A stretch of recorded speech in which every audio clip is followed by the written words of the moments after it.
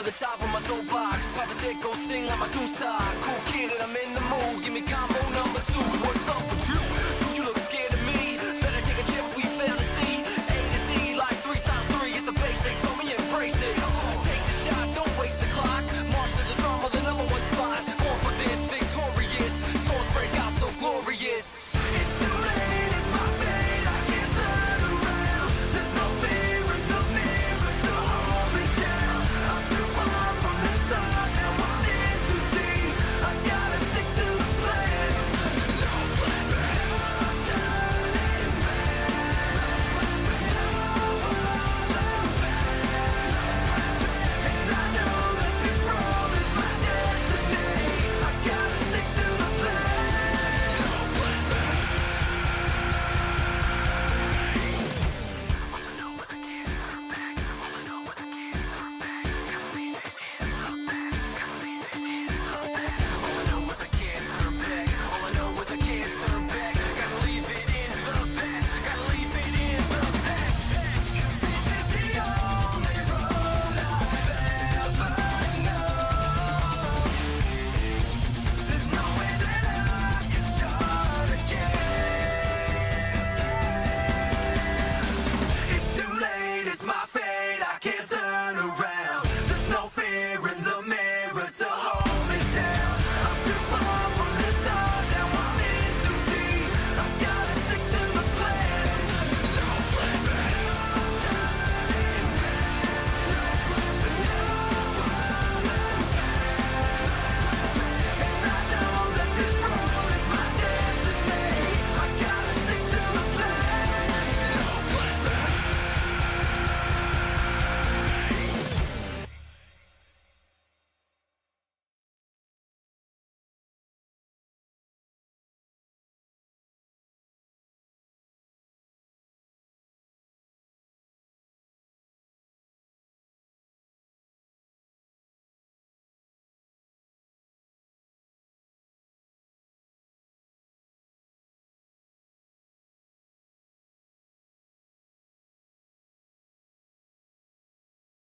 I believe in Neil, Weber, anyone else, And anyone else has anything to do with Heretics. And I love that for you, but logically, 100 Thieves, their players have been at a great level. I think they've shown a deeper map pool. I think they've shown to be better under pressure, and also have had great prep throughout this tournament for specific game planning. Okay, the Heretics that we saw had barely had any preparation.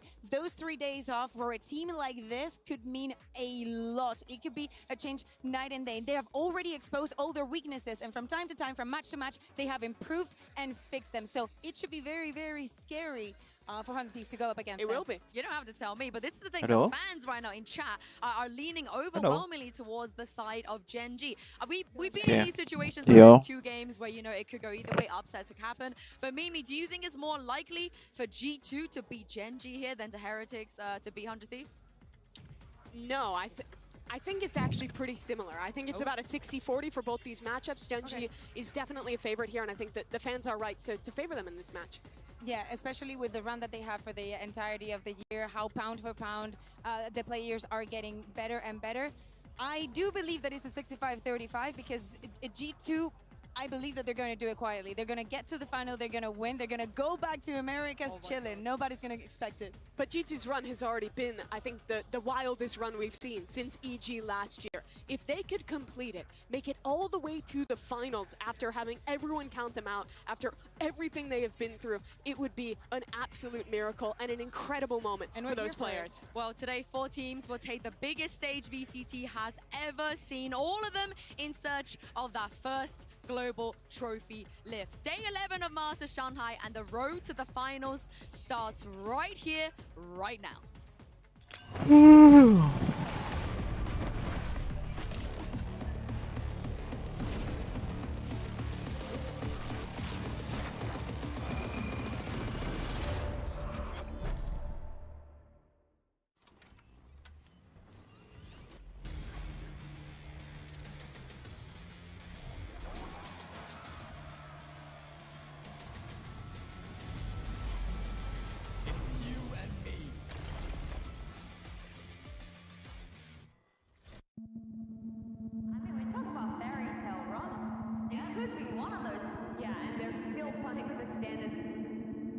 I do get nervous on stage. I have a thing where I hold my breath for 5 seconds. I feel like it's a pretty good tool to just analyze what's going around me.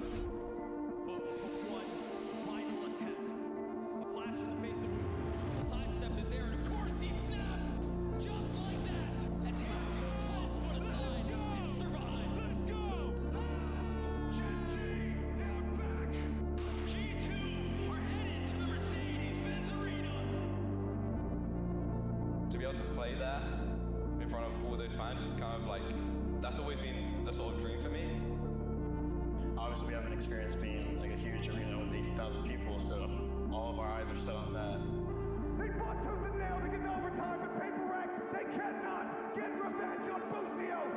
It definitely did suck watching all the other teams play these international tournaments. I think I deserved to be on the big stage, and I really wanted to prove myself.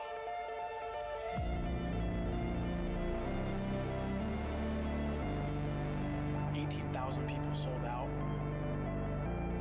I'm just getting goosebumps thinking about it, man. It really does mean the world to me. And then there were 4.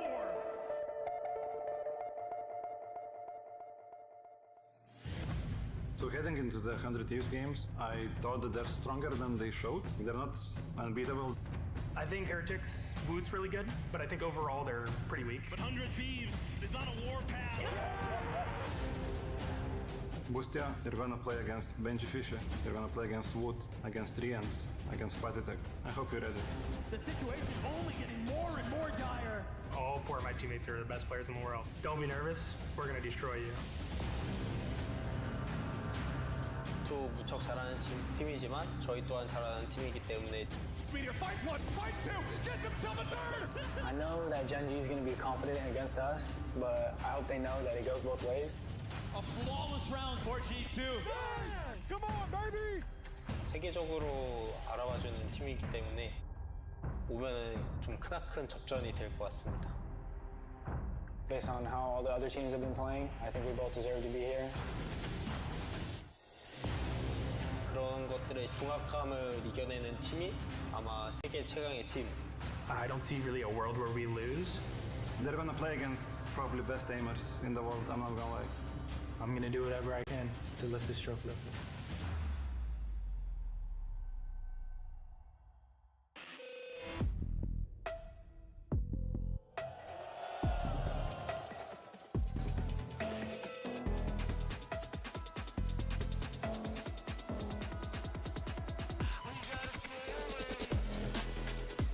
G2.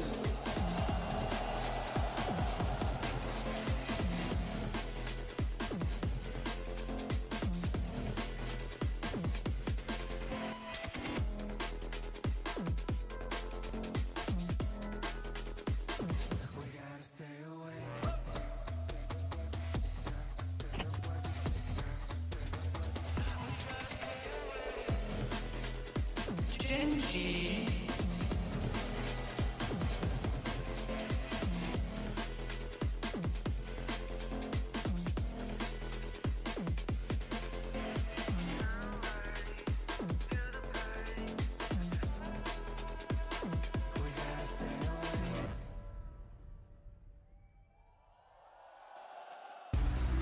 Gen.G, they have been in this position before. They're just one away from back-to-back global grand finals. But who doesn't love a Cinderella story? And that is what G2 can achieve here in the Mercedes-Benz Arena if they take down Gen.G, the tournament favorites in Shanghai. From tier 2 to top 3 here in front of a sold-out crowd in our biggest venue ever, they have a chance to make this miracle run happen. And as we look at the map to it here, G2 will start us off on Lotus. Yeah, and so many things that we have seen on that Lotus. We were highlighting how Jonah P, for example, plays, but I think this is a pretty evened out ground for both of these teams. Not surprised to see Gen.G go for the ascent. I mean, I think I already see this going the distance. Yeah, but if we do get to that third map, I really favor Gen.G. I think their icebox has looked quite good throughout this run, even though they have dropped it. I think that they were kind of the first team to run that KO Gecko. They still implemented it incredibly well, and G2 last time we watched them there, they were switching up their comp, and it didn't look fully cooked. Yeah, but look, G2 has decided to start on the attack on that last one. So definitely, we were talking about the time for preparing for this matchup, and the preparation has come in for sure for both of these teams. Actually, it's a very predictable veto. Like, this is the most vanilla thing that we could have expected when we look at the map. So it should be a 10 out of 10 in times of preparation. Yeah, remember both these teams had to run all the way through the Swiss stage. They've been playing pretty much every day here at Masters Shanghai. And dodging each other. Yeah, and those days off are absolutely critical to find the right prep. I would really expect to see new game plans and new counter strats from both these squads. Well, I have a hot take. Now after seeing what the maps are, I think G2 can close this out 2-0. But I think Gen.G can close this 2-0. But if it goes the distance, I don't see a way that G2 win this. Yeah, I'm with you there. I think Ascent is really the linchpin for G2 getting a win here and making their first global final. I think I really think it can happen. I mean, after seeing the Lotus Gen.G had against Fnatic as well, they have holes. They're not invincible. They're humans as well. But we did talk about this. Whoever wins map 1 could potentially lose the series. Yeah, that has to be a different kind of scenario for this deep into the tournament. Remember, if you win today, you go up to that grand final. You will get those 2 bans, the advantage of having an easier time to go through everything. Like, the stakes are maybe even higher because both of these teams have the chance to win in this entire tournament without losing a single match. The double ban and also an extra day to watch your opponent and have a lot more time to prep. It is a massive advantage.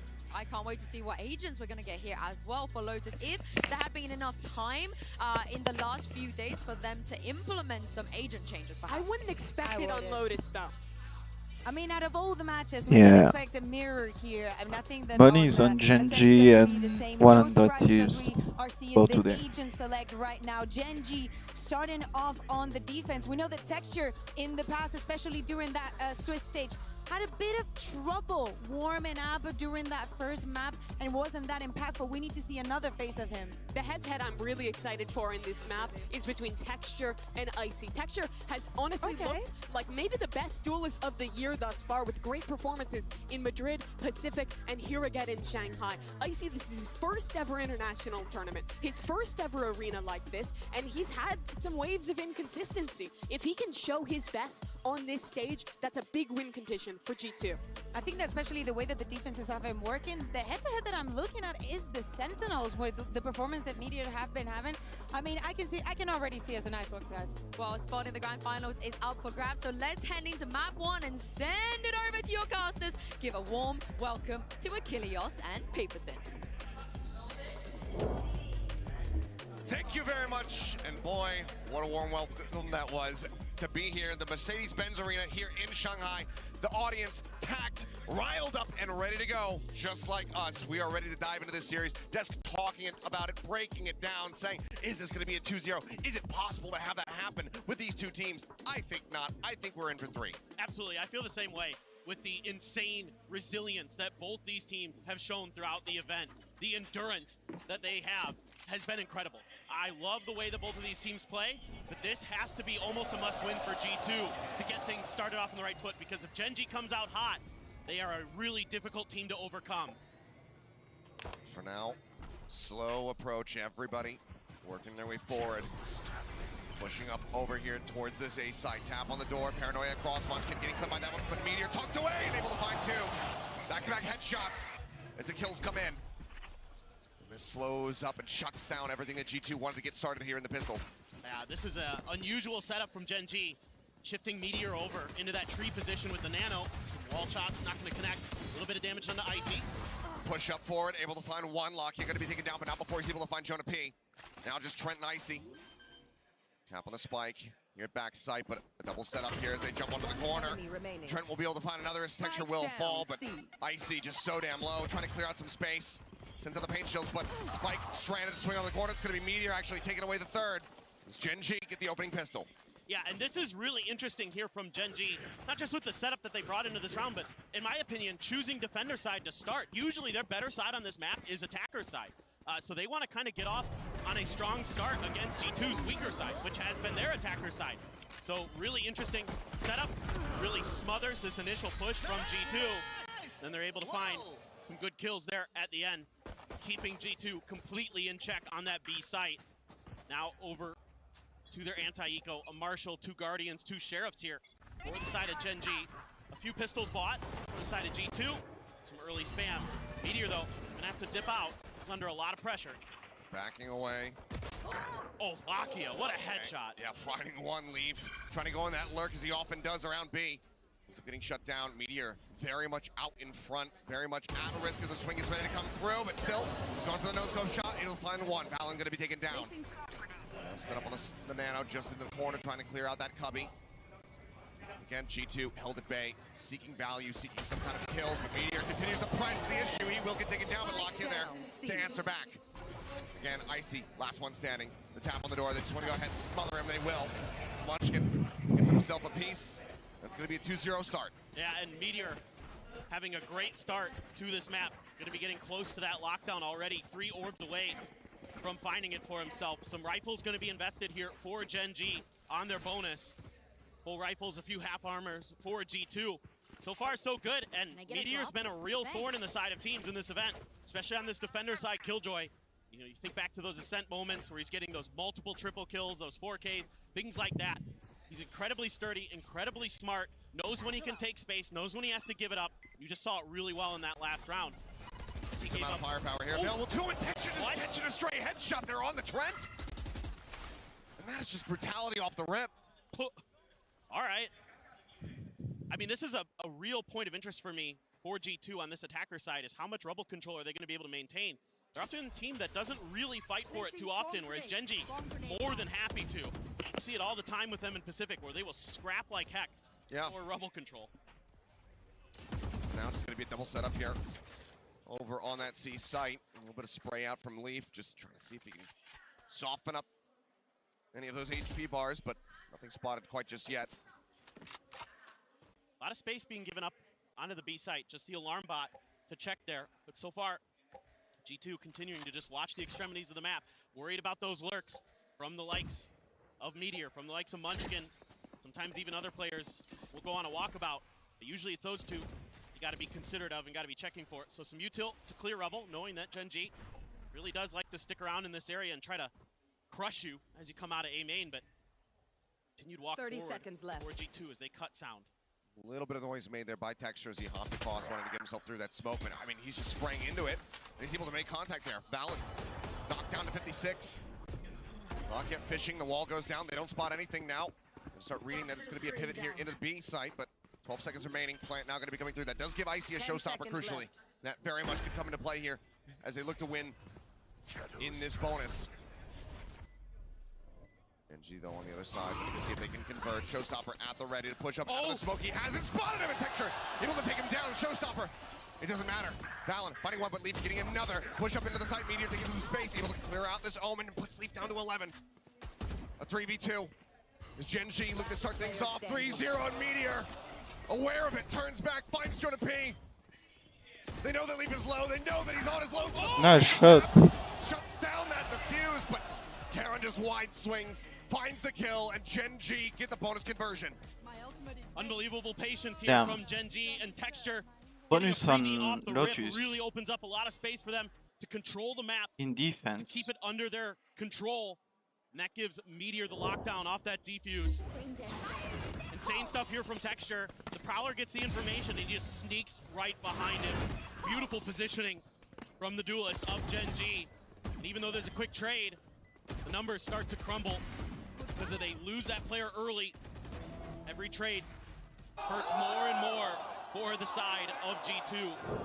Gen.G off to a roaring start, and this has to be so scary for this G2 squad because Gen.G, usually it's them coming back. When they start to heat up, that's when they get scary. That's when they look unstoppable, and they're already seemingly in that form. Yeah. Minor investments here as the Stingers come through pretty much across the board. 3 of them in play, still wanting to be able to do some damage here, but Meteor crucially 7-1. Lockdown already available for him. Oh my god. Picks him off, shuts down Jonah P on the approach, and everybody else once again sent scrambling. They have the spike in hand, but now seemingly no hope in hell. Where do you try to go? Meteor. And he's pushing the smoke. He does get shut down, but damage dealt is still severe. 42 and 45 between these last two remaining players. Usually, so good for Valen. I mean, weapon can be recovered, but they don't even want to make the noise. So still just the stingers in hand. Prowler just got one. Swing onto the corner, but Karen not allowing for it. And the snake bite out from Munchkin, perfectly timed. 4-0 start, Gen.G. Denying that stinger value. Wow, Meteor's on another heater already. Do we see a timeout for G2? Not the end of the world there for the side of G2, but he seems so clean, so snappy with it. Just a little bit of a peek of the head from Leaf. That's all he needs. To spam him through the wall, take him down. One enemy remaining. You can see that Gen.G so well coordinated. Great push and pull at the end there between Karan and Munchkin. Great util timing from Munchkin there to make sure that the round is cleaned up. And now you have that lockdown to consider still. Early pressure on the Rebel, early orb, and that's going to be showstopper for Texture in play. Oh my god. Fantastic read and fantastic spray. Finds Munchkin nice and early, and that's the kind of start that G2 need to get themselves on the board. They're so wary. Backing away, but yeah. Gen.G now rescaling up into B. They're just so wary of this B site with that showstopper available. You have to try to create a little bit more space. See if you can bait it out in another situation. Karan under pressure there. Has to back out. Toxic screen down. Playing forward, spots one over at Rock, has to back away. Quickly TP, works his way back over into the side properly. G2 still looking to poke and prod here. Even with that man advantage, still not feeling the most comfortable. Yeah, and they're really We're trying gonna end on C. understand where this showstopper is. They're trying to get that info as best as they can. Who's gonna reopen the door on A? Because of the man disadvantage for Gen.G, they had to slot a few extra players over. Finally, Meteor going to be heading over to C, but this is okay. You have the lockdown to play for retake. Immediately sense it. Just look at the play of timing, but Jonah P able to find Lakia. Another advantage here for the side of G2. Good read on the map from G2. Bot gonna be sent. Showstopper at the ready. Texture looking for the angle, looking for the push, but he's gonna be shut down. Jonah P running the Meteor fighting two.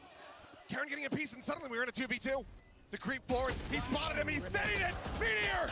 He is blatantly Jonah P, he clutches those. For him. Tap onto the spike, waiting for the push forward. He doesn't. Dude, Meteor is like. The defuse. And the 5-0 start. Yeah, it's definitely a timeout for G2. Distinction level event is back. Meteor coming in with full force. I don't know how they lose 3 people in like half a second. And Meteor, Okay, that's how. how snappy he is. So good with this Phantom. So aware of that positioning of Jonah P. 14-2 in 5 rounds. So good in those clutches. He has like 3 kills per round almost. The clutches that he's had to get the team this far, but Meteor right now, I'm looking at the scoreboard and it's scenes that we have not seen. 14-2 and 2. That's insane in 5 rounds. Almost 3 kills a round that he's averaging right now. Yep. And yes, a much needed timeout here for the side of G2. Granted, down for the moment, but certainly not out. No. This team would not have gotten here without being able to pull off. So we're gonna have a small buy. The craziest comeback yes. that we have ever Sheriffs, seen on a VCT Singers. stage. We know to never underestimate them.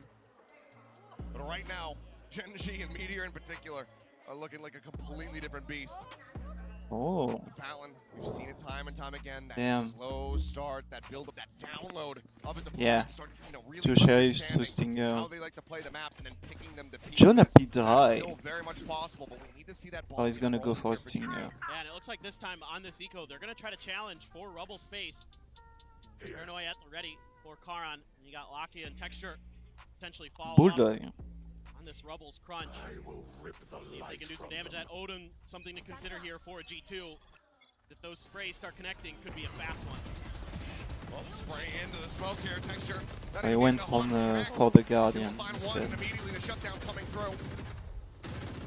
is the eco round, so not going to be as concerned here, but the aggression that Gen.G are putting on display at the moment. G2 struggling to fight back against it. Meteor tucking away. Nice shot from Jonah P. Will open things up here on B, but do they suspect this? No, they do not.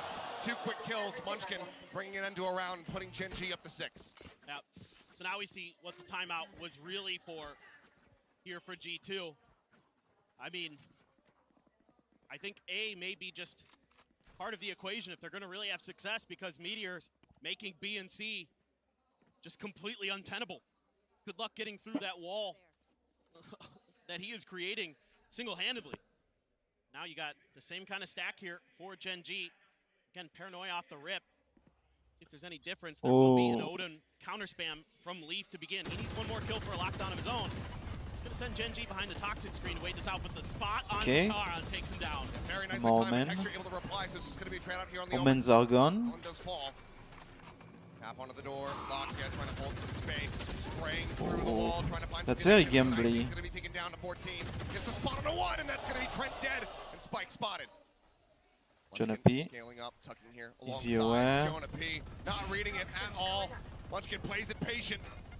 And now just backs away. Some spray through, some damage dealt with widely. Munchkin still safe. And the counter spray coming back through from Tree. Still sends Leaf down low. Now Lakia, master of the Odin. Gonna use the C's to keep Leaf in place. Prowler as well. He knows, he pushed the door. That information, keep him pinned down. Oh, that Boombot almost got him. Certainly would have found the kill. Was able to clear it out. But I mean, it's just a battle with sprayers with Odin's in hand. Dexter will find Leaf. He goes creeping forward. Icy replying with one of his own, but at 14 HP. What more can you do? A couple players low on health, yes, but Munchkin will find it. Good old. The timeout, the buy, it doesn't come to fruition. 7-0. It's starting to look dire. Yep. I mean, yes, this is, again, G2's weaker side of this map. They have, in this event, generally been better on their defender side. But at this point, you need to win some rounds. You've got to keep Gen.G honest here. Yep. You know, 8-4 would be fine. I think if you can swing 3 rounds, that's great. You can, or 4 rounds, you could definitely challenge Gen.G on this map. We know they're capable of it. We know what kind of comebacks they can create. It's just a matter of getting there at this point. A little bit of counter spam again. Only a smidge of damage onto Trent there. It's going to send G2 packing back over into Meteor. Gen.G not far off already. A lot of the pivoting having begun. Pull back as Nightfall crashes across. Going to be TP in from Valen. Lands on a snake bite, but Widely's going to be fine. A little bit of damage dealt here from Viper pitting this in. towards the backside, but there's the pit.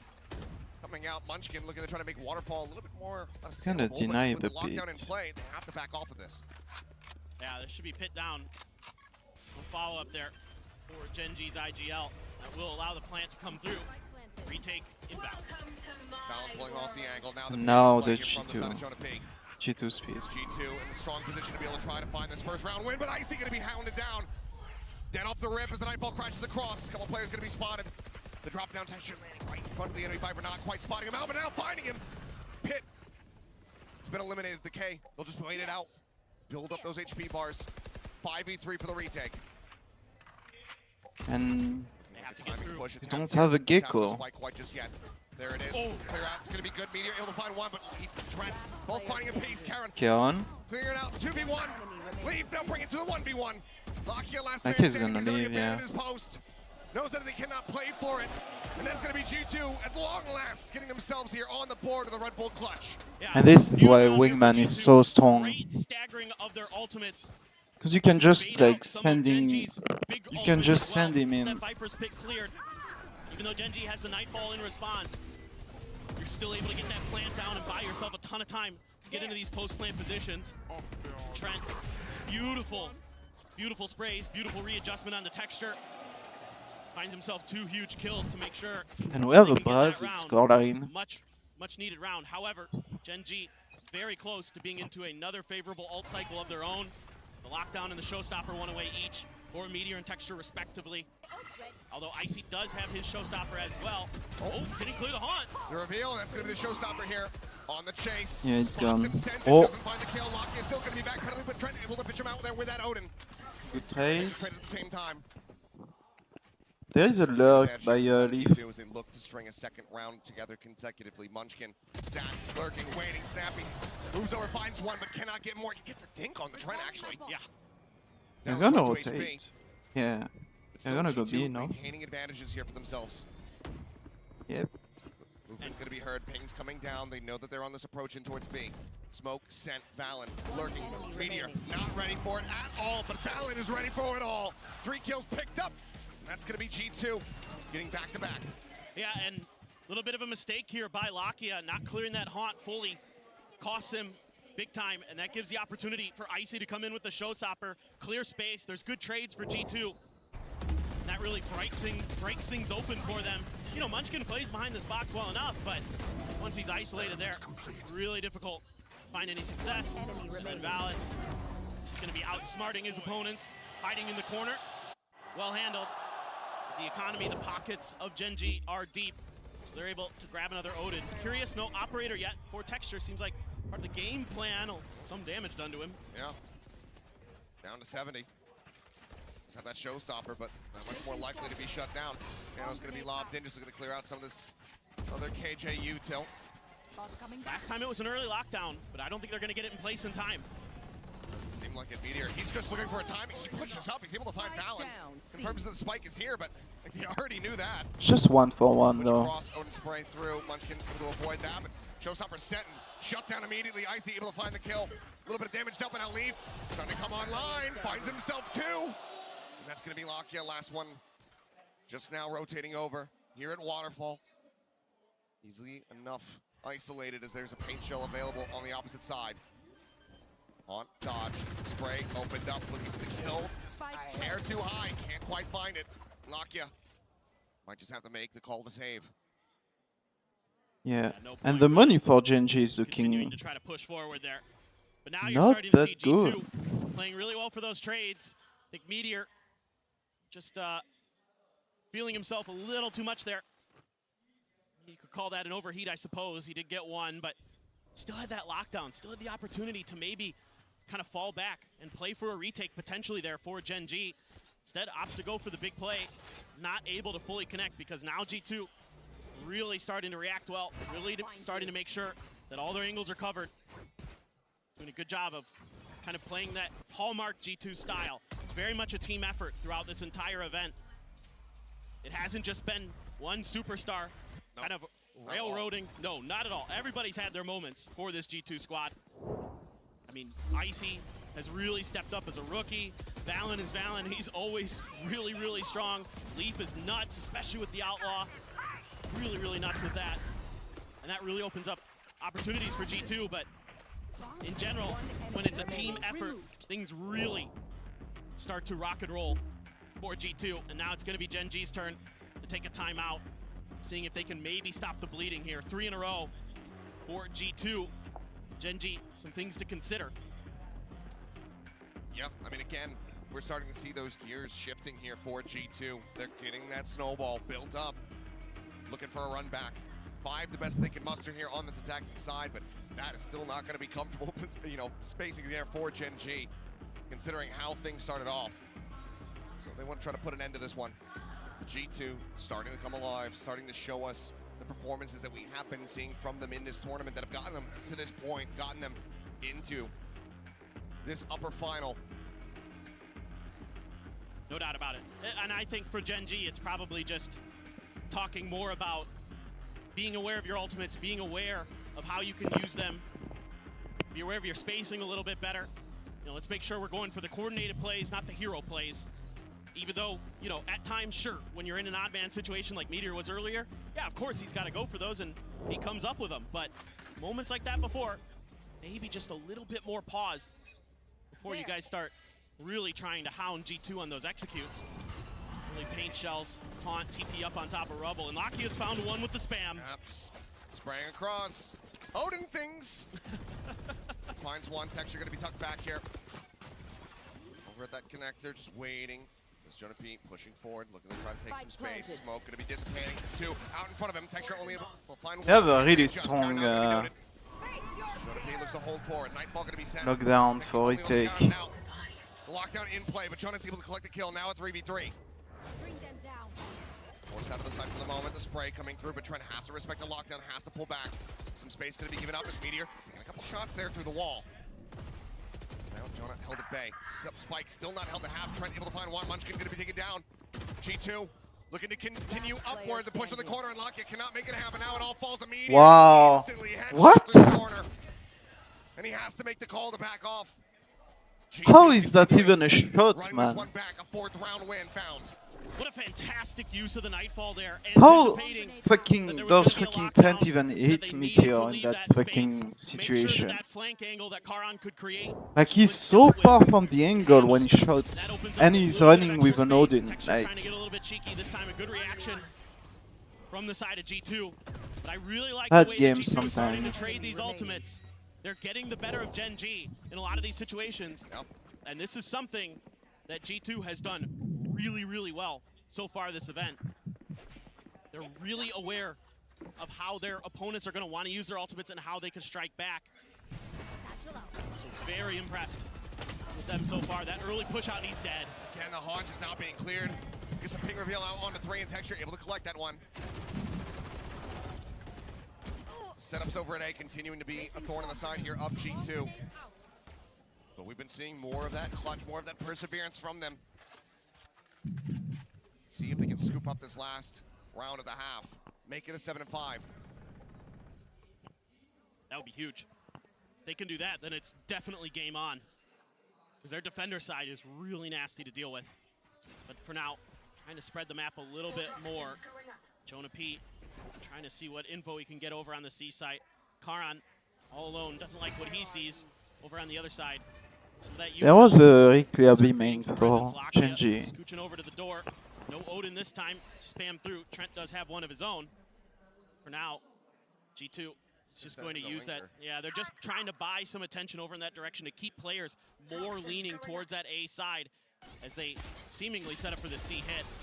That util so good. Gives a lot of information over to Gen.G. Jonah makes some noise, backs away.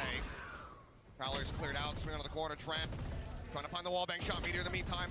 Back over towards that C side, able to find one, but then gets flushed out. Lockett able to steady the aim, finds the headshot. Picks off the enemy fade. TP now outside of Mound here from the side of Karan.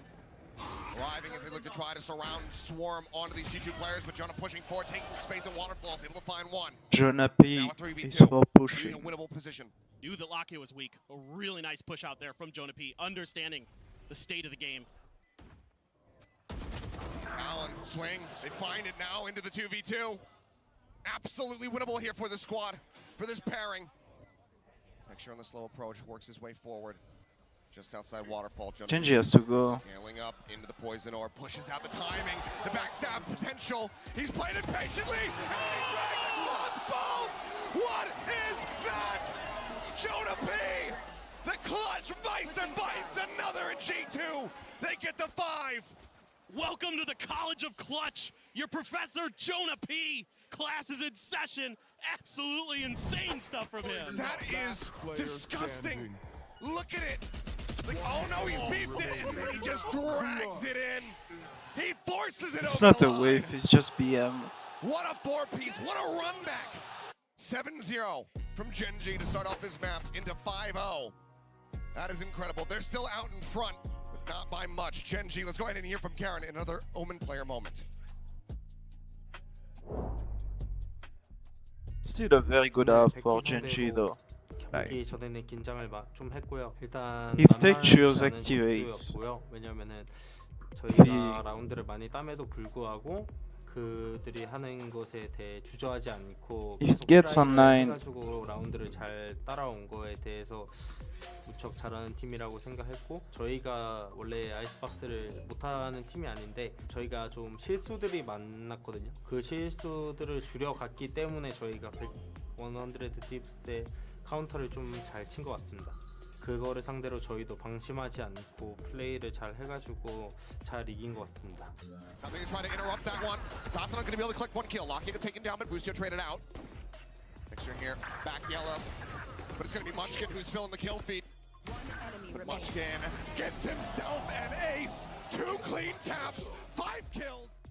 말만 신인이지 신인 같은 건 없다고 생각을 하고요. 저 같은 경우에는. 왜냐면은 모두가 프로 선수인 경기에서 이제 처음 들어오건 안 들어오건 결국 그 자리에 서게 되는 데까지는 그 타이틀이 있기 때문에 프로게이머를 시작한다고 해서 이제 신인이고를 떠나서 저 같은 경우에는 그냥 다 같은 프로게이머로서 열심히 해야 된다는 자각심을 가지고 그렇게 임했기 때문에 저는 딱히 제가 신인이라고 생각하지 않고 또 하나의 프로게이머라고 생각하고 있습니다.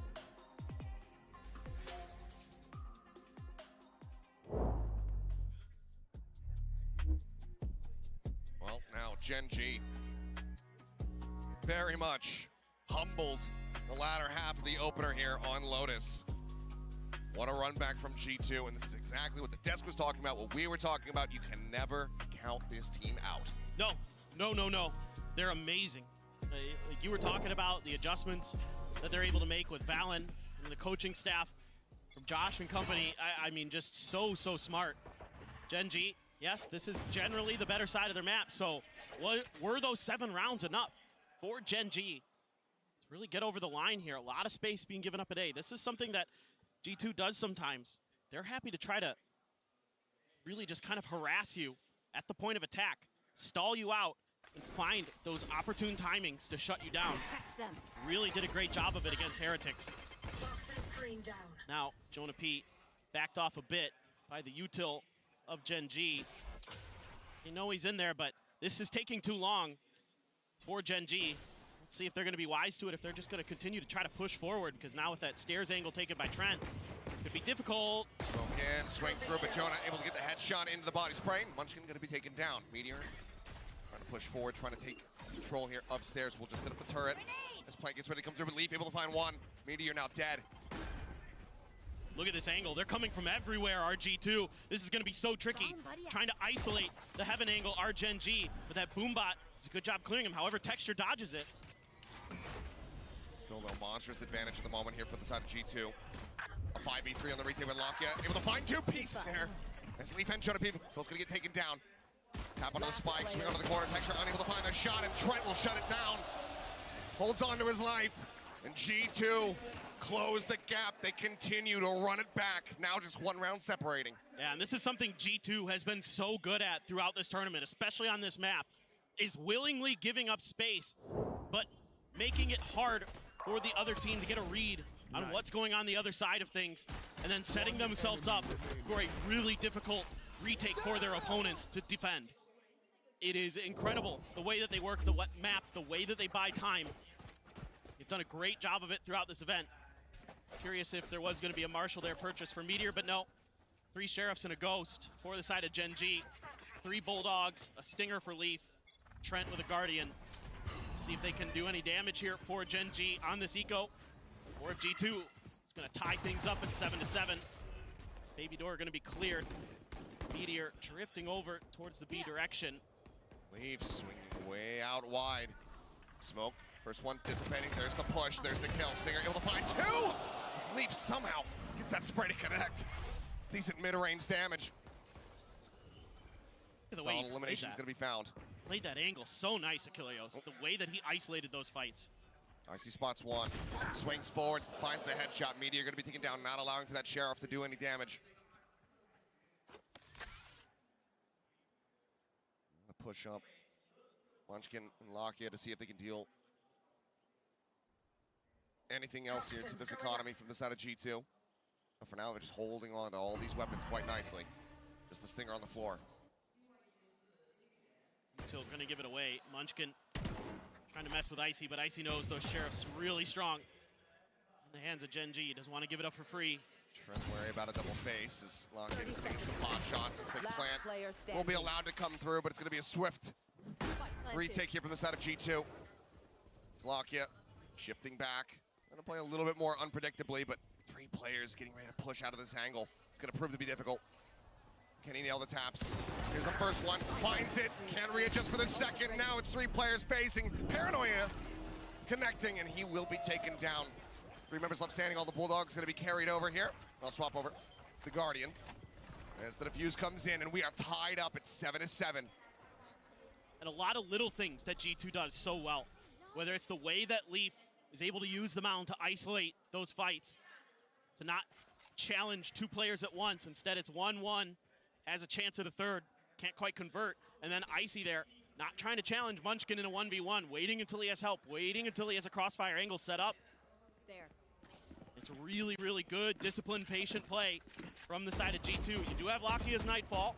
Trent is one away from his. So there could be some interesting exchanges of util here. Gen.G looking to see if they can stop the bleeding, because it's been 7 in a row now for G2, just answering right back. Both teams just very streaky so far. Like you said, G2 on this defender side. They win these openers, given how dominant they have been. Gen.G got to be sweating. Look at the defenses they have here with all this KJ utility. This is going to be so tricky if Gen.G keeps pushing this direction. Push forward, Texture just drifting right into lead. They will be able to flush him out. A nice tap through the wall, Munchkin. Cleaning out, flushing out that KJ. But still a 4v4, still an opportunity here for G2 to convert this bonus round. Face your fear! Nightfall trying to lead the charge, Icy out front. Counter with a nice readjust, finds one, but he's not ready for the push from Valen. So he's able to go ahead and put another weapon out of play here for Gen.G. TP going to be heard, Munchkin spotting another. Has to back away, it's going to be the haunt reveal, and Valen nearly locked in place. Does avoid the C's, Lakia not ready, just swinging in the drop. He falls down now. Already significant damage dealt, but there's only 2 players left here from Gen.G. Got one. Meteor able to equalize the count a little bit more, the push forward. Jonah looking for it, but Meteor starting to come back online. Finds those 2 kills. Valen, can he make it happen? Spotting out the first, tries to drag it across, tries to realign it. Munchkin will be left standing, but that is still significant damage dealt. Exactly. That's not as clean as you'd like for Gen.G. Just kind of falling right into the trap that G2 has set up. Yeah, they're able to brute force their way through it, but at what cost? You're losing a lot of guns. And Meteor once again bailing out Gen.G here, 19-9 on this map. But after that 14-2 start, it's been a little bit quieter. Absolutely, this Nightfall huge. Seems like Gen.G is not quite aware of some of the positionings. You know, Lakia not ready for the player at drop, even though I believe a Caesar connected there earlier. It's a little bit off for the side of Gen.G right now. Trying to see if they can stabilize, string some rounds together of their own. There's a weak buy here for Lee on that Stinger. Gen.G able to scrape together rifles with a lot of half armors. So opportunity to do some damage. Just buying a little bit of time and space over towards A.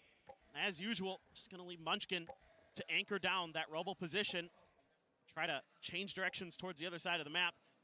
This is pretty typical for the side of Gen.G. You're gonna have Munchkin over at rubble. You're gonna have Meteor towards B. And you're gonna have the other 3 trying to make attention wherever they think they can find space.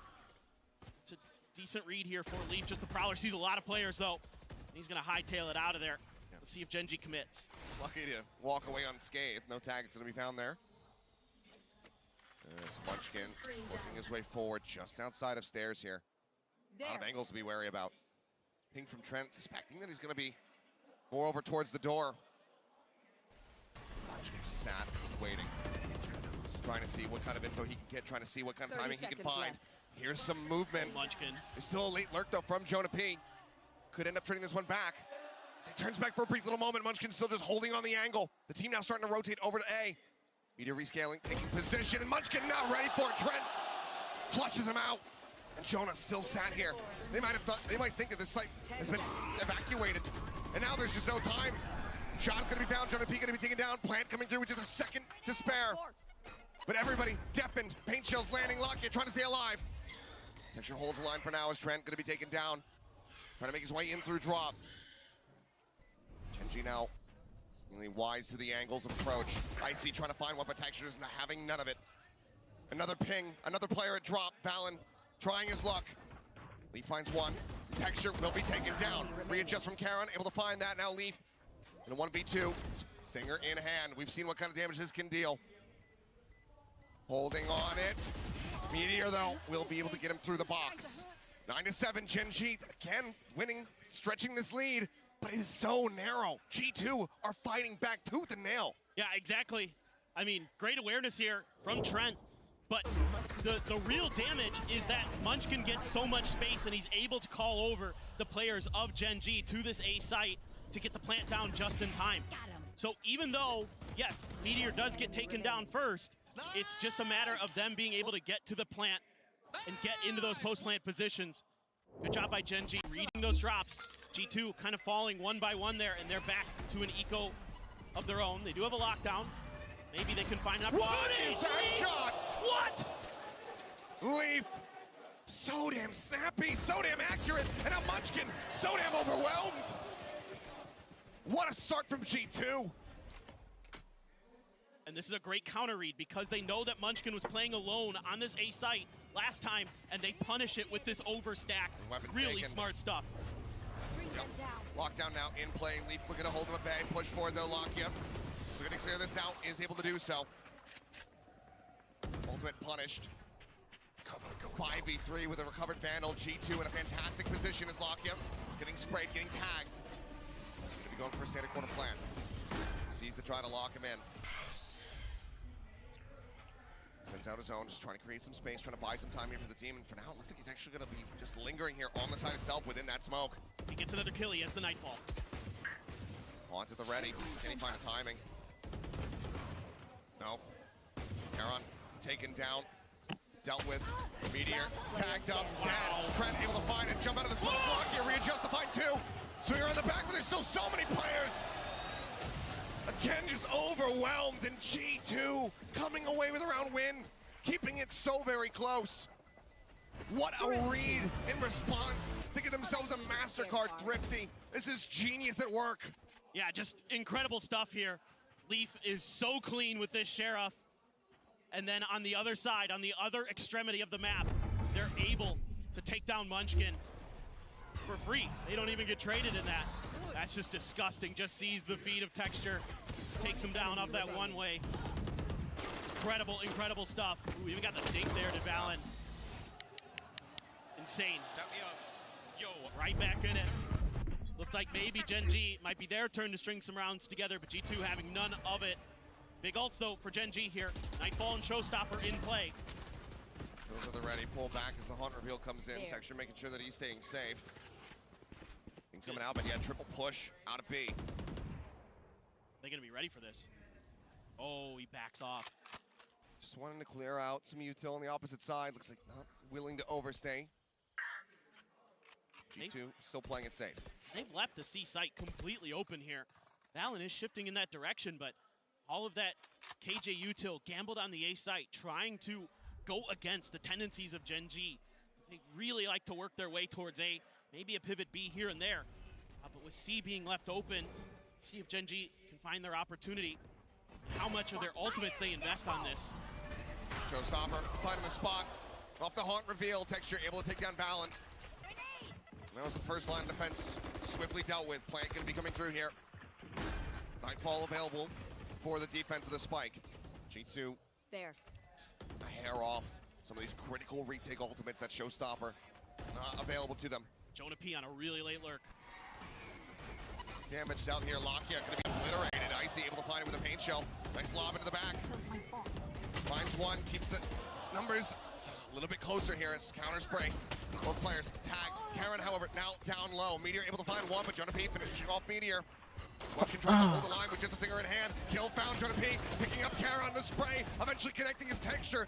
Tries to find the kill, challenges in, looks for the final, and he will have it.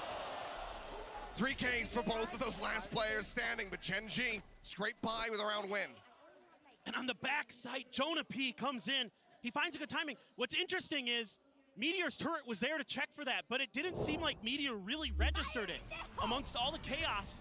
Not really sure if he just didn't hear it, that his turret had activated. I mean, he still gets big kills on the site. Still keeps Gen.G very much in this round, but it almost cost Gen.G. Jonah P, so good, so smart. Texture now starting to find his form. 15 and 14, he's positive in the score line for Gen.G. That's gonna be pump of the brakes here for G2. Try to figure out they can salvage this defender side. Some big ultimates available to play with coming into these next couple rounds. Gen.G really looking good on their ult cycle as well, so this is gonna be another back and forth. We're really looking at G2 to see if they can, again, punish Gen.G's sort of over-eagerness to use those ults sometimes. So clean with it so far here. Because of how scrappy these rounds have been, It is not a good position here for Gen.G. That Chinese crowd is really hating on fucking Gen.G, man. That's crazy.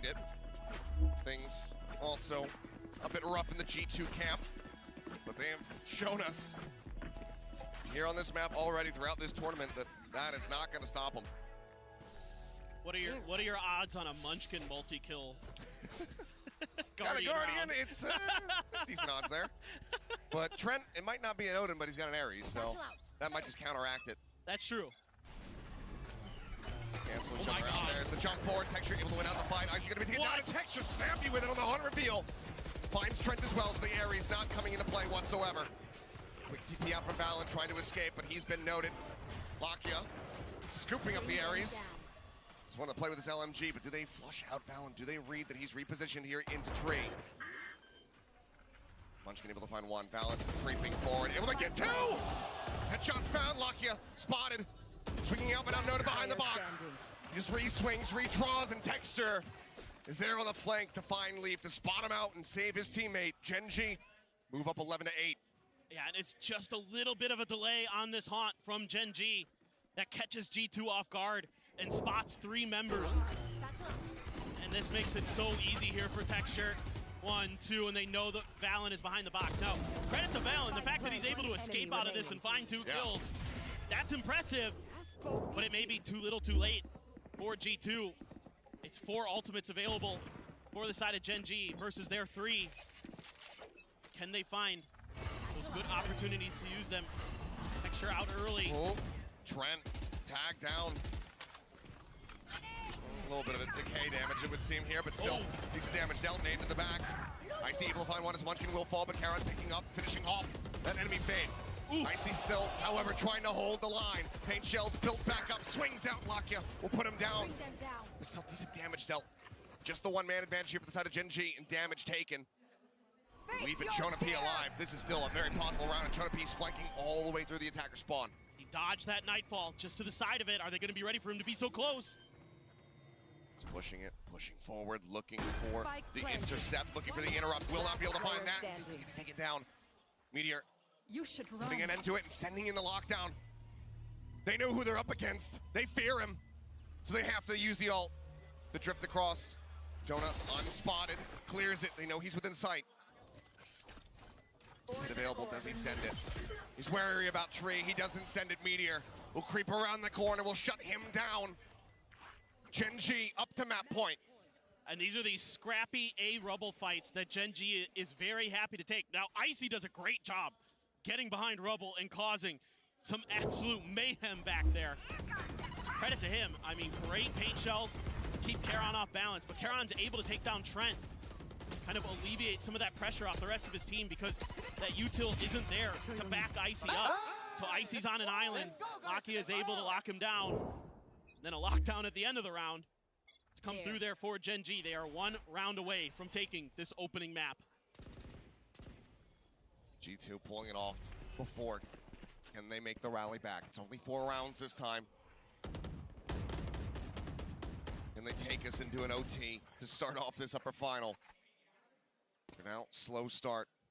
No fast takes. Gen.G knowing what's at stake. Just playing this out cautiously. G2 has set up their KJ util on B. I think they're trying to force a pivot over towards that B site. They're trying to collapse Gen.G, trying to make them go through baby door, and then use that KJ utility to delay and swarm. See if they can be successful, or if maybe Gen.G considers a C rotation. But right now, there's been no contact for Jonah P over at C. See what Gen.G wants to do. Making a bit, yep, they are going to go for C. They're making a bit of a gamble here. No info. To be a bit careful. Not revealing, but Jonah P spotting. That's going to be the pit now. So coming smart. through. Like you said, just really gambling, trying to force them into that B site. Makes it that much more likely here. So there's only 34 seconds remaining for the side of Gen.G. Sink bite down over towards stairs. Leaf tucked away just within that connector over by the door. Trent going to be noted, but it is going to be this B site hit coming through. Prowler's check. Nano's popped. 18 seconds remaining. Door broken open. Dink found. Oh! And Leaf. Oh, he's paranoid, but he still finds a shot, but Texture out in front. Cleans up 2 quick kills. Spoke about the dissipate, tries to go for the push. Lakia able to put down Trent, and now it is all on Jonah P. the king of clutch. Can he make it happen again to keep them in this map? Finds the first. Pushes in towards upper, but Locky on a long wrap around. Playing elusively here. Jump, making noise, checks the close corner, but nothing to be found. Poison orb set up to swing in, but Locky just tucks away. They haven't heard anything. They haven't heard a tap, but as he rushes forward, Meteor opens up with a spray. 13-8, Gen.G kick off this upper final with a win on Lotus. It was a dominant start for Gen.G. GG Gen.G. With 7 in a row, but then it was Gen.G the rest of the way. Hell of a rally back from G2. That's what we want to see here. But now we get ready to go over to Ascent, Gen.G's map pick, where they try to hang in here, keep themselves in this upper bracket. We're gonna go to a break. Don't go anywhere.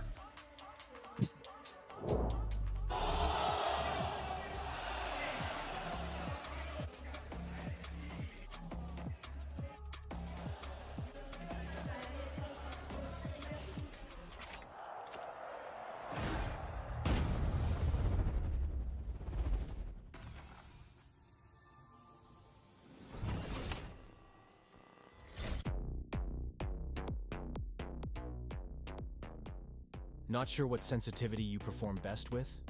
Are you constantly changing your sensitivity because you're missing? Introducing the Universal Sensitivity Finder in AIM Labs. Get real-time sensitivity recommendations. Keep track of the sensitivities you perform best with, then bring it into your next ranked game and dominate. Now available in AIM Labs Plus.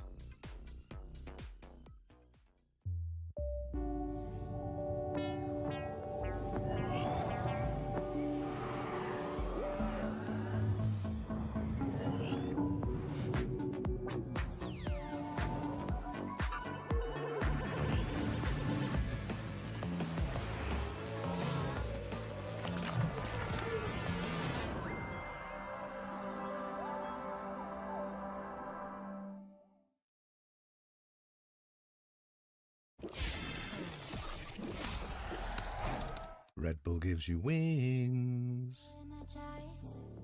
Read my body, you can be my satellite. Glowing in the dark, baby, like dynamite. Like dynamite, like dynamite. Every day and every night, you know I need you. In the days I close my eyes and all I see is you. You're the vice, and I can't deny. You and I, all day and night. Day and night, I can feel you all around. Day and night, I can feel you coming. Day and night, I can fly and I'm never coming down. Baby, you and I, all day and night. Day and night, day and night, night. Day and night.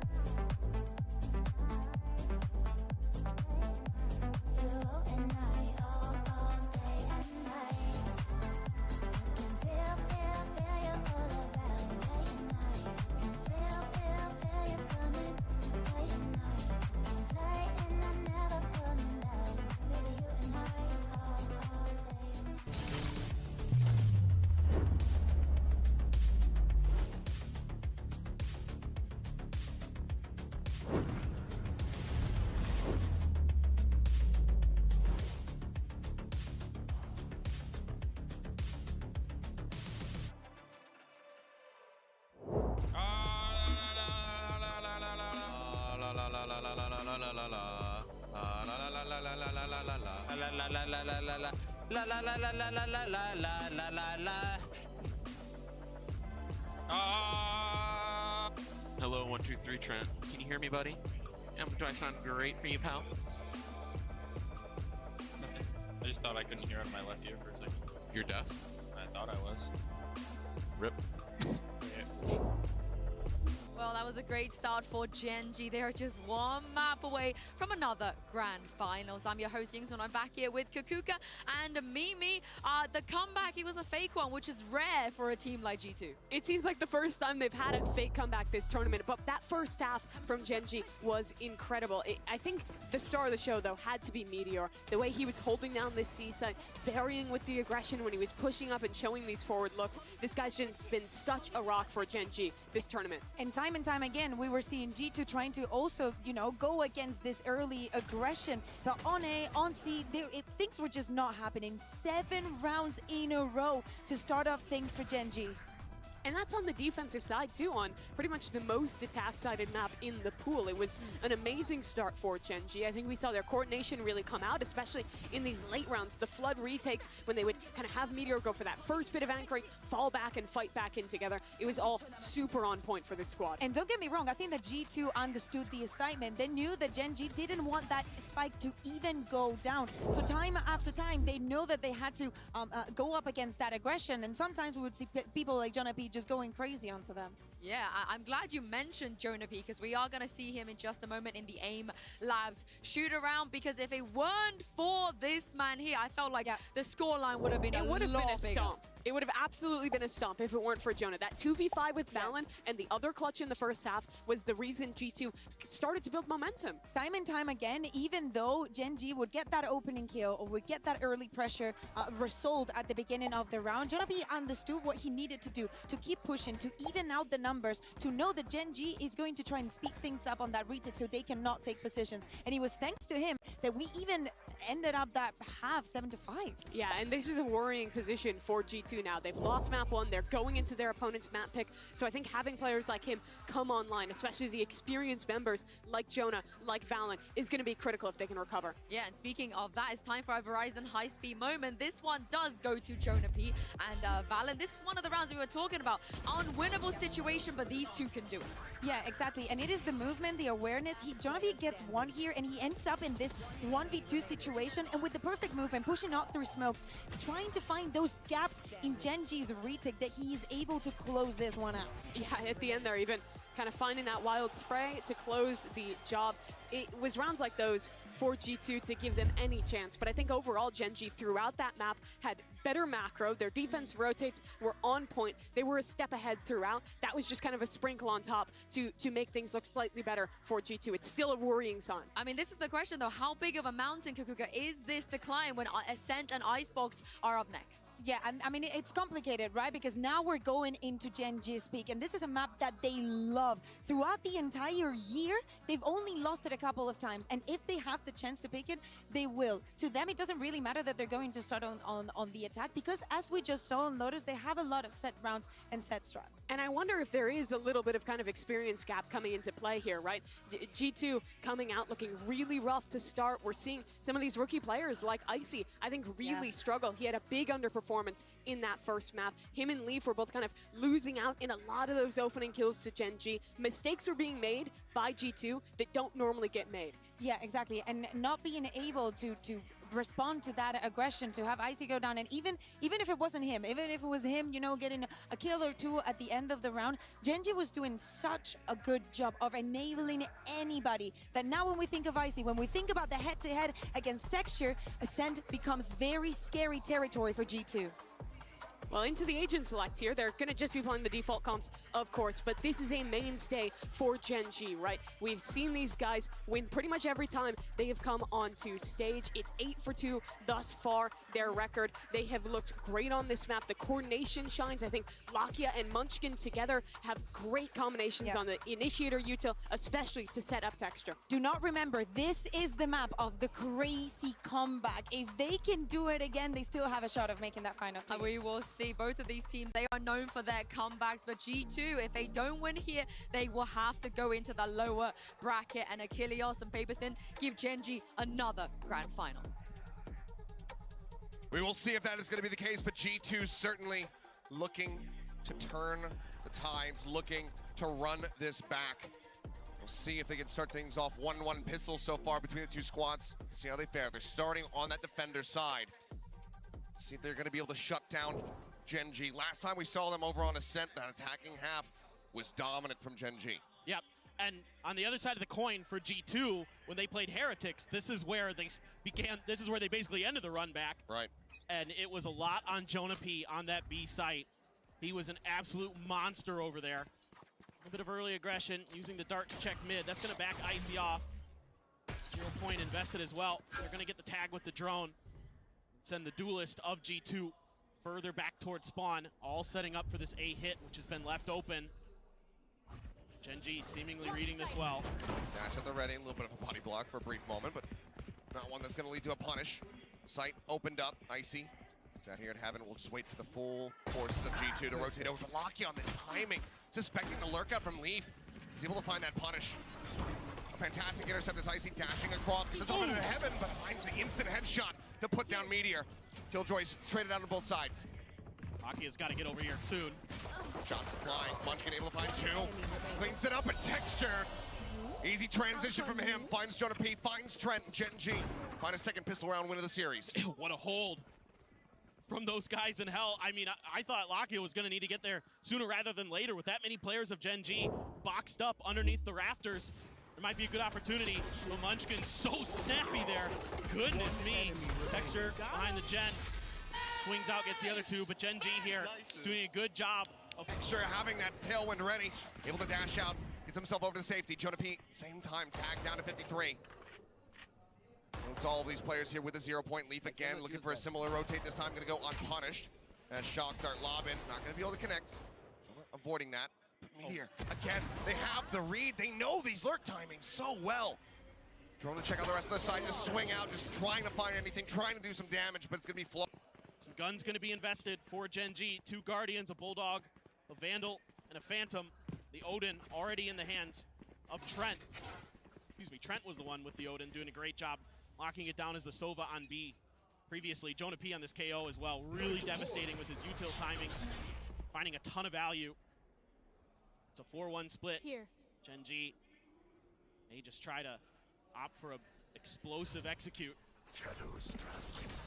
Slow to start with that pop flash in, Texture up on top of Generator, get the reveal onto one, but Jonah P gonna be safe for now. So far Valen, I think Noise noted, but otherwise unpunished. Trent, there's that Odin you're talking about. He's able to find two. Karen and Lockhead's gonna be taken down. Munchkin with that Guardian, finding the enemy KO, but this is going to force a pivot here from the side of Gen.G, but they already have Texture in a very committed position. He spots out one, finds that kill, has to tuck back as the drone manages to get its mark. Some haven't been able to get the plant down. Texture taking so much space. But Leaf in the head, knocked down to 31, the Tink. Unbelievable. It's tough for Meteor to cross, just has to hold this angle, it looks like. Was he gonna go for this? This is risky. Start to push forward, but he finds the headshot onto one. Trent picking up a third. This is still damage dealt. G2 now in position to win out the round. It's all on Munchkin. He has the spike in hand. He's gonna go rotating across. 30 seconds remaining. But no, the fake, the tuck back. But they're not full rotating. G2 not sending it. They are still nearby. They're able to get to mid in time to cover that angle just in case. Noise not heard. Weapon gonna be picked up now. The tap on the spike gonna be noted. They work their way back. Munchkin, how does he play this out? 0 point at the ready. Knows that the jet is close. Thrown over the top, tucks here into Hell. The Noise heard. He's waiting for the drop down. The tailwind across. Icy. Ice trained here on Hell. It's the Cloudburst to try to escort. Munchkin on the swing out. And he's just gonna be taken down. Too many directions. Too much attention pulled in different ways. Munchkin cannot clutch as G2 will not allow for the bonus conversion. They get themselves on the board in round 3. Yeah, and this is something you have to be a little bit concerned about as Gen.G That Odin already singing its song. Finding 2 underneath the door close. Right off the back of that great shock dart as well. Trent setting himself up so nicely. Meteor challenges that angle. That was a tough one for Meteor to win. The fact that he even gets 1 kill there, impressive, but Trent's so ready for it. Now you've got the counter Odin from Lakia.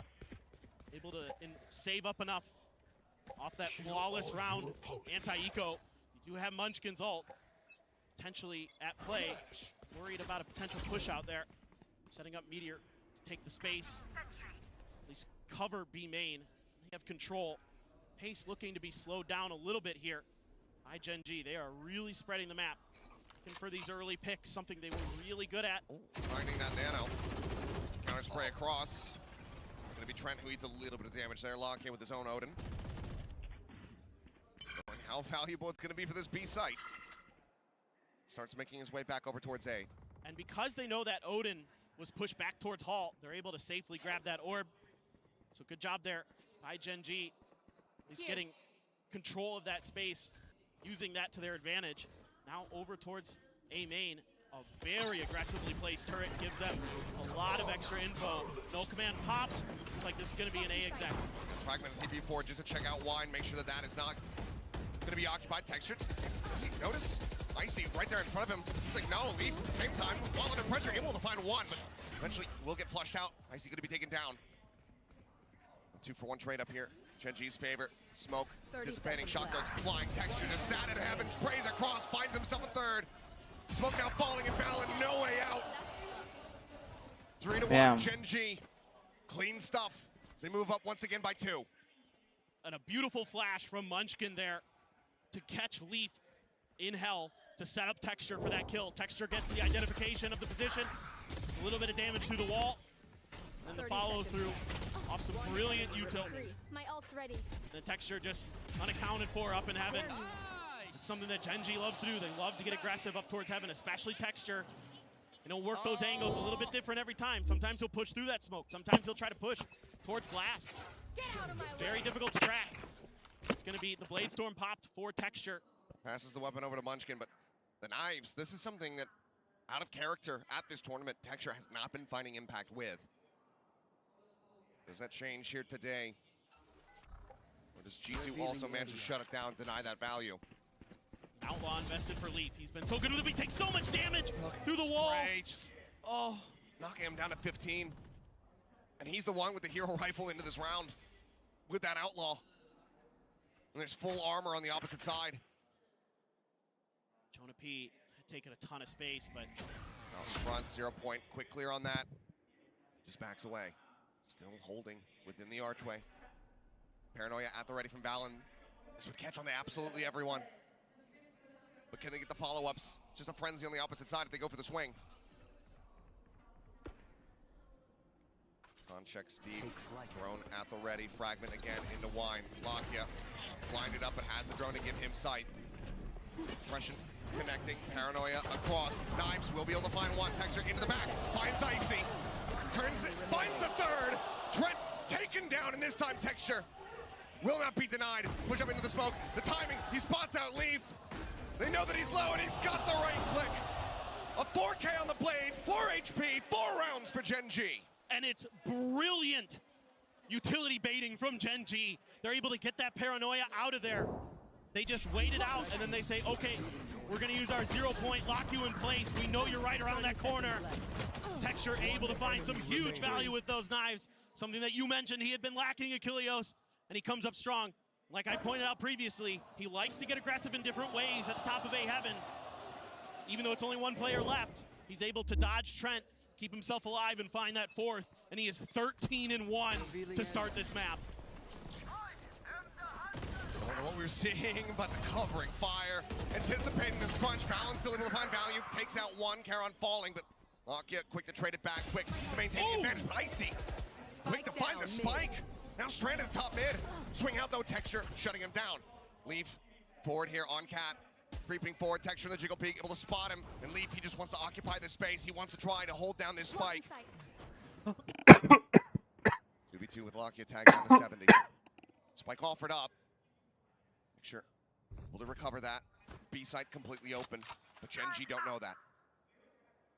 See what they can do. They've got all their recon utility in Lakia's hands still, but opting to just cut sound and make their way forward. They don't want to give up any information. See if they can slip the net past G2. With all that KJ utility at the front of A, with so much success being found over there, Gen.G maybe it could go all the way to spawn, wrap towards A potentially. G2 starting to explore the space a little bit more here as well themselves. Suspicious as to whether or not they have made the wrong decision. Gen.G will in fact end up over here at A. Still an opportunity for that util to soften them up even further. Standing ahead. Potentially even find a kill. Dart down into hell, spotting out nothing. They don't go for the plant over a Gen. They don't fall for the nano swarms. Drone here from Lakia. Checking in, spotting one, noting him over a tree. Shock darts available, but door wide open. Texture holding at window. Spotting him, but cannot adjust the spray. Leaf shuts it down. Now it is all on Lakia. Tucks back here behind Gen. Shock darts sent. Leaf leading the charge. The push, the spray across. Lakia finding one. Looking for Trent, but can't make it happen. G2 fight back. They persevere. What an insanely scrappy round. The beginning of this round is absolute chaos in B lobby. A push out from G2 that looked like it had been well handled, but then there's more to it. There's layers. You've got Icy and Leaf taking space in mid. They're able to get that bomb down, get that extra layer of info. Gen.G does a good job with a counter rotation of their own, cutting all the way through spawn, avoiding the KJ util. But Texture goes for the glass play, trying to catch G2 off guard, and they read it. They're able to take him down. No heroics for Lakia. She's got that lockdown now for G2. Hunter's Fury for Lakia to counter. A lot of opportunities here. Icy is going to pop his blades this time. Let's see if he can match what Gen.G's Duelist was able to do a couple rounds ago. We've seen that Lakia has been willing to go for some more aggressive plays. Lara now out, stranded, dead. Can't even trade back any damage. Fantastic delayed flash setup there. Jonah P just helping deliver that kill right into his IGL's hands. Now Gen.G doesn't know if there's going to be further push out. Meteor trying to clear, trying to get some attention over towards this market. That's going to drag Icy over there with that Blade Storm. This is all setting up again, just like the pistol round, trying to cut through towards A, but this time G2 aware of it. Sending the knife as soon as he sees that Cloudburst come down. Paranoia crashing across, getting the blind onto a few. Hunter's Fury, a ping across, but Jonah P in balance still, holding the line. Texture both going to be taken down. Lakia able to find the enemy KO. The man advantage is there for G2. Icy still with knives in hand to spike. Here on the site, Lakia pushing his way forward, making noise. And Icy swings the corner, the knife straight to the temple. Lakia dead. Meteor now last one standing. The plant would give him an ult, but it might be a bridge too far to try to send it here. Tucks back, shots in behind him. Doesn't know where the second player is, up over the top. Here's it, Killed him. Drop down from Trent, Odin in hand. At 80 HP, can he win it out? Ring around the rosy, but footsteps heard. Meteor! Let's go, Meteor. And he wins it!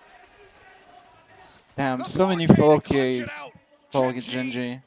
Just not allowing for G2 to string 2 rounds together. And Meteor's vibing. I don't think I've ever seen him like that. He's usually emotionless. He's usually calm, cool, and collected, but he's bobbing. He's getting into the groove, and just like against 100 Thieves on this same map, he is winning clutches. He is winning huge rounds for Gen.G. Like you said, he's got that lockdown as well. It's a consolation prize for that round to bring us into round number 8 with Gen.G up 5-2. Allen trying to take a little bit of space. It's 4 of his 6 kills in that last round. Absolutely nuts. Bailing out the team when they needed it most.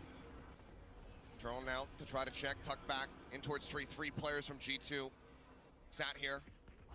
Forced to stagnate for the time being. Texture dashing in. A little peek out, but widely. Just staying back. Playing this out patiently. Spray across, door now going to be shut. Not too much damage going to be found. Meteor whipping on a spray. Taken down, Leaf arriving out in the mid. Saving Jonah P's life and now handing over a weapon. G2 not out of this round. That's going to be the lockdown. There's no counter lockdown here, so Gen.G just going to have to back right off all the way to Gelato and to Wine. They have to give up so much space here to G2. Lockheed just waiting here on the verge of this as they come stomping across. Paranoia connecting out into Wine, just smoked off here. Stopping him from finding value. Sheriff shot's gonna be flying. Spike diffuser is killed. They interrupt it, but can they win another round? Shotguns caught in hand. Takes him down, Valen. Oh! The spray through. The wallbang shots. The spray down with the recovered Phantom. Valen saves them. 5-3. Gen.G still in front, but a monstrous Red Bull clutch by the IGL. Unbelievable stuff. And that lockdown, the fact that they're able to take Meteor down, expecting him to push into short. One enemy remaining. He's going to go anywhere. It's going to be there to try to get that lockdown in play potentially, but unbelievable stuff. I mean, they are just so tenacious. And after you think that maybe Gen.G was knocking on the door of the grand finals, G2 punches right back with a clutch of their own. Icy now is the op, the Odin for Trent. The power weapons in play. Gen.G's been able to keep them at bay from picking these up for quite some time. But now they're on an eco. A couple sheriffs, a stinger for Karan, a couple rifles. In terms of the Guardian and Meteor's Phantom. Icy though. Waiting for the swing in, but Meteor wise to it, ready. Does manage to answer back. Quite a bit of damage, now down to 50. Texture, this corner has been a pain point here for Gen.G, but this time they suspect it. They find it. Lockdown committed. Over at B main, Icy. Tucked back, just holding on this hard angle. Ooh. Tries to relocate. That's gonna be Texture taken down by Meteor on the entry. Able to find that Odin. Now they know the site is theirs. The plant can come through. And that's gonna be Odin scooped up for Karan. Utility placed inside a hall, but every direction for G2. Oh, Lakia. Cam just wise to it, starting to get that read. Leaf taking some forward space. Icy watching in towards B main. Meteor on the swing, has to drop back. But Leaf knows how difficult it is to try to make a real maneuver here until they flush out this player, this late lurk, this flank. Swing, but Lakia has the headshot. Cut across from Icy. He's working his way back in towards A. Doesn't even want to try to find that challenge. Doesn't want to peek out into mid. Knows that he needs to hold on to this operator. Lakia is going hunting. Once again, it's just effectively these back-to-back thrifties. Somehow, some way. Spike will detonate. Seems to be the way of the matches that Gen.G plays in. Oh no! The shot, and Lakia finds it! And that is catastrophic at the end of the round. Lakia putting them down as Gen.G make their way up to 6. It's just so smart here. They're pushing a couple different angles, and you hit the nail on that, Eclipse. I was thinking the exact same thing. They remembered that corner. They remembered that pain point from their previous match. And they instantly dealt with it, and that broke things open. That gives them the opportunity to put that lockdown in play, take control of that site. Though a little bit of damage is done by Trent. He drops the Odin, scooped up. Gen.G in cruise control most of the rest of that round. 5-man push out here in the mid, but Trent already this is wild. Taken low. This is definitely unsuspected, or is it? See the sights here from Gen.G. Texture watching here at top mid. I've never Meteor seen this. Similarly on the opposite side of the map. Seems like they're reading this decently well. But can they survive? The answer is no. Leaf finding him, outdoing Meteor. But time working against them. Weapon likely not to be recoverable. Pull back from Trent. Door now starting to close. Texture trying to take some forward space. Spray in. They're wise to this. They knock him down. They take him out. Leaf finding the kill. Now another weapon thrown up over the top. The drop down. Karan trying to survive, but he will just fall. Leaf able to track it perfectly. Now just 2 players left versus a full 5. Back to back to back once more. It would seem as G2 look to keep themselves in this half. Munchkin finding 2 quick kills, however. Suddenly starts answering back. Still 2 rifles in play. Wide swing out. Lead taken down. Munchkin finds 1. Hunter's Fury out. Icy. The tap on. Munchkin on the swing. Bails them out. Damn. Another fucking. Unbelievable scenes. Diabolical from Munchkin. As Gen.G get up to 7. It's hard to play it better than that, than Lakia and Munchkin just did in what looked like it was going to be another thrifty. I love this from G2. Haven't seen an eco 5-man mid-push in quite some time. They show us something new and it almost works. It's so smart from G2, but Gen.G just too good in the post plant. They never over-aggress those angles. They're holding them so nicely. Using those rifles to full effect to get that wall bang damage. So good from Munchkin and Lakia. Now G2 definitely going to be on the worst half in terms of the score line coming into the second half. But they've been cognizant of wine this entire time. Checking it every time with his fragment. Valen, quick TP, little bit of damage taken on the exit. Counter spray though, going to be keeping Texture at bay. So he gets knocked down to 76. Valen still getting the worst end of that exchange, but still burned on both sides. She got that dash burned out of Texture critically. That's going to be the big piece there. You also have the fragment gone, so in some respects, slight advantage to G2 in the util battle. Gen.G's just doing another double pump here. Trent's just like, I don't want that turret there anymore. No. This Ares is good enough. I was curious to see if Valen was going to try to rescale in the wine. See if for the second rotate into that position would catch them off guard, given that they didn't have the fragment anymore to try to check. 30 seconds left. Gen.G so far just waiting out that 0 point now. Swing out, Icy, shut down, Lakia, able to find it. Top flash sent up out of the top block, you're gonna take it down. Karen, however, able to readjust, finds a second. Spike on the floor, plant, the tap coming through, but Leaf gonna be dealt with, taken down. Pink are hitting, time is being bought. Karen dead, but Trent is unable to find that next shot, unable to buy that little bit more time that they needed to try to just bleed out the clock. Gen.G out 8-3 as we go into the last round of the half. And Gen.G just abusing A with reckless abandon. And even though they use that dash early, Lakia, that is a crazy good shot onto Icy. Icy had an opportunity to do some real damage with that swing out, but Lakia was aware of it, at least well enough. And now, got an operator for Texture, an outlaw for Meteor, knowing their economic situation, knowing it's going to be hard for them to buy full armors in this last round of the half. Really trying to punish G2 and expecting some aggression off their weaker buys. That's kind of been what G2 has been showing in some of those ecos so far. Double up and outlaw set up here. Gen.G just spending the bank. Last round. See if they can try to find some value. Texture starting to push forward. Icy here to reinforce. Jonah with a flash at the ready. Gun barrel could be spotted early. Texture continues to swing. Shot's going to be sent. Texture pulls back around the corner. Knives at the ready. Well, and you've got crack snipers like Gen.G does. That case in point. Meteor across the way, able to find one. Once again, that corner not going to be checked. Is Leaf able to gun down two. Playing off the alarm bot. They did the same thing against Senatius, like... Meteor and Lakia still it's standing. crazy, they fucking never learn. Push forward into the site. Meteor trying to play forward, trying to find the pick. Spike gets planted. Hunter's Fury, however, tags up Lakia. Last one standing, tries to jump out, but he'll be shut down.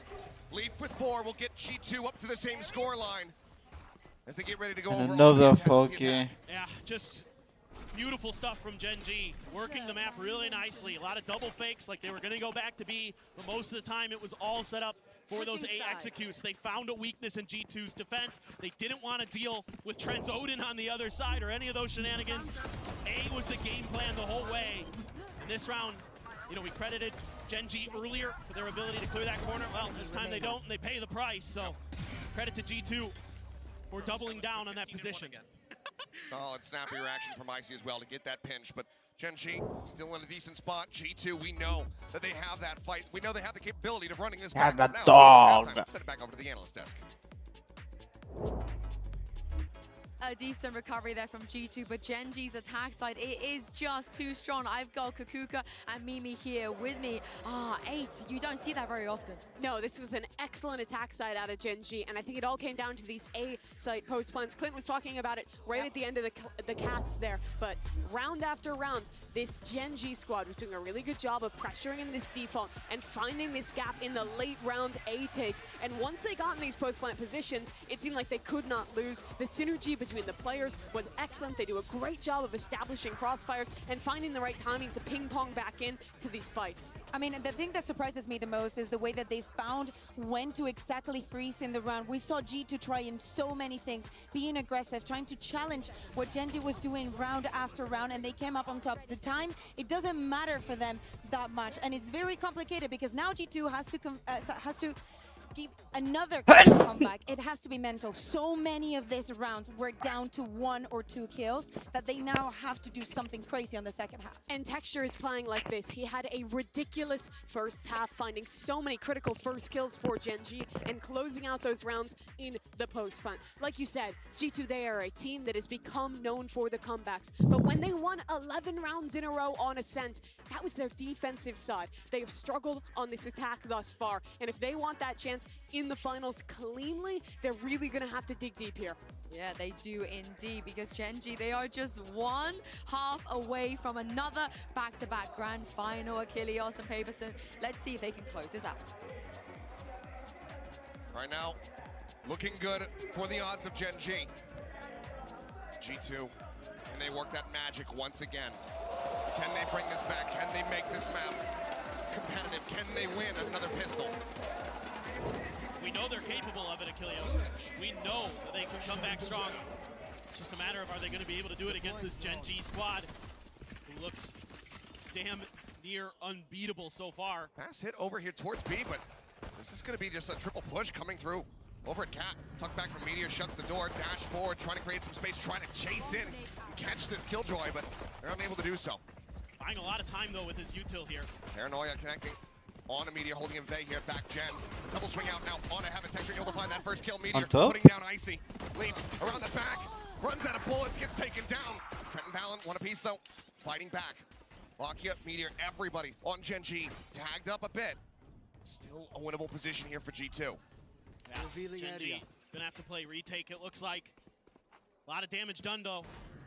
Meteor on 6 HP, Lakia on 26, 78 for Texture, so these classics can absolutely shred Gen.G. They're all gonna... A right click across the map. Yeah. Deal with 2 of them. Warning ping coming down, wary about somebody lurking forward here in B lobby. Close, noise now, cut. Footsteps given over here to... Recon scouting, not going to be seeing much of anything there. Double tuck back into They have boats. to go now. Gen.G Shook flush them out. a new dart. Capable of in the rush forward. That's the first player dealt with. Lock Texture taken down, and Meteor now last man standing, just 6 HP. And there's not a damn thing he can do about it. Trent with a 4K will start off the second half and get G2 this attacking pistol round win. It's a great read early from Gen.G. Meteor plays this so well. Those nanos set up with dual purpose. If there's an A main hit, or he can back out if there's a short hit, and delay, get the reinforcements. The reinforcements arrive, but those 2 kills buy enough space here for G2 to rotate over to B, and enough damage had been done that it was not hard to make those classics connect and give them a much needed pistol round win. Solid stability found here for G2, not allowing for that round to get out of their control. We go into the next one, ping reveal out on 1 player, but no high pen weapons at the moment. Lakia able to drift back away, tries to take some space up into this smoke, but Icy not allowing for it. Takes him down, Trent does get tagged up a bit. As Meteor shoot apart Lakia is playing very well. Like he's just running at everything. Alarm bot as well. Make sure that angle is accounted for. Trent weak, going for the plant, trying to get that Hunter's Fury fast-tracked as best as possible. 3 players in boats. Icy and then the Lurker of Leaf. There's 3 orbs off from it at the moment. We've sat back waiting here within the smoke. Spectre in hand, 0 point. Nabskir trying to check. Opens up with a little bit of spray. Meteor now going to be taken down. Finding a nice timing here is Icy. Swinging out. Getting rid of one of those sheriffs. Stopping them from dealing additional damage. G2 need this economic build-up. Gen.G seemingly just going to look to try to see if they can find some exit kills here against them. But swing onto the corner. Texture will be good for one, but quickly gets put down, and Karon unable to finish off Trent, even though he's at 21 HP. G2 winning the follow-up, shortening that gap, just 2 rounds separating. Yeah, great start here for G2. We're gonna have a couple rifles to work with. The Bulldog and the Vandal for Trent. See what they want to do with Icy. He's gonna go for a stinger. The G2 classic. They love these stingers, and they're so destructive with them. Gen.G potentially a pivotal round. If they get bonused here, then it's game on. Absolutely. I mean, even if they don't. Even if they don't. We'll see. It's been scrappy throughout. Even some damage dealt. G2 would widely be happy with that, but the conversion in their sights. Have to use a flash there to check. Munchkin loves to play that angle, but Munchkin this time over in mid, taking a little bit of damage in his exchange. Head spotted, but kill cannot be collected. Meteor not even getting it down, pitch across, Leaf able to drift away. Keeping his life intact as Icy on the hunt. Noting Karon taking him down now, recovering the weapon. Vandal in hand, Texture dead. As Fallon finds the headshot. Gen.G in this position with the door shut on you. May just have to make the call to save. Planted. Munchkin trying to see if he can spot out anything. Shock dart sent. A little bit of a lineup. Icy with the counter spray. Finding Lakia. Meteor forced to tuck back. The recon ticking. But they just have to abandon it. G2 fighting back. A very clean start to their attacker side. And they're able to isolate and knock down Karon. Oh, Meteor. Here's one. Okay. Stop it from being a flawless, but not much else to be done other than to drift away. That's the bonus for G2.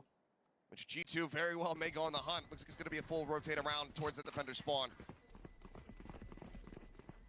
But the big linchpin here for G2 is dealing with Karon. He has been so nasty behind Dice on A. He is so tricky to displace. He's so good at reading your util, but the spot there, the TP gets red. There's nowhere else really for him to go.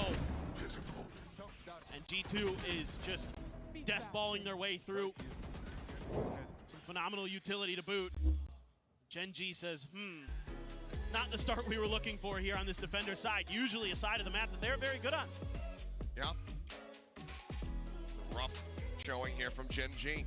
Now just 1 round separating, so solo HSK looking to intervene. But right now, I mean, G2 are in a fantastic spot. Whichever way you try to slice it, I mean, cash aplenty, old cycles, much healthier from them. The closest thing that you have for Gen.G is, you know, Texture's knives. Right. Hunter's Fury is already online here for Trent. Digging yourself out of this position, gonna prove to be difficult here from Gen.G. No doubt about it. Kind of curious to see what Gen.G wants to do on this eco. Maybe they're gonna try to get a little bit aggressive or try to set up some trap plays potentially for G2. Something we haven't seen much of. We've just been getting demolished so far. These executes from G2 have been really well coordinated in their time off. And again, isolating the key players. It's a big part of what has made Gen.G so difficult to deal with is players like Karon, players like Lakia on their respective ends. You know, Karon on A, Lakia on B. So difficult to clear. Meteor on B as well was absolutely disgusting against 100 Thieves. So a Bucky for Lakia, going to be holding that corner. I wonder if they're going to try to tuck him into the cubby. Yeah. The answer is yes. Makes sense. Oh, no, just right here in front. Let's see if Leaf ends up taking the bait. Just a quick little jiggle out. No info given over here.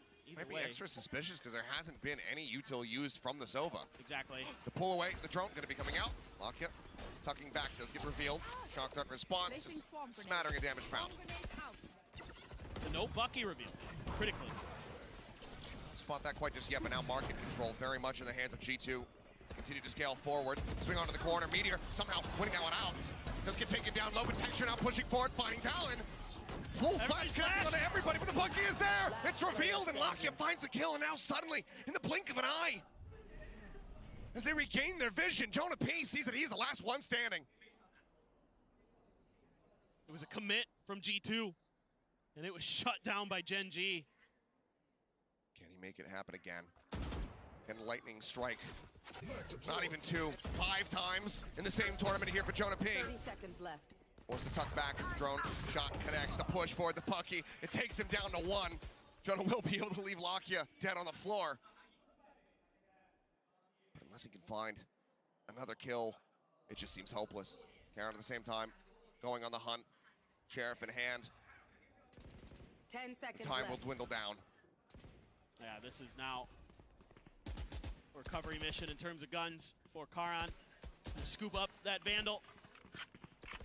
I just don't know how they keep getting away with it. How they keep I doing don't know. it.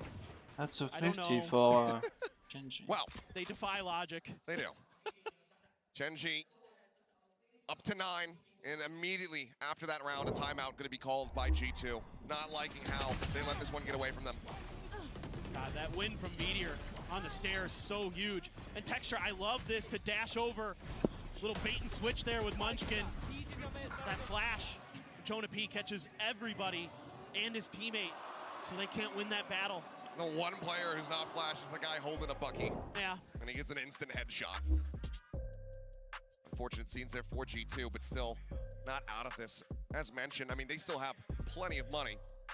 For sure. Another full buy coming into this round. That Hunter's Fury still available to them. Let's see what the call is going to be here from the coaching staff. Yeah, they've got a couple buys in the tank still, and they'll be getting that Blade Storm one way or another. The real concern is that Gen.G is starting to catch up in that ult cycle now. Meteor's ahead of Leaf.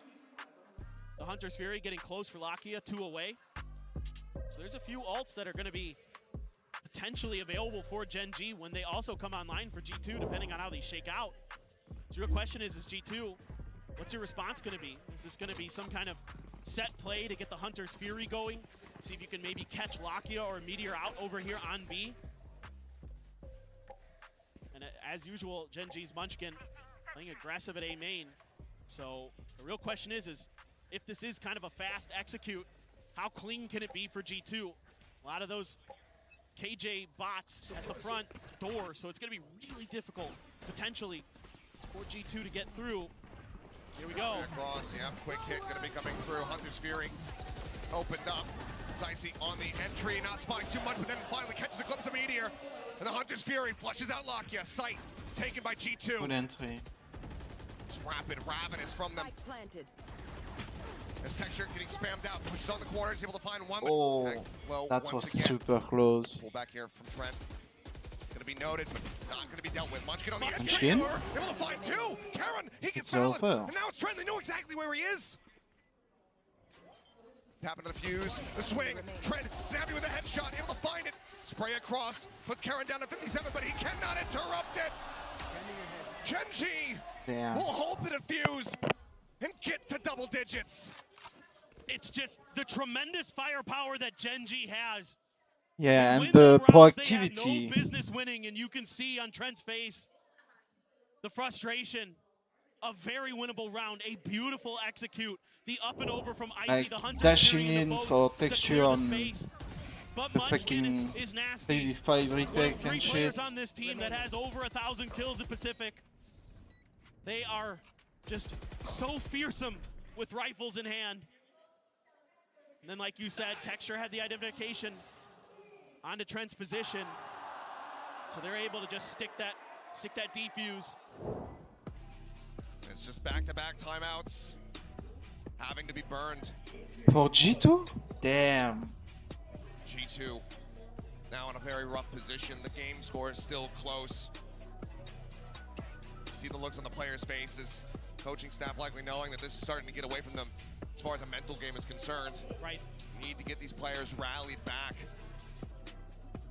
And this is a team that has been so good mentally throughout this tournament. And so certainly this is another big test for them. It's a gut check. See how ready they are to potentially, turn this map around, take Gen.G down, take it to a third map, take us to Icebox. But now Gen.G has the operator, has the Odin in play. And that's when things get really scary, because Texture typically very, very clean with it. Lakia absolutely nasty on B with the Odin, as a lot of the Sovas are. So this is going to be tricky. Flash up and over. Find a little space. Yeah. Oh, Texture trying to go for the very aggressive peek. As Valen TPs across over into one. He'll be main. Clear himself out of wine there. They're aware of the killjoys here. You're gonna clear it. Let's get rid of that turret. So they saw that killjoy towards Spray B. coming in, counter drone. They're from Trent, peeking over in towards B. Leaf in the meantime. Scale We could forward see, in mid, yeah, just we pay see the attention to that alarm killjoy bot. side back in. Right there We around could the see corner. Texture Ready to alert them. go back towards mean. Gunfire, if that is going to be the direction that G2 were to push, but it looks like for now, they're going to flirt with Tree a bit. Munchkin tucked in the back corner again. Great flash. Ready for the flash, the dash in. It's going to be Jonah taking the kill. He was slashed. See a little bit more damage taken, but solid entry. They get rid of Munchkin. And now, they go ahead and they start stomping their way up into mid. Turn towards market. Still though, Lakia sat here, Odin in hand. As the push gets ready to come through, Meteor tucked over at Lumber, but it's going to be Lakia collecting them all. 3 kills, Meteor with 2. And Gen.G now just 2 steps away from another grand final. And the positioning here is so good. Gen.G understanding the space that they're giving up so well. I mean, Munchkin, this is a great read from G2. Munchkin's played that spot and ruined a few teams' rounds from that position. But you've got this great crossfire, never gets identified, a great one-way there as well. And they're able to just spray them down. So smart from Gen.G. And once again, their defender side starting to really click, starting to really shut G2 out of this. And look at where the economy's at for G2. It's glass cannon from Jonah with a Phantom. Knives pop for Icy. Trent's got an Odin. Going out in mid here for the time being. Drone over the top, kicking in towards bench. Quick clear on the turret. Texture not ready to swing off the back of that. Leaf able to drift away. Look at this, Lakia is the one playing towards A main now. Gonna use this drone to check, has to clear wine. Valen, use that opportunity to back off. Null command gonna be sending Munchkin. Able to shut down Jonah P. Left on the floor, but quick trade out. Icy finds a headshot. Lakia reinforcing, finishing him off, and Texture holding the line over at B. So very patient. Revealing area. Chase coming in, Icy. Weapon recovered, just going to be bailing out the knives, not wanting to hold on to them any further. Hunter Sphere crashing across. Here is Karen, just tries to hold him at bay, but Icy able to displace. 3v3 now as Meteor tries to go for the wide swing, but Trent able to shut it down. 30 seconds left. A 2v3 with an operator in play here. Shock dart sent to delay, but still 24 seconds remaining. Knives could be popping from Texture as they look for this re-entry. The own spray from Trent leaves Texture now all lonesome. Has to dash back, the paranoia connected. That's a clip round. 2 players dangerously low here on the side of G2 as Icy just tucks back. Drifting down, spotting one, but he cannot find a target. G2 persevere in the round. They keep it close. They keep themselves in a winnable spot. They still need to close back 3. Unbelievable. The fact We that they're can able go to to come back OT after easily. losing a couple players early, trying to slam their way through short, and able to do so just barely. This Hunter's Fury trying to set up Karan for this push out of Gen. But Karan's been a little bit off. Hasn't really found that impact that he normally has for Gen.G on this map. Yeah. It's only 8 and 12. He's got 15 assists. He's doing a good job in that department, but he hasn't found those incredible multi-kill rounds that you almost have been used to seeing from this rookie. I think G2 have been doing well to shut him down, to not give him those opportunities. Texture. Oh, Leaf just around the corner. The Odin as well, set up. Spray coming down. He knows that there's somebody in there, and he's able to flush him out. Leaf taken down. His Texture continues to be absolutely fearless on this B site. So confident in those swings. Time and time again. This tournament, we've seen insane op plays from Texture. It's all a bit of a ruse. He's back on the line. Trent not wanting to give him another chance. Pulls away, he's gonna look to make his exit. Texture still swinging, but will not be able to spot him. Jonah P at the same time, pushing forward into Tree, able to find Meteor.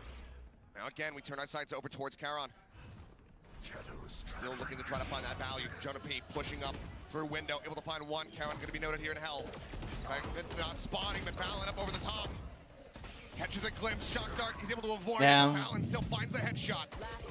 Munchkin now dead. Jonah just floating around this A site. keeps them in this. 30 seconds left. Texture, no further value to be found with that up. G2 gonna be keeping things so very close, just 2 rounds separating as we wait for the spike to explode. Oh, they're just doing such a phenomenal job of working the map. The ops on the other side, but there's so much attention. That Odin keeping a couple extra players of Gen.G in that direction. And Karan continues to really struggle to find value, but it's not entirely his fault. It's more, I'd say, G2 just doing a great job of identifying his positions and knocking him down. There's util to displace him early, to send him into hell. And once they've got him boxed in, there's no help available. Jump out, Texture ready for it. Ping's coming down, but spike gonna be detonating quite soon here. In fact, it's gonna be a smoke out from Valen to lock off that spawn position. They know that they don't wanna lose any of these rifles that they have in their hands. Don't wanna give Texture 11. that extra bit of energy, that extra momentum, but for now, G2, they're the ones who are starting to build it up. Just 2 rounds separating. Another timeout call here from Gen.G. Yeah, I think this is a really good idea. You've got to address this A site. You've got to find ways to keep G2, especially with this short position, from taking control. Because they're doing such a good job of bodying whoever's trying to lock that area down. And really just having their way through. And then Jonah B this time, finding that open space to clear out glass and come towards heaven. Take a player down for free. So certainly something Gen.G needs to figure out, because when it comes to B, Meteor and Laki have been really, really good at keeping G2 from finding that extra space, from finding any real success.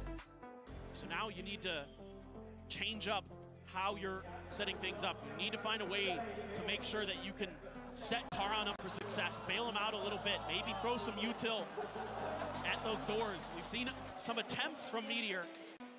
So far, it hasn't really worked. It hasn't really flustered G2 at all. And it is going to be Sheriffs and an operator for Gen.G. Well, reassessing. Munchkin saying, you know what? Feeling like a Guardian. Yeah, I'm pretty good with this gun. Decides to pick it up. We'll see if any of the ultimates otherwise come into play here for the side of Gen.G. Null Command and the Lockdown both available to him. And a complete change up in the formation here for Gen.G. 2 in mid, Meteor and Texture on A. You're leaving Munchkin on his own at B. So let's see if this change will work. But clear the turn and Texture. Laser focus, finds himself a second. The repeat, Jonah not ready for it. He falls down. 2-man advantage here available to the side of Gen.G. Quick shot dart forward, clearing out some of that util, but Paranoia crashing across.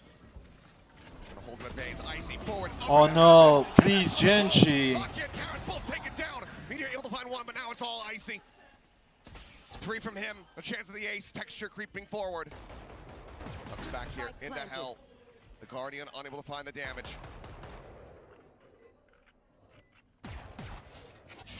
So clear out. 0 point to try to check close, but no one going to be noted. Full util available here to Munchkin. Flashbang. It's going to be flash over the top. Texture leading the peak. Opportunity not given to him, but gets a bit of damage there on the Trent. Right through the back of Gen. Cloudburst sent the try and delay, the push forward, looking for the angle. Nothing spotted, they know that they're both in hell. Oh my god, Icy. Chance of the ace. Push onto the corner, Munchkin finding one, but time working against them. The swing out, the ace, G2! 1 round separating is Icy. Damn. Keeps them in this series. What a time point to show up. It's insane stuff from G2. Yes, the buy is weaker for Gen.G, but he catches the perfect timing. No gun out for Karan. Util in hand for Lakia. And that breaks things open. And now G2 right on the precipice of turning these things around again. Second map. They seem to just find their groove. They seem to find another level. Second map, second half. Unreal here from G2. 1 round separating. As they look to tie things up and take the lead from there. Push up from Texture, he's glass cannon, just to try to get another operator into play. They're not giving him the time of day whatsoever. Paranoia across, Munchkin having to pull back. Thundersphere going to be opened up as well. But Icy shut down. Meteor not allowing him to find that value. Munchkin sprayed, taken out, but is going to be Reservoir, but in such a rough position, just out in front here, main. Paranoia for the time being will slow up the approach here from G2. Two players still positioned here in towards tree. Texture trying to set up. Munchkin bleeds out. Great smoke. You should run. He's been noted. So there you go. Lockdown now in play. Lock in. No Hunter's Fury to try to reply, but Meteor sends his own. Trying to neutralize things. Spike down. Meteor swinging out wide. Able to take down Trent. Spots another one. There's a backstab from Lakia. Attacking. Every 4 players are detained, but so too is Valen. He can't do anything about it. He could have picked them all off, but he also gets caught. Well, the TP. TP across the map. Valen arriving at B. The plant to come through. A chance for the IGL to be the hero. Cover going out. And the drone is already here. Drone forward. It spots him out. He has to tuck back. Ryan He's is tagged being down to 12. spammed. Gen.G I don't believe. just not giving him the It's opportunity. a 12 for Gen.G. Would be the most unreal thing that we have ever witnessed, but he's unable to find the first. Some damage dealt, but the defuse comes in. Gen.G get themselves up to match point. A great change up here from Gen.G. Willingly giving up some of that short space to set up Meteor for that initial kill. Karan doing a good job with his utility to buy time after Munchkin goes down, to not allow that execute to happen. The Paranoia into a smoke.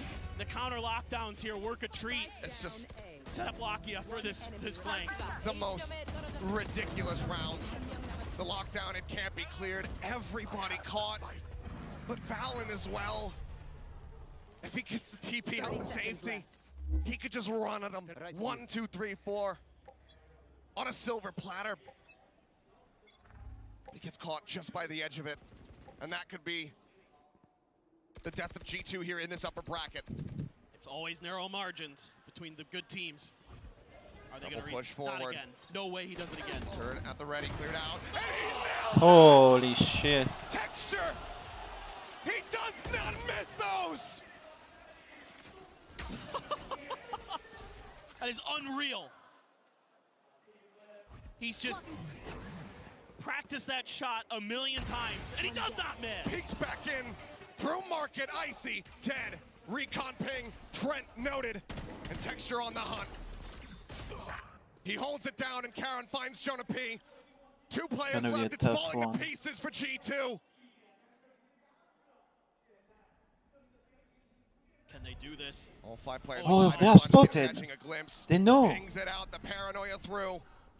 Just letting them know. We're well aware. Oh no.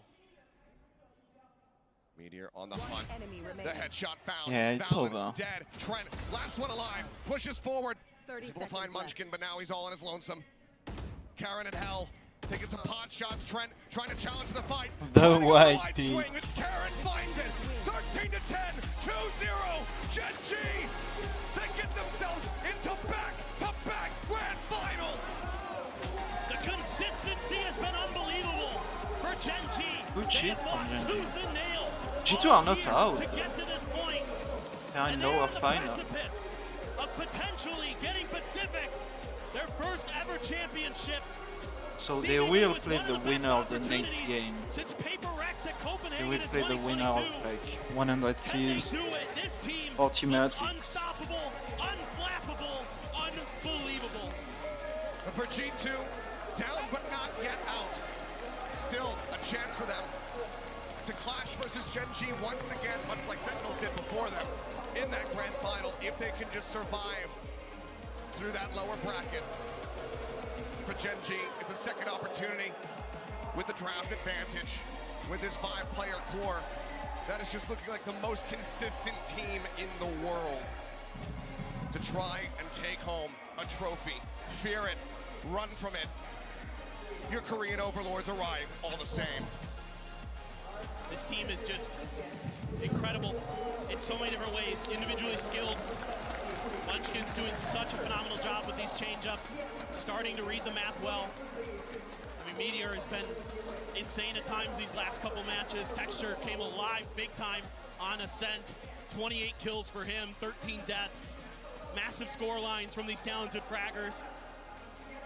I mean, just what a team that Gen.G has put together, and what a job Solo and HSK have done for this squad. Let's talk about the coaches for a moment. Yes. Solo now. Another international tournament appearance from him. Didn't get to see him the last couple years. He was over in Tier 2. He was trying to bring up the likes of Damwon Gaming. Couldn't make it happen. But now again, back on an international stage, already confirming a top 2 finish once more. He's done it every time. Yeah. New turn when he's playing. He and Lakia, if we excuse the time that he played one map with the RX. But what an incredible squad that they have been able to put together here. But for G2, excited to see how that run back comes through. We know that those players have the tenacity. We know that this is going to light a fire under their asses, and they are going to look to rally back in that lower bracket. But of course, it's not that much time to prepare, and they don't yet know who their opponent's going to be. No, I mean, I have no doubts about this G2 team, to be honest. I mean, the Lotus was a little bit shaky, but on Ascent, they're showing that tremendous ability to stay in the match mentally and physically, to really push their opponents to the limit. And I think whoever comes out of that Heretics 100 Thieves match is going to have their hands full for sure in that best of 5 tomorrow. Absolutely are. What incredible scene. I mean, shots like that, texture just completely dialed in.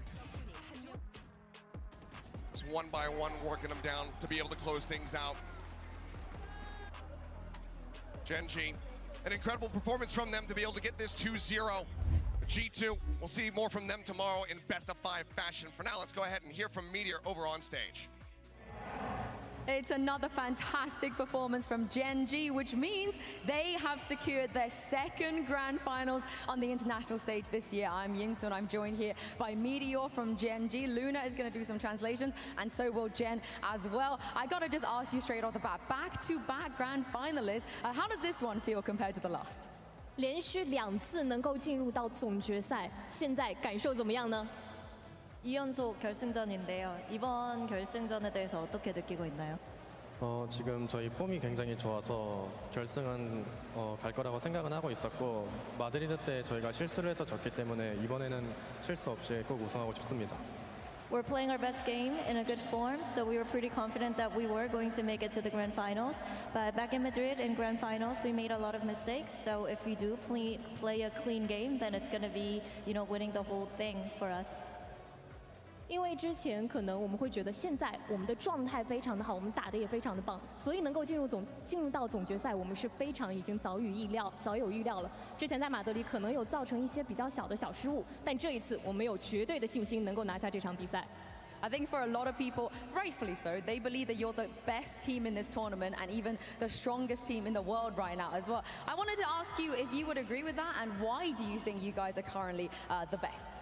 其实很多人都觉得 GEN.G 你们是可能最强的一支队伍，你同意这种说法吗？以及你为什么会这么觉得呢？ 많은 사람들이 젠지를 현재 우승 후보로 보고 있는데 메테오 선수는 동의하시는지, 그리고 그렇다면 어떤 이유가 있을까요?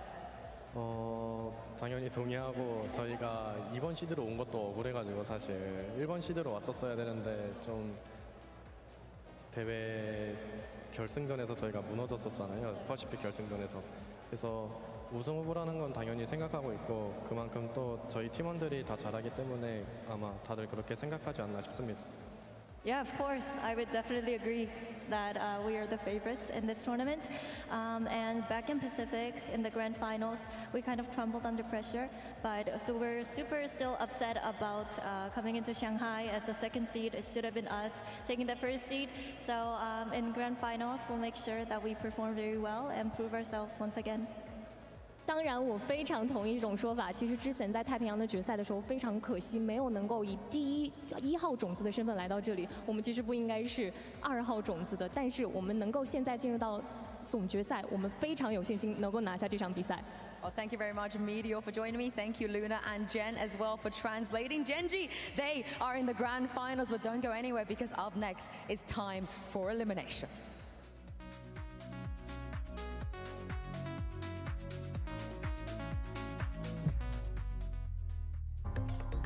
We're coming to you live from the Mercedes-Benz Arena, the largest venue to ever host a VCT event. Gen.G, they have been in this position before. They're just one away from back-to-back global grand finals. But who doesn't love a Cinderella story? And that is what G2 can achieve here if they take down the tournament favorites in Shanghai. For the angle, looking for the push, but he's going to be shut down. Oh, the Meteor fighting two. He spotted him. He steadied it. Meteor, the fourth piece. Into the poison orb, pushes out the timing, the backstab potential. He's playing it patiently, and he dragged the crossbow. What is that? Picking up Kara on the spray, eventually connecting his texture. Tries to find the kill, challenges in, looks for the final, and he will have it. 13-8, Gen.G kick off this upper final with a win on Lotus. Paranoia across, Knives will be able to find one, texture into the back, finds Icy, finds the third. They know that he's low, and he's got the right click. Shot guards caught in hand, takes him down, Valen. The spray through, the wallbang shots, the spray down with the recovered Phantom. Look to keep themselves in this half. Munchkin finding two quick kills, however. Munchkin on the swing, bails them out! Odin in hand, as the push gets ready to come through. Meteor tucked over at Lumber, but it's gonna be Lakia collecting them all! 3 kills, Meteor with 2, 13-10, 2-0, Gen.G! They get themselves into back-to-back grand finals! Oh, why the swing? Why the swing, bro? Well, let's go. Nice. 맛있디. 나라. 아, 예. 맛있디. Holy f***, bro. 뭐하세요, 형님? 뭐하세요?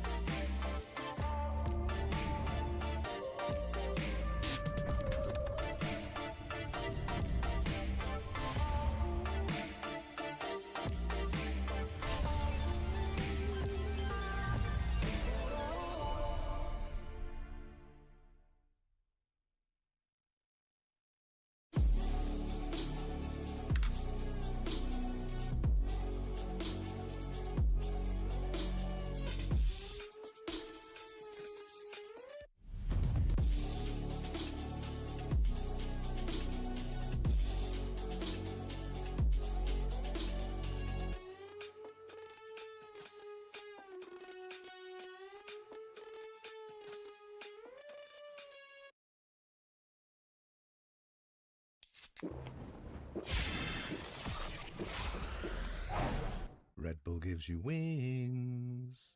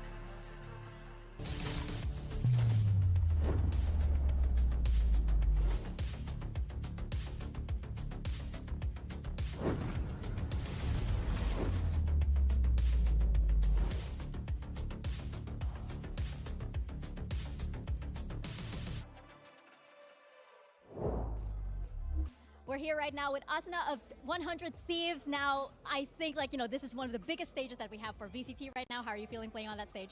I'm feeling pretty good, excited to see all the fans and how big the arena is. Why do you think this iteration of this roster of 100 Thieves, since you've been here since the very beginning, is the one that might just lift that Masters trophy? I think it's because we're all confident and we have the best aimers in the world, and we think that we should win. All right, excited to see it. Good luck. Thank you. Asuna, I can tell you this arena is electric. Welcome back, everybody, to day 11 of Masters Shanghai. It's time for the lower bracket semi-final clash between 100 Thieves and Team Heretics. I'm your host, Yingsun. I'm back here once again with Mimi and Kukuka. That first game was an exciting one, but this is a fight for survival. No second chances after this. Yeah, exactly. And it's complicated for both of the teams. 100 Thieves coming in as the first seed, expecting a little bit more, maybe falling into the lower bracket is something that people did not expect. And Heretics still fighting day and day to see how far they can make it. Both these teams did go down to the lowers, but have shown a recovery for 100 Thieves, being able to take that win over the team who a lot of people thought was the tournament favorite in Paper X. And as well, for Team Heretics, getting a win on the board, eliminating their compatriots from EMEA to stay in this one. This is the thing. These two teams have never faced each other before. You know, they had to take down some APAC teams to get here, some Chinese teams to get here. But this is a classic in terms of regional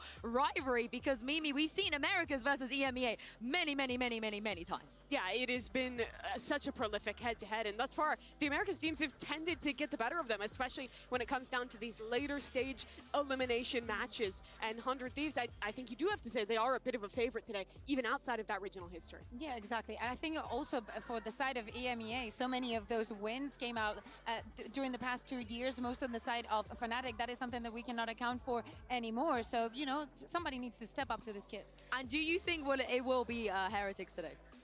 I mean, judging by how they've been playing thus far, if there was a team to step up and knock 100 Thieves out of this one, I think it would be them. They had that choke versus G2, the game slipped away, but when they're playing at their best, this team is looking absolutely world-class. But the thing is, 100 Thieves, they beat Paper X to get here. Yeah. And for me, even coming into this tournament, this is the team that I thought would guarantee to be in the final. Yeah, I think also after seeing their opening game and how they obliterated what was afoot, and especially now that they're in that lower bracket, the performance that we saw against Paper X, just keeping their head on the game. We know that going up against a team like Paper X is not easy. And believe me, things did go the distance, but they were resilient enough and smart enough to be able to close this one out. Yeah, their breeze was absolutely excellent in this series. I think showing some amazing team play, doing a great job of not giving away individual fights to players like Jing and Something and really shutting those stars down. But then when we got to map 3, it got really scrappy. It got into the thick of things. And I think that's where we get to what Asuna was saying in that interview, that this team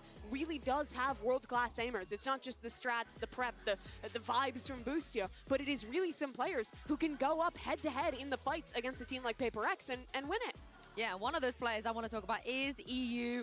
Turns out EU could be better than EU if EU beats EU. It's possible. How do we feel? I mean, if he's able to go up head-to-head against Team Heretics and keeps having the performance that we have been seeing here, so many times we don't highlight these initiators, but I feel like for him, going up in this big stage, if he's able to maintain the level that he's showing during this entire tournament, it's going to make things for Heretics very difficult. The way that he not only individually has a brilliant performance, but also how he sets up everybody else, you can see the impact that he has in the best map of 100 Thieves are the best ones because of his performance. The comps that 100 Thieves plays, this unique style of playing more Fade than anyone else, of playing double initiators with a scan initiator on pretty much every map, so much of that comes back to EU.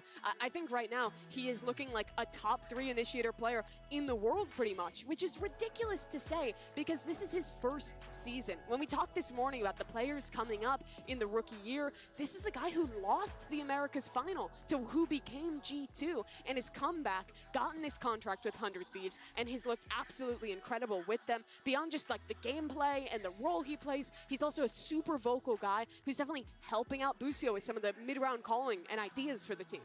I mean, this is the thing though, who wins? 1 America's rookie or 4 EMEA ones? Do we count 4? I mean, we have Boo, you know, who has been, but we can count Boo as well. We can count Boo. But for now, let's send it back to Mika Fabs and hear what Panatek had to say. I'm here right now with Patatek of Team Heretics. How are you feeling? I'm feeling amazing. It's always been my dream to play in the arena, and it's about to happen. Oh my gosh, I can feel the excitement from you, you know? You came in as a stand-in for Team Heretics. You guys are now in top 4 here at Masters Shanghai. Can you let me know how the team continues to set you up and set everybody else up for success here? I think it just vibes mainly, and I would give a shout out to Boo for like controlling everything and being the IGL that he is. I think like without him the success that the whole team has wouldn't be possible.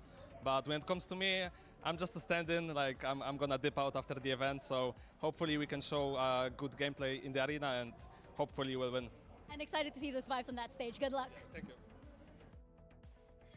He's not just a stand-in. I refuse to let him get away with saying that. He's the super sub. He's done it all before with his team as well. And after this tournament, I'm going to be super mad if nobody picks him up permanently. Like, really mad. I would be very surprised because he has proven that no matter the situation, no matter the expectations that are set for the rest of the team, he's going to deliver. He merged so well with all the ideas. I love the fact that he's also giving props to Boo for helping the entire situation come to fruition. Yeah, he has, I think, been absolutely critical in them making this run. Honestly, very similar to EU. He's a guy who came in on the initiator role and I think has slotted in absolutely perfectly with this team. I think the synergy he has shown with Woot, who's also switching on to a kind of a new role for him to play at Tier 1, has been great. And beyond just that, it's the individual performances too, right? He's winning out in these clutch late rounds. He's putting up consistent multi-frag rounds for a sub player that people thought would be kind of a deficit for this team to not be able to play with Miniboo. He has absolutely proved his worth. And it's also the vibes. He was mentioning it, you know, how things are just flowing, how they're just having fun, especially when things work. We understand that that happens. But I think that I agree, Sue. I'll be very, very surprised if going back home, people are not going to realize how much Patatek can bring onto a team. Because hear me out, for Heretics it's not over. It's like we're saying goodbye to them, but they could still very well win this tournament. They absolutely could. And beyond just who he is as a player, I think we have to zoom out for a second and remember that going into this event, this team was playing without Miniboo, who so many of their game plans are built around. They have all these neon cons, these unique things that are all based off of this guy. Yeah. He dips out of the roster. They make massive changes, players on new roles, a sub coming in, and they look just as good and have risen to the moment here in Shanghai. It's been an insane run. It has been indeed, but I'm with you here. We're acting as if like maybe they could just win the whole thing. It looks like at some point, right, we were talking about how maybe they will believe they can win this tournament. And it looks like the people, us, me, sometimes, we think, hey, when are these 5 guys going to stop? This was supposed to be a tournament run that was not supposed to happen. We see in them 5, Rians, Benji, and Wood, the youngsters coming in. The performance that we saw from Rians when he first went onto Madrid was electric. And Wood, what he's doing here, it literally looked like there's a new level of difficulty each time the Team Heretics goes to an international event. Absolutely. And when they played against Foot, they proved just how good they were. Coming off of that massive loss to G2, I think their mental absolutely took a 180. And they looked great here. I think that on that bind, they whipped out a new comp. They actually stole the 100 Thieves comp and went out and it played great. Their executes on the attacking side were absolutely sublime. It looked super well rehearsed. So here's the thing, Mimi, right? They changed the composition from like one day to another, maybe a couple of days. Now they've had a bit of a break that has some days off to prepare very, very well for this match. And we're seeing with Miniboo and how he has been supporting day after day with tweets, with stream, just being literally part of the team. Absolutely. And you heard Patty in the last post-match interview that he gave when they got their win to make it here, that he's they feel the presence. He did say that, but he also said that they were feeling the presence of Miniboo and how much he's doing to hype this team up, even though he's not here in China. I mean, this is the thing, even Boo was talking about, he's still in the group chat, you know, he's still sending his support. He skipped school to watch party. Saying, hey guys, let's go down for breakfast. Honestly, like, I feel like, I can feel the presence of Miniboo here, I feel like. But this is the thing. Is this Miniboo in the room with you now? Yeah. Where is he? I mean, Boo is always behind you. That's the meme we have in EMEA. But this is the thing, though. How good are Heretics right now? Because if you look at the opponents that they've had to go up against, and then you look at the opponent 100 Thieves have to go up against, do you feel like there's been any sort of like fair assessment for you to confidently say that Heretics could do what we want them to do today? Yeah, I mean, if they're going to do that, if they're going to go on a run here, I think it does really come down to this guy, the rookie Voot. He has come onto his first ever global event, and he's lighting the world on fire. Look at those stats. #1 in pretty much everything thus far. I think it's crazy. Again, day in, day a day. We keep talking about him, but everybody should be surprised because of the performance that he's bringing, how he's merging so well, how he's understanding everything, how everything looks like it is not a problem. This is not a fix. This is just them on their A competition. Absolutely. But for Team Heretics, to answer your question, Sue, I think if they are playing at their best, they could beat anyone here in this tournament. But right now, in front of the biggest crowd that we have ever had in Valorant, the pressure is on them, and we've seen them crumble under it a couple times before this tournament. So I really think that it's going to come down to the resiliency, the mental, and what they've cooked up in these few days off. Especially for 100 Thieves, having a little bit of a break, reading onto everything that Heretics is doing, with how clean they came into the tournament, with their map pool and how they understand the game so efficiently, is going to be very complicated for Heretics to get this win. Well, that's enough from us. Let's send it down to the stage and bring out our teams in this elimination match. It's 100 Thieves and Team Heretics.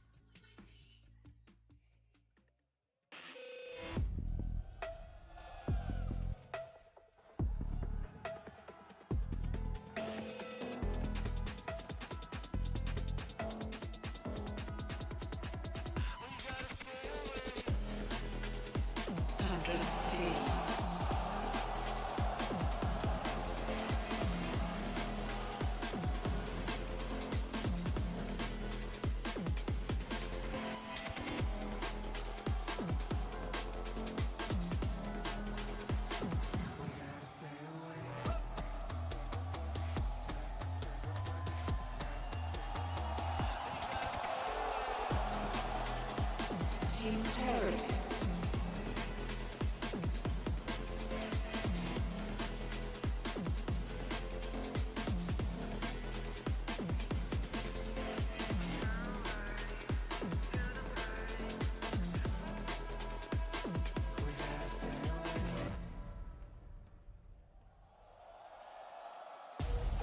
It has not been an easy road for either of these teams to get here to this point, but only one can advance tomorrow. Only one can survive, and it all comes down to who will not crumble under the pressure. Boostio is the only player in this tournament who has lifted a global trophy before, with a completely new team around him, coming back into Masters Shanghai. He's hoping to go on that run and do it again. Man, oh man, we were talking about the bind and how last time that Heretics played it, they decided to swap up the composition and copy something, you know, very familiar. Actually, what 100 Thieves run. I wonder, you know, how easy this decision was for 100 Thieves. They're finally going to teach them how it's done. Yeah, absolutely. I mean, 100 Thieves, it has been their best map. It's what got them through the playoffs in Americas. It has been super clean. Looking ahead, though, we have a super strong suit for Team Heretics. They are on a streak right now, 6 wins in a row on Sunset. I mean, I believe they are the best Sunset team in this entire tournament. I cannot see for them it's very easy. It's like, okay, Yeah. Sunset's open, we pick Sunset. Everything has worked. The opposition that they found ways to shut it down time and time again. And it's one of the maps where Wood is feeling comfortable, where everybody is playing in the best role that they could. If we get to a third map, Icebox, I think it's really even ground between these two teams. We've seen 100 Thieves look good there with their kind of Gecko Sova comp that they've been bringing out. But we've also seen good things from Team Heretics. For me, this is a map pool where each of these teams should be expected to win one map. Bind clearly favors 100 Thieves. Sunset clearly favors Heretics. We should expect a map 3. I just don't see a world where we don't get map 3. I think there has to be some humongous upset going on if we don't get that. Yeah, but it all starts with that bind, as we're saying, the way the 100 Thieves interprets the map, the composition that they build, and how everything falls into place. Do not go crazy. Crow is going to be playing on the Brimstone, but his performance and the way that he defends this map is impeccable, Mimi. It absolutely has been throughout this run. 100 Thieves on their bind, their defense in particular, I think that's where they are absolutely world class. The timings they pick for the proactive reclears, the way that they're denying the plants on A, combining their util to AT, they are so well rehearsed with this composition. But with a few days off, I'm excited to see what both these teams have prepped against their opponent. Well, let's take a look at now of Agent Select, because you heard it there from Neil before. They have explicitly changed their game plans, changed the way they do things for the teams they're facing. And Kakuka, they've had time. Yeah, exactly. But this one, for this exact composition, is going to be very complicated because of the time and the experience that 100 Thieves, and you know, they know exactly the reason why they started. I understand that Neil and the rest saw this composition and was like, this is very good. We can make it work with the people that we have. But I'm looking at players, for example, like Rian's. His performance is so brilliant, and other initiators, I want him to keep up. Oh, I can't wait to see what we're going to get. And it's time to send this over to your casters. Show some love. It's Doug and Baby Bay. Thank you so much, Jinsu. A pleasure to be here with you all. Dre, we've got to talk about the comps right off the bat, because mirror matchups, the Des mentioned it. What are your thoughts on this? Yeah, I mean, clearly the blueprint of 100 Thieves is being used by Heretics, and usually it's the master that outshines the apprentice, Doug. Yep. So going into this, you have to kind of give the favor to 100 Thieves. But if there's anything that Heretics have shown us throughout this tournament, is that they may be young, they may be inexperienced, but the future very well may be now. I mean, like, and what a moment to seize something like that. I mean, going into this tournament, it was 5 boys, but going into this match specifically, it's 5 guys, and they are so matured and ready for anything ahead of them. And Heretics. It's gonna be a slow approach. Yeah, Heretics on the attack side. The Viper Wall has already been sent towards A short, but everyone else from the EMEA seed posted up B. Wingman to pave the way. The orb is going to get scooped up, and Dre, I think we're going to see a lot of that. A lot of Rians funneling all that utility, trying to get that Thrash online as much as he possibly can. I think the cool thing is, though, is that this hookah crunch is coming out in full effect right now. That flash connected. Bang was in such a good spot. He's still alive. Meanwhile, Busio over the top, able to clean up 2 of his own, but Boo has found some space. Yeah, he's damaged. He's battered. Asuna satcheling away after getting his 2, leaving Patatek on an island with the 70 HP and shrouded and covered by the smoke, trying to find comfort in it, but as it dissipates, the gunfire erupts, the pistol the way of 100 Thieves. Yeah, the IGL and the main duelist of 100 Thieves just going absolutely nuclear on the B site. It got scrappy, it was chaotic all over, smokes everywhere for Busio with this opening and the 2-fer. Just beautiful work, and then Asuna here to get the trades. Boo actually got a lot of work done on this attack side pistol. He was like 1 HP. He took out Bang, who was kind of lackluster with his aim, but they secure the round, and it was a really nicely set up split from Team Heretics. They creeped up into hookah as all the main chaos was B long. It was really good attempt from Heretics. Yeah. Just got thwarted by the good utility and the poise from 100 Thieves. And honestly, when you're on a stage this big, when the stakes are this high, it's often the magic, it's often the heroics that decide and separate the 2 squads. So, I mean, if that's what it continues to come down to, we'll be in for a treat. Benji Fishy, speaking of magic, an opener on a Cryo with the Sheriff. And that's not something you see every day from the side of Cryo. Usually he just completely decimates you in short A like that. So whiffing a little bit, not quite warmed up yet on this main stage, how we were talking about. Speaking of who is warmed up, I mean, Busio, who, I mean, we all know him as a world champion. He comes ready to play every single day. It seems like they're going to have to be tested on that, whether or not they're ready to hold the site. As 100 Thieves have started to rotate members over, Boo falls. The plan is denied. But now, Asuna trying to get some high ground. Not able to fully clear, but still gets his kill, still gets the damage done. He's doing that thing again, Doug, where he just shakes his crosshair all over and just seems to obliterate the opposition, but this is really costly. This is way more expensive than it should have been. For it to come down to a 1v1 in a situation like this, EU has been a hero for 100 Thieves, often unsung. He's going to have to make a big play here. A safe passage has been found. Patatek through the TP will be able to get the spike down. And he's going to know here that EU should be coming from CT because that TP was not hit as well on the counter. A big moment here for one of the newcomers, one of the fresh faces on this squad. It's just going to be so hard for EU to have to clear out everything. That's why you see him creeping up elbow right now. But the timer is just ticking and ticking. With 57 HP as well. Doesn't really have time to figure this out. Doesn't really have the health. I mean, Patatek could be literally anywhere for him. It's just a mystery. This eye might be able to get him the info, but it falls just short. And so Patatek's able to stay concealed and wait for his right moment to strike. The tap is a dare to swing. It's and over. It goes undetected. It goes unchecked. Yeah, unbelievable. A thrifty thing to start us off like this. Wow. That rifle will not be saved going into this round, but you're absolutely correct. And it was that opening from Gen.G Fishy onto Cryo that just allowed them to creep up short, get the upgrade on That's the a weapon. big aid for like another one after, sitting on low 100 HP. Thieves economy. So Asuna, I mean, he did all he could. Yeah, take a look at the MasterCard Thrifty once more. It really boiled down to the 1v1, and honestly, it was time that decided it. It wasn't really about guns as things concluded. So into the next we go. What seemed like was going to be a strong start for the defense has already turned its head. Completely taken away. And now we're seeing the showers pushed with the eye coming through. That will be the info, but doesn't look like 100 Thieves want to do anything off of that. A little worried about the default play from Heretics from the last 2 rounds. Here comes the explosion. Gen.G Fishy's also worried about what might be waiting on the other side. All of the pressure in through showers will push him off the space. But Doug, with that, they get all the info. You know that there's 2-3 members of Bang? Thieves. There's just a free B site. And that's a free kill for Bang. Gen.G Fishy tried joining up with the rest he has of the 20 team, HP but he now. was not allowed in. Meanwhile, Heretics cutting their losses, turn their attention towards the site. They get the spike down. Remember, 100 I don't know about free much kill, here. but It's Spectre in the hands of Boostio, who's more than halfway to his ult. That Thrash is so valuable. It's so important. Can there be another conversion? Now Asuna will fall. It doesn't seem like they're going to be able to put up the exact same fight, the exact same damage. I'll find you. 3s apiece, and members of 100 Thieves are so weak. Heretics are doing such a good job at avoiding this mess. Nice. Cryo?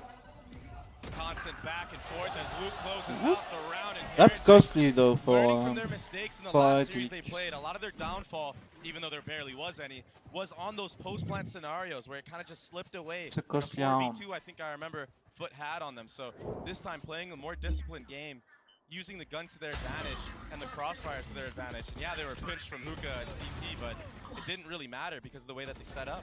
One enemy remaining.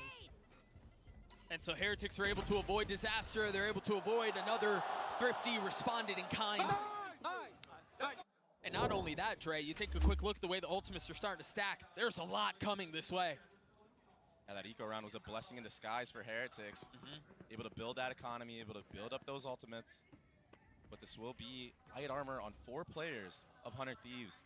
And Asuna is sitting on that showstopper, so might be able to do a lot of damage. But if you look at the game plan from Heretics, they're waiting for the proactivity timings of 100 Thieves. See the Utah go up. That's confirmation that there's space, and Woot satchels away. He's out of there. No damage dealt. And here's the reaction, instantaneously, walking up short. It's gonna just be an A-pop. No one's gonna be here to support the anchors of the A site. The space has been given up. It's using utility soaring over the site. But Cryo holding the line, dropping 2. Now EU is left to answer and to deliver. Once more, 3v3. You see the members of 100 Thieves, they're weak. The Nightfall causing problems. They can't hear a damn thing. EU falls. So does Boostio. All of the weight on Bang's shoulders, and it's crippling. Cryo, he was so steady in that moment. But I can't really beat around the bush. That backside fight from Team Heretics, it was just too clean. The utility was layered. The nade to dissuade everybody here. I mean, Cryo, he stood amongst it, but everybody else for the follow-up. I mean, you see Asuna just run into the Viper Molly with the Brim Molly stacked on top of it. It's cooked. The fade, he literally got cooked to a crisp. And then Gen.G Fishy looking crispy as well with those nice shots at the end. A really good start so far from Team Heretics, and they have an opportunity to really take this one away. Right there. And this is so weird. It's so foreign to see 100 Thieves on the defensive side struggle the way we're seeing them struggle like this. On bind, no less. Oh, that suck nade is going to be really good, but Woot manages to stay alive, and that window that 100 Thieves had to punish is gone. And even if they do punish Woot there, Patatek is right there behind him, geared and ready with his crosshair to get any type of trade. Meanwhile, pressure towards long. The game plan going into this for Heretics is looking so good right now. Just checking every single extremity, waiting for the hookah push. I mean, the walkdown did catch off Gen.G Fishy that 1 round, but now they're just way ahead. And all this fade utility, it's all fake. but it rotated 4 players of 100 Thieves here, so And Lucio is here with a sheriff. I mean, this is going to be a tough hold. They got the mosh pit out from across the map, too. They just played 100 Thieves like a fiddle. They're going to be able to, I mean, essentially stroll their way onto the site. Yeah, they'll put out some precursory utility, but by and large, this is unmolested. Gen.G, Fishy, and Wood, if they can get a lot of these eco kills, you're going to see a lot of ults online. Patatek has them absolutely pincered in. 100 Thieves, if they don't speed up on this retake, Doug, they're going to die. Yeah, but how do you speed up? I mean, you've got a Stinger, you've got a Guardian. Oh, man. You don't really have room to breathe. You don't really have safe space. Oh, wow. Shot out from Cryo. They expected him. That's a big one. But is there more magic? Forced to pull a rabbit out of their hat. As again, utility goes up. 100 Thieves need to go forward here. They need to try to find some space. Are fighting one is huge. Boo's left alone, but time is so short. 100 Thieves forced to make Boo? a play. The snap Oh is my so god, good. EU. The Red Bull clutch for Team Heretics. Boo coming up huge once more for his team. And now they get a moment to breathe, because that got a little scrappy. Almost slipped away from right underneath them. Can we see those So skills clutch, back? though, the 1v2. And I mean, big props to Woot for weathering the storm in this Showers area, and then Patatek for just keeping 4 members of 100 Thieves at that A site. That's what gave Boo the opportunity to run the clock down low and actually just maximize on the 1v2. And just like that, we're gonna have our first timeout of the series. 5 rounds in, and I mean, rightly so. Now Zixie's gonna get active on the mic, or Zeke's gonna get active on the mic, tell his team what he thinks the adaptation should be. And you could totally tell the Heretics are just waiting for those re-aggressive timings of 100 Thieves, and then taking the space and winning the util exchange like that. Yeah, I mean, they're 1000% prepared. You mentioned earlier in the map that it seems like their game plan going into this is airtight, and other than the pistol, which, you know, can really go either way. It's RNG sometimes. Yeah, 1000%. Other than the pistol going 100 Thieves' way, I mean, it's been all Heretics since. And the crazy thing is we're not here if there's no eco around, because all of a sudden you give 100 Thieves all the momentum, right? And they're gonna roll away with it. So a really important round on that eco, Thrifty. And you just see them flourishing because of it. Should be another slow approach from Heretics. And for the side of 100 Thieves, it looks like they're just gonna play the util exchanges here on B long and play a little bit more back this time, having EU play rotator. So that is the main change that we're seeing so far. EU is sitting in spawn with that Fade ultimate to maybe help out with the flood, or maybe just get ahead of the actual hit itself. That eye can come in, smokes are up, people might not even have to be exposed to get kills. Double Roombas into Hookah. Molly to answer back. Right there. I wonder how much 100 Thieves try to invest here, if they're willing to try to flood and take the side hit on, or if they want to try to play for retake, or Woot's just going to absolutely obliterate Bang. Now they go. They've invested the Nightfall in exchange. Woot looking for a target. He's not going to find a single thing. And there's no follow-up with this exchange, but the Thrash is way too early as well. And Woot's gone undetected. Can he strike terror into the hearts of 100 Thieves once more? Now they've got holy ultimate. Holy Valorant. Asuna gets 3. Patatek and Benji Fishy have to hold the line. The spike is out of reach. Viper Pit, Brimult, fucking Yes, he can.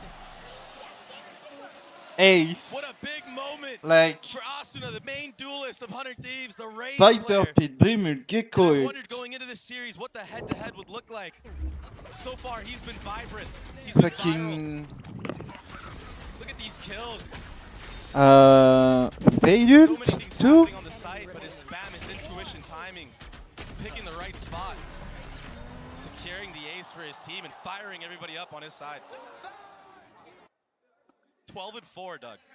Holy Valorant. Skills on the server. I mean, he's not just performing and standing out amongst his team. He's putting up an outrageous performance. And now he's playing the rotator. Why not? He's playing. What? Woot again. Woot? On the counter. Oh. Gets 2. The rocket was And perfect. the answer. And now EU getting after the spike had a reach. Woot pushing in to spawn. Woot is so deep. Now, there's a fox in the den. You've got to clear him.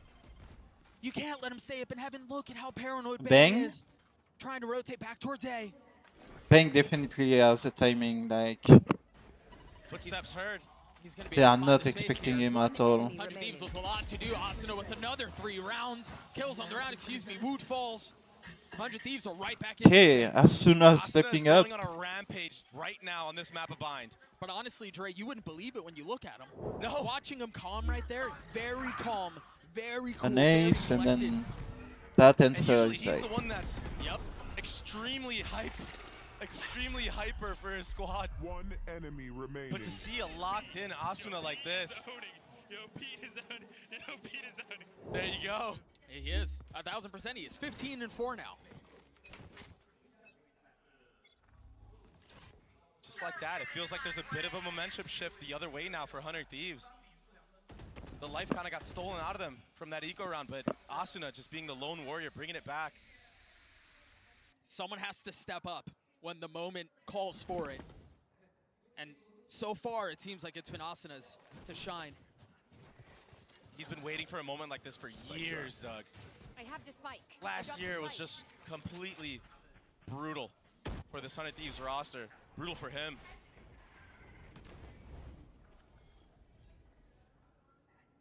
Persevering though, and now 100 Thieves down 1. Heretics, they tested the waters B. They didn't like the pit. Perhaps seeming like A is a bit more fit for the hit. See that utility coming out already from EU. And they've got all of the switches primed and ready to go. Heretics want to hit off of this. It's all going to fall onto Woot.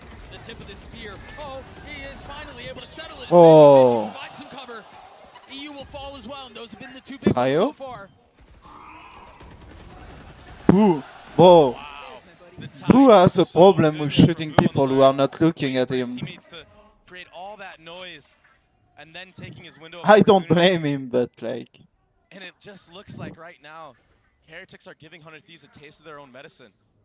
That split is something I feel like we see. It happens to the best of us. That's why they run the Fade Gecko. It's so hard to hold sights. It's so hard to anchor.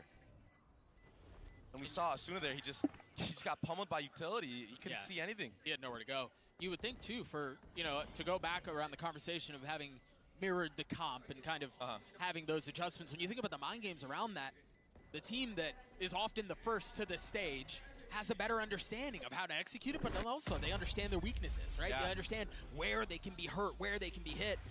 I mean, it seems like Heretics are a step ahead of this. Yeah. That was that entry I was talking about.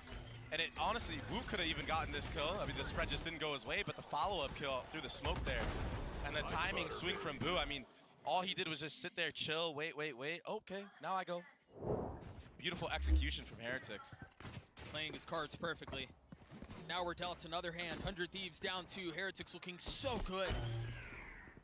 And it's these rounds where Heretics just freeze in the first like 30, 40 seconds of the round and just let it cook in the brains of 100 Thieves where they thrive. Poison orb emitting. Aya from EU just cleared back showers. So I think Heretics off of this. If there's really nothing to re-clear that space, they have a lot of options, Trey. They're just waiting out the smoke timer in short and long. Getting some info into hookah at the same time. Nothing got broken there, so they might think that it's completely open. And now that they have B long control, I mean, the whole map is theirs.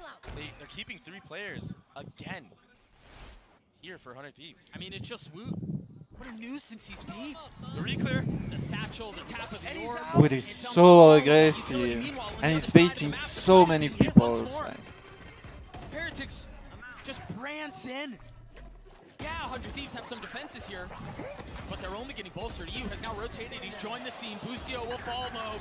Every single member crumbles. Damn. The kill feed bleeds red. Rians has 3. Bangs left again on the other side of the map, trying to figure out what went wrong. Trying to hang on to the prize possession now, and the question is, do Heretics hunt? They've got time. They've got money. Yeah, you imagine they're gonna do so. Maybe they'll wait a little bit longer, let that bomb run down a bit, and the disrespect shown. They're just dancing around. Yeah, you know. And the crowd. That was the hunt. That was the hunt right there. Not the hunt we expected, but the hunt we needed. The hunt the crowd needed as well. now they're actually on the prowl for real this time. See the replay of that fight back sight. Even the mosh pit to force everybody into unfavorable positions. I mean, it's beautiful, and oh my gosh. Was that clean? You and I have talked so much. We're being toxic, huh? Okay, okay. I flushed. You know, you and I have talked so much about how difficult it can be to hold back A on bind. It's just miserable for the defense. I mean, there's no real place to find cover to tuck into. So as all that utility hits you, then you've got a barrage of bullets that are also peppering your way. Like, it's miserable to deal with. And it's the timing that Heretics are taking those fights that's so different. It's throwing 100 Thieves' game off because usually those players, I mean, they can anchor, wait for the rotate to come in, and then flood with utility. But, I mean, Heretics are not letting them breathe. The layering of utility, first to take short A, then fight back sight. It's been nothing short of immaculate. Bang almost gets his head taken clean off. You've got to respect the orb here. Unaware of what's waiting on the other side. Did they cross? Is there more than one? Who all is here? They haven't made a single bit of noise. As again, the utility is toggled. The Roomba spots one. And now the trap has been sprung. Might be too obvious now for Boostio. Yeah, do they clear him? Yeah, they do. Boosty falls, and who else but Woot to pave the way? They just don't really have the weaponry to fight back on this. And Rian's just got his Thrash online, grabbing that orb. Might not even have to invest it into this round. Here comes the rollout. Perfect satchels for Woot. And trapping Bang. Yeah, perfect stuck. You're right. Bang is stuck. He's dead. Another nearly flawless rollout. Another nearly flawless sight hit for the attack. Heretics are showing us a different level to their gameplay right now, Doug. It is so scary for 100 Thieves. How do they get back into this? A Guardian and a Phantom. Woot, the first to challenge. And again, he's just toying with them, man. Carefully playing his shots. Carefully placing himself away from danger. Of course, he swings into two. Gets his one, though. And honestly, in a situation like that, when you have so much over the top, you'll take those. You'll take those any day of the week. Patatek cleans up his last as Heretics get to 7. They're not slowing down. And just closing out the round, it was a slow drip from 100 Thieves. They couldn't really find a way in, just going for exits there. It's just looking like Heretics right now are in full control of this entire half. I mean, once they understand that Bang breaks that Roomba, I mean, they don't know it's Bang there, but it's just too obvious that there's a little bait there. Yeah. Normally you'd see Boostio maybe take that TP, rip it, reposition, and just give the B site there. Those guys are crazy right now. 2 ults on the side of Heretics. Boo 2 away from his, along with Patatek, and they've already invested something, a change of pace. A little bit faster, a little bit more aggressive, and Austin is dead. Again, Woot. Can this kid be stopped? Can any of these kids be stopped? And they're rolling over 100 Thieves here on a map that has historically been theirs. I mean, to take you back to Americas, they went around with only 4 mice working. And they're just destroying them from top to bottom. Numbers, again, the way of Heretics, so, but it's been tied up at 3. A second dip and a second kill.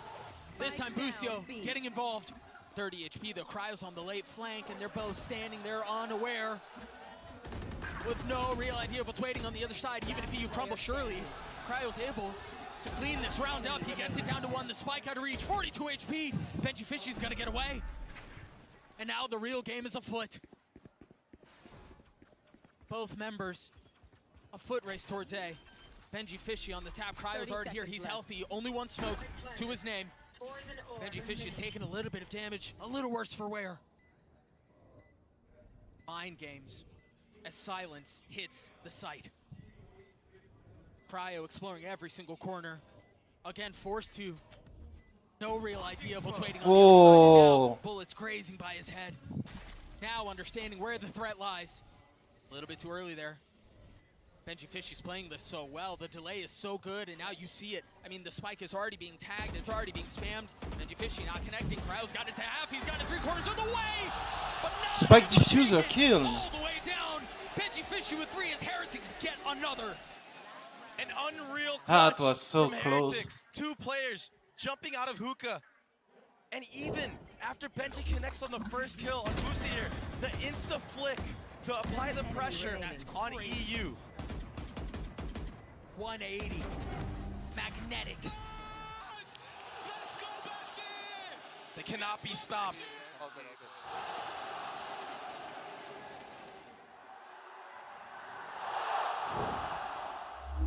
Into the 12th round, the last round of regulation.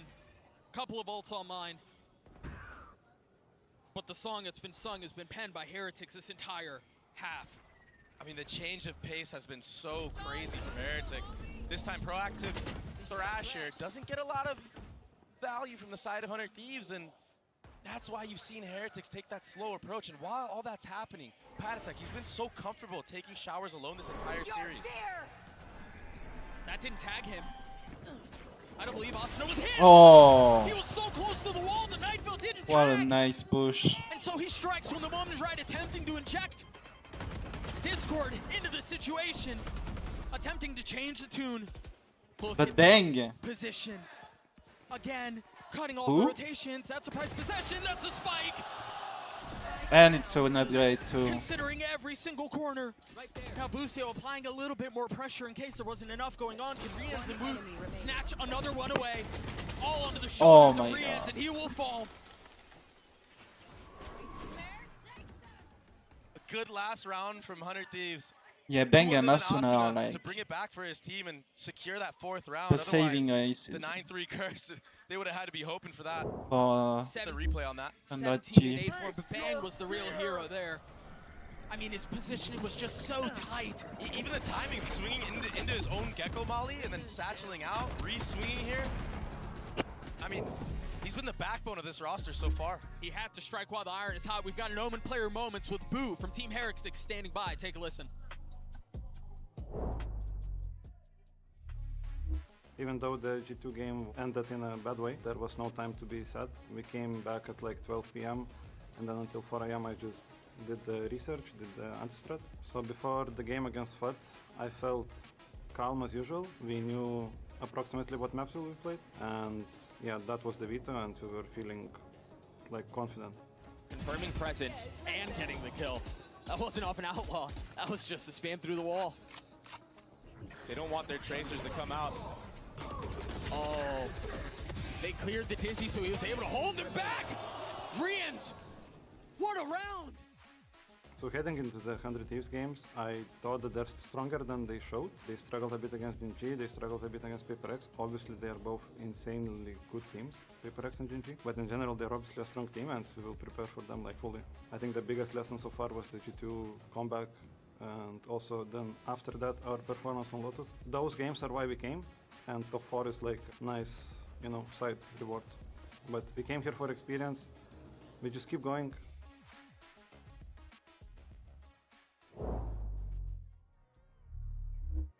They came for experience, at least initially. Now they're playing for hardware. I mean, this has been an outrageous performance from these guys. And, you know, you and I've talked about this a couple of times, and I believe it was Kukuka who said it on the desk. Everyone's wondering when they will falter, right? When will the inexperience become a problem? When will they crumble under the pressure of being the only team standing from this region? A region that is so heavily decorated, has a pedigree of success and championships, and they just continue to answer the call. They're definitely riding high on confidence, and it's been showing in their gameplay. I mean, the morale of this team so far, I think that's what's been keeping them together. And honestly, bouncing back from the crazy loss they had against G2. What a disaster that was. I mean, that's so maturing as a player. You learn a lot about yourself. You're absolutely right. To get punched in the mouth that way, to take a hit and still stand. Now it's on 100 Thieves to do a bit of the same. Sure, not to the same degree, but again, elimination's on the line. The pressure's never been greater. 100 Thieves getting pushed around on their map pick, but now trying to do some of the pushing back as Asuna tries to satchel out, and Woot holds the line. Another first blood for Woot. This kid is a phenom in this tournament. It's not even his main role. What's the second wrinkle for the attack here? How do they make their way out? it's like you're down numbers. You kind of just have to contact, but they just have no space control, no map control whatsoever. So they're gonna have to slowly re-clear the entire flank, and by the time they do all that, Heretics have a good chance to do their own re-clear of their own and get ahead of this. Yeah. And you're starting to see some of that playing out right now. The wingman to clear belong. Okay, they're not there. And if you just keep control of backside, maybe Benji Fishy can slip into showers with Patatek. I mean, look, Patatek's now getting aggressive. Benji Fishy has been electric. 11-7 right now with an opportunity to drop a couple more frags. And the delay was great. They're going to push fight spawn. They're going to push into spawn, and Heretics are already ahead of it. Bang and Cryo able to overwhelm Boo, but the trade is there from Rienz. How much more can Bang find? Woot takes care of him, assassination style. They've got to know his positioning here. He doesn't expect someone under him. Finally falling as Boostio gets active. Patatek left alone, a 1v2. Boostio weak, not able to settle the shots as EU drops them. Yeah, they had no info on Salvaging you. the round with backside aggression at A, just like Heretics did in their gun rounds. And it got kind of scary when they pushed spawns. There was a crossfire from, I believe, Boo and Rienz. Yeah, Boo went down early on there, but it could have gotten really dicey, and it did. I mean, this push right here, player spawn, a player heaven, but it was Boostio who was the IGL coming up huge again. Besting Wu and Benji Fishy. He was a big line of defense there. That might be just the spark to fire up 100 Thieves to make a comeback into this game. Yeah, but Dre, this is the exact same story that was told in the first half. Yeah. The pistol went the way of 100 Thieves, and then Heretics happened. Yeah. Can they do it again? If there's any player to do it, it would be Woot right now with the way he's been playing this series so far. Does have a sheriff, so does Boo. Everybody else sitting on classics. We've seen how deadly the classics can be with these right clicks, especially on the A site. I mean, Boo did it in the first half. Yeah. Right there. Such a slow approach from 100 Thieves. They don't want to make a mistake like they did in that previous half. You're 100% correct, Doug. Well, and even really not understanding what's on the other side, given that Heretics have momentum, given that they have a 3-round lead, fear of the force is always a factor. Here comes the actual exec. That's Asuna so aggressive. Boo will fall. Boostio's got to get the plant down. There are still a couple of members that have to be cleared out. There are still a couple of spiders that have to be swept away. Now they realize they've cleaned house. 100 Thieves can settle, slow it down. Meanwhile, for Rienz and Benji Fishy, I mean, any damage that's dealt is a success. But honestly, you just kind of want to die to the spike here. Not giving any orbs over to 100 Thieves, who seem to have avoided the mess that was the first half. Yeah, now for Boostio, you imagine he's going to want to try to hunt. All he has is a Marshal. And he's already four orbs in. Why not? But I guess he's just going to go for the save. Not wanting to allow Heretics to maybe build their ultimate economy themselves. And just like that, a successful anti-eco from the side of 100 Thieves. And that's the A-split that we saw Heretics basically copy. That's the blueprinted A-split. It was the exact same setup. Now, in this next couple gun rounds that we're going to see, do Heretics have an answer for the loads of utility that this composition has?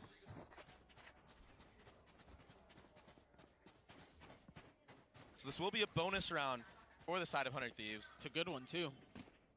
Vandal, Phantom, Bulldog. Yeah, Boostio. Stinger. Yeah, one of the players upgraded. Boostio buying a gun for his teammates. Swapping out for the Stinger. Trying to enable his teammates. Early info gathered from Heretics and Showers, and they're ready for any type of fight. That Molly. The Showers fight is so big, and now they're starting to draw the curtains on Patatek. That was a perfect split. 100 Thieves identifying that the A anchors were playing towards Shower. That allows that Gecko Molly to just create that opening for 100 Thieves to split and explode from short A. As all that's happening, you have the other two players walking into Shower. And it was the IGL that opened up the round with the Stinger of all guns. Yeah, the one that we talked about is maybe the one little weakness, right? Maybe something that doesn't pack the same punch. Just like that, now it's 100 Thieves that are on the prowl. Both players of Heretics sitting B long. They do have an orb to mess around with, but They're going to run into a firing squad soon enough. That gives the info that there's nobody elbow. Bustio just wants to be sure. And now we have to talk about the game that's played outside of the game. It seems like Bustio will fall, not able to take the weapon away, but we're starting to see momentum shift. And who else but Bustio as the guy to look towards when momentum goes crazy? Jeez. I mean, he does it all. While that happens, I mean, Asuna, he doesn't quite hit the mark with those satchels, but it actually ends up paying dividends for his team, breaking the crosshairs of both those players' showers. Yeah, the chaos that's injected into the round is all he really needed to do. Yeah, he gets a kill, it's icing on the cake, but he's done his job. So now 1 round separating these two. 100 Thieves winning the bonus. They also have a Thrash online. Yeah, he got it from that last round when he died.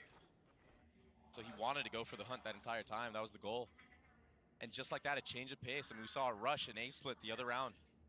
And now they're freezing, waiting for any type of aggressive plays from Heretics on their defensive side. But Heretics aren't giving anything. Remember, this is very, very similar to what we saw in the second round of the half. Right? 100 Thieves understanding who knows what's on the other side. They slow it down. And this is often when their execs are the cleanest, right? This is where everything is considered. Yeah. I think it was the last anti-eco round. They actually ended up going towards A, so this time, just mixing it up. They want to go towards B. Right. Thinking ahead.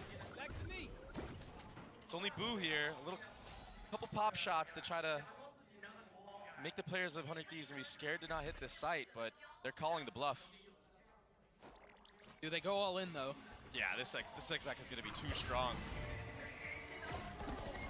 And the Dizzy tags him. Boo gets spammed.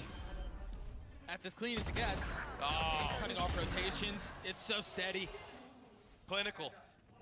One of the rifles that they had was down. Rienz is the only one left standing with some hardware. And now it rattles harmlessly onto the ground as a flawless round comes through. We're tied at 8 apiece. And this is the well-oiled machine of 100 Thieves. They do the walk-ups. The utility is on point. That Gecko Flash connects, and yeah, they don't see him, but they know he's in that general area, just spams. And then yeah, bang, just cutting everybody off. So clean.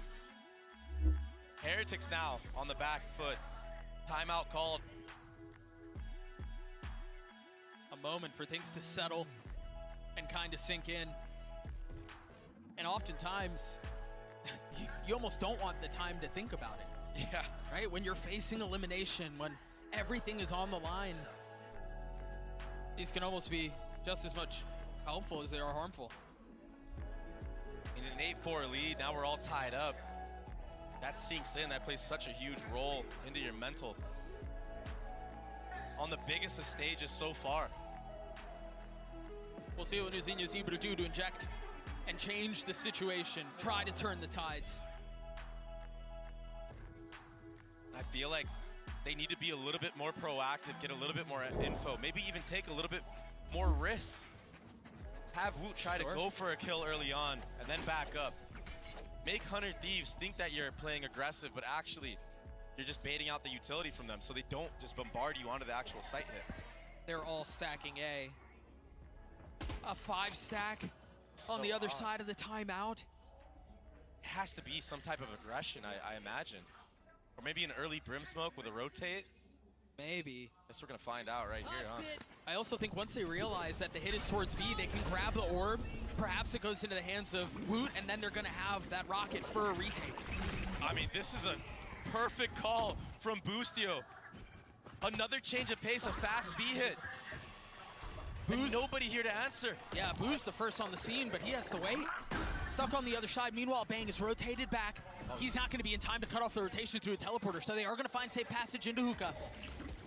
But the reaction from 100 Thieves to go into elbow, proactivity on the post plant. They've got to win these fights. Boo's waiting on the other side, decapitating 2. 56 HP, looking for another. Bustio's the one who has to challenge. Bang's waiting on the other side. A 2v5, what looked so good quickly turns into a nightmare. And as Bustio wakes up from that, he realizes he's done as well.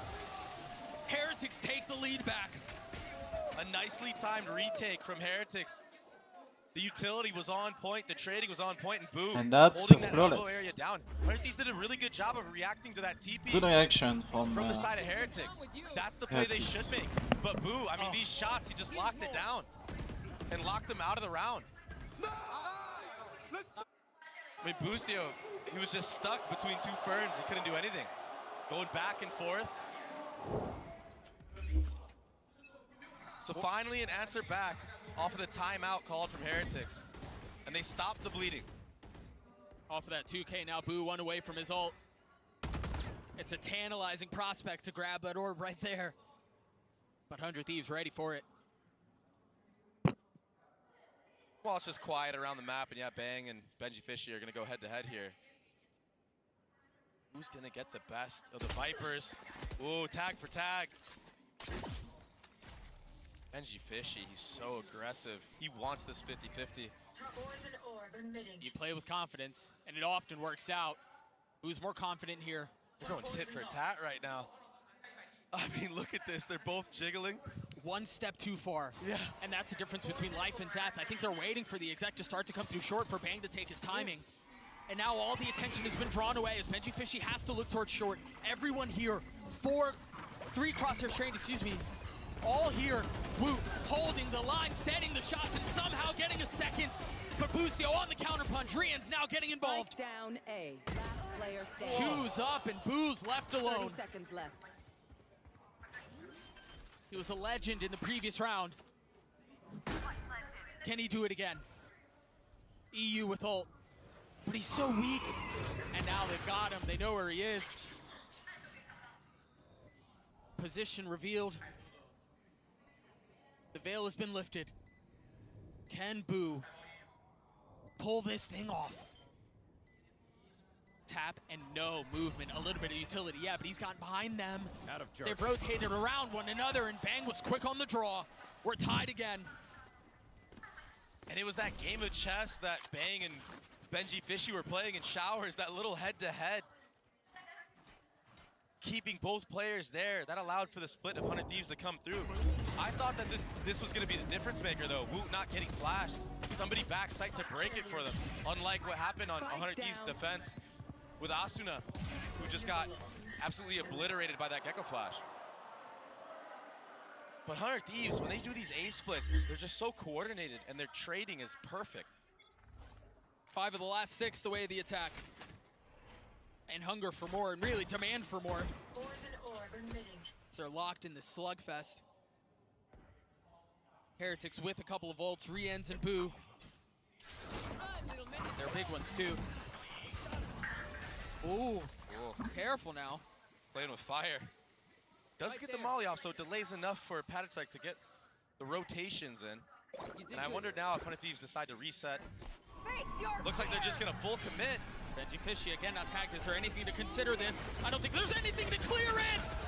Oh my god. Benji Fishy, what in the world was that? But Boo, from the opposite side of the map, getting involved, dropping the ult, Riens, trying to settle the shots. Spam it? The molly keeping him away from trying to clear the wingman. Spike down now. Numbers away of the attack, and now Riens is left alone. Oh. He's gotten it down to 2. With the classic in hand, he gets it down to 1, but So close, man. extinguishes what would have been an absolute mess. It may have came down to a 1v1, but oh boy, did Asuna come crashing down onto Benji Fishy right there. What an entry. A 20 bomb for the lad. No flash hit, a tether that he jumped over. From the top ropes, baby.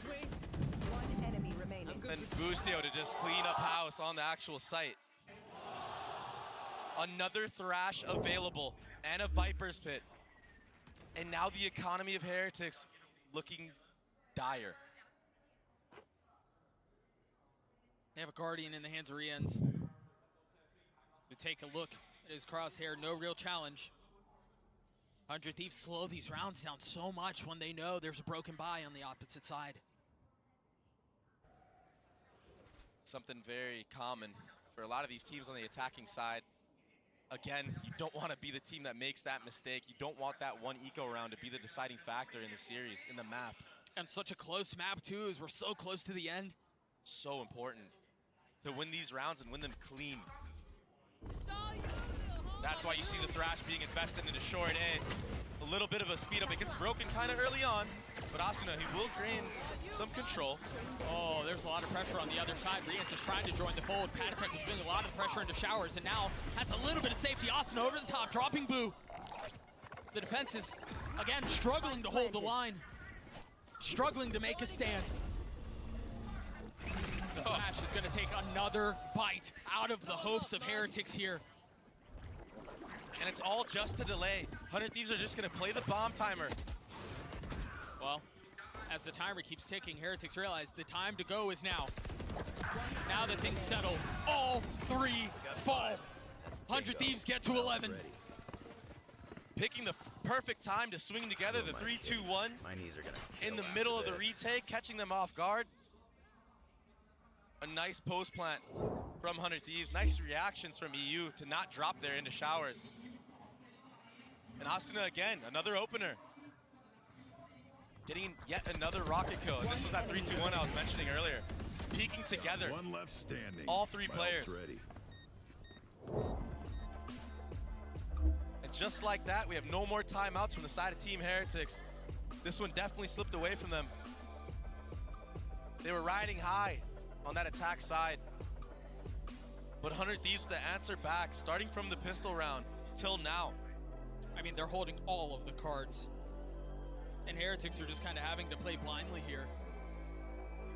And it's the constant snowball on these maps, the use of ultimates. I mean, 100 Thieves, when they win these rounds, they're only investing a couple into them. Yeah. And then they're able to have 2 more for the next rounds. And when you have ults on every single gun round, it feels like, I mean, that can be so hard to play against, especially on the defending side. How do you withstand such a barrage? I mean, do you play up and try to disrupt? Do you play back and just get smothered? It's so tough to know what the right decision is in high pressure situations like this.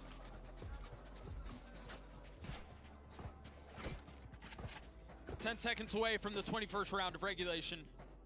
2 ults on either side. What's the adjustment out of the timeout? Remember last time we saw this, Heretics fully invested, they stacked A, and it was the wrong guess, but it worked out anyway. This time a different approach, they're split. Back into the 3-2.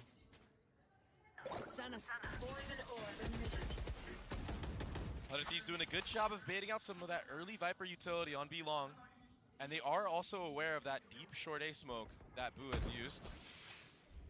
That's why you see 2 players on either end of that market area. Now the slow creep up. As all this B long contact is being made, there's still 2 players of 100 Thieves towards that A site. But Benji Fishy, he held Octagon that entire time. You might imagine you're gonna see Rians rotate soon.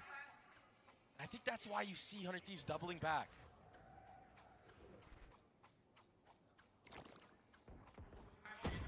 He's playing his cards so patiently. Meanwhile, the site, it's a big opener. That's massive. That's gonna flip the map. Benji Fishy asleep at the wheel. I mean, they can double back if they want. They can go around the world. I don't think they're gonna opt to do that. Instead, they're going for that Brim ultimate. Oh, Patatek gets flushed out. I thought he was gonna find safety, and I thought he was gonna take one with him. Boostio. What a mess that was. But 100 Thieves get to 12, and he's out of his seat again. Match point. Woot couldn't go anywhere at the end there. I can't help but feel bad for him. He was just stuck dead center in that molly. And that Brim ultimate from Cryo. It split the defenders. And that opening, oh, what an opening. Again, a player who does not get his praises sung enough. 30 seconds left. The value that EU is able to provide, yes, in utility, yes, in support. You're reading him like a book, dude. There you But go. they're reading him like a book now. It was the feint A into the B hit. And so 100 Thieves will attempt to close the cover on this story, at least on Bind. An op in the hands of EU. Talk about the rich getting richer. That's crazy. I'm glad you pointed that out. I mean, if there's any type of aggression from Heretics, he could get that kill, that opener. And even if not, he could throw it off the map, pick up the rifle. That's what you see going on right now. I mean, when you got the bag from 100 Thieves, I mean, it's a big one. Yep. Again, a quiet. Yeah. Deafeningly quiet. Nothing was shown. Let's see if that silence is deadly. Not quite yet. GEN.G will live. And the timer's running down really low here. It's going to be another full B exec, you imagine. Yeah, you've got Cryo cutting off rotations. But this looks like it's all sails forward, all wind ahead. Boostio on the swing, GEN.G fishy down. Rienz is on the trade. He's getting more and more active. He's gotten 3 with the Bulldog. And now the Thrash to counter, but Cryo's position is perfect. Good molly. Rienz with nowhere to go. He's gonna be flushed out. Somehow stays alive. The spam is too good. Too many targets to select from. EU in a 1v4. Pain at his feet. 13 seconds left. The spike out of reach. This will settle into nothing. A round win for Heretics as they get to double digits. That's the anchor on B that we know, that we've seen. Rienz finally activating in this match on the defensive side. He got, what, 3 or 4 into that round? Just holding it down for his squad. Boostio running in there. I mean, he got a huge entry. But the answer back, Gecko v Gecko. Then dropping Austin as well. And the most important thing about that round is they kept 4 guns and they got upgrades. If EU did a good job of damaging the economy there, it's another scrappy buy for Heretics. So now they still have a chance. They still have a buy. And Wood has a rocket. Wonder if they try to play for some of these orbs. GEN.G Fishy is 1 away from his pit. Patatek has taken such an aggressive line here. He's been punished in that position before. It doesn't seem like there's any challenge so far, though. And right now, it's just who is going to draw first blood. Who is going to set the tone for the round? Toxin screen down. Wood's close here. Nicely done, though, and the paranoia, or excuse me, the Prowler's so good. Patatek realizes he's in a lot of trouble, but the trouble lies with Wood. The rocket over the top to protect his teammate. Well, Austin a strike here. He's got 2 satchels. Seems like they're rotating back.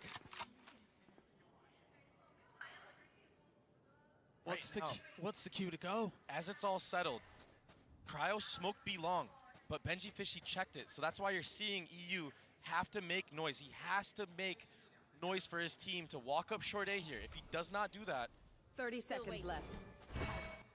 That might not be the opening they need. So he kept 3 players B. There's a chance here for 100 Thieves. Couple of smokes to go. The Dizzy. Oh, he just got plucked out of the sky. He gets swatted down. He tried to go, but with 13 seconds left, Wingman's not able to accomplish his mission either.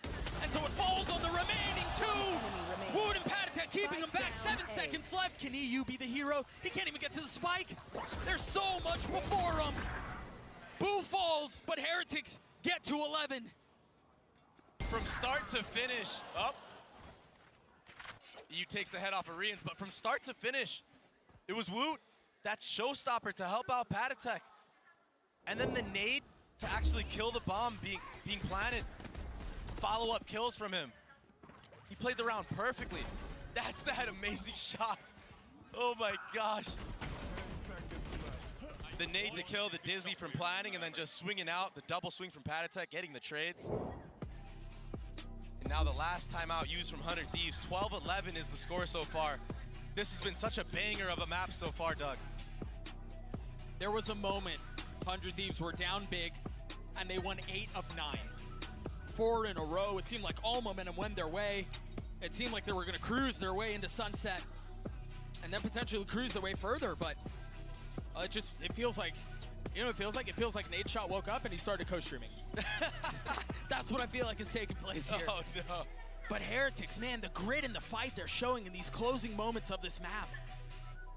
So impressive, and of course it's Woot. Of course it's Woot. And also, it's not even their map pick. That's the most impressive thing so far. Yeah, Woot's been playing great, but he's had a lot of support from the rest of the characters on the team as well. I mean, they really are a band of brothers. The 24th round is before us. And if you look at the minimap right now, Heretics are set up for this. 4 players on A. If 100 Thieves want to go for this A split, it has to be perfect. This will be fast, and again, Woot not tagged by it. He's not gonna get cleared. Woot again will be a problem as he drops Cryo. Asuna has made his way forward, able to trade back the raise! But Benji Fishy! What a spray, what a hold! Switching sides. We have another thing. Controlling the recoil. They were set up for that, Doug. That Gecko flash from Rians. That allows the timing for Benji Fishy to do crazy things. Oh, it's a picture-perfect moment.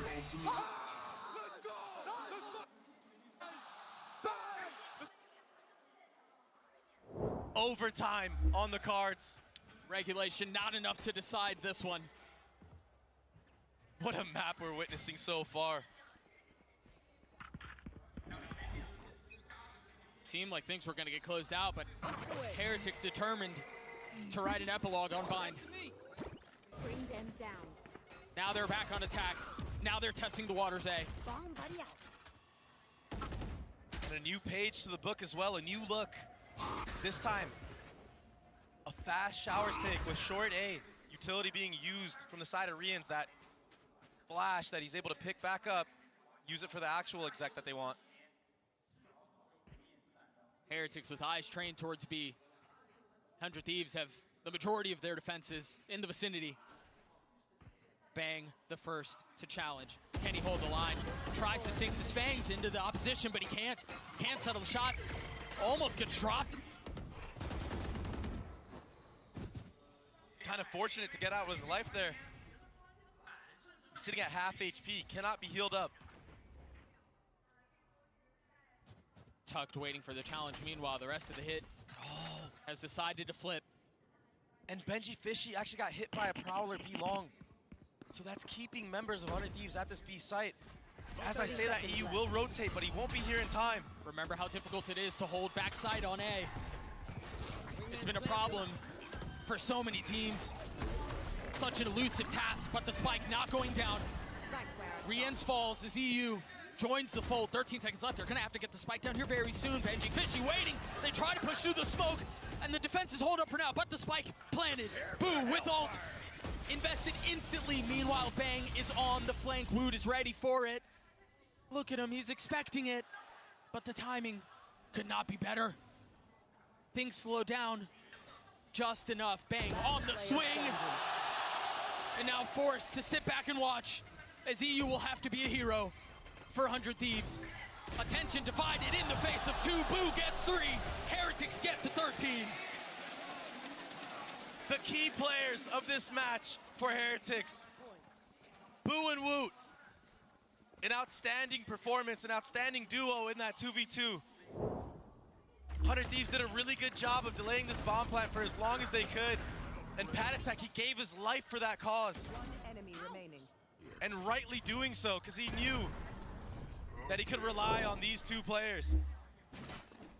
And so now it's 100 Thieves with backs against the ropes.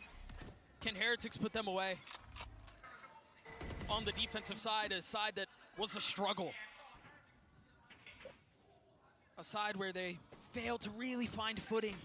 And it wasn't until the closing moments of the half that got us to this point. This game has been outrageous, but when it comes down to overtime, Doug, it's just a whole different game. It's a whole new battlefield. The playbooks are tested. We'll see how much more there is to it.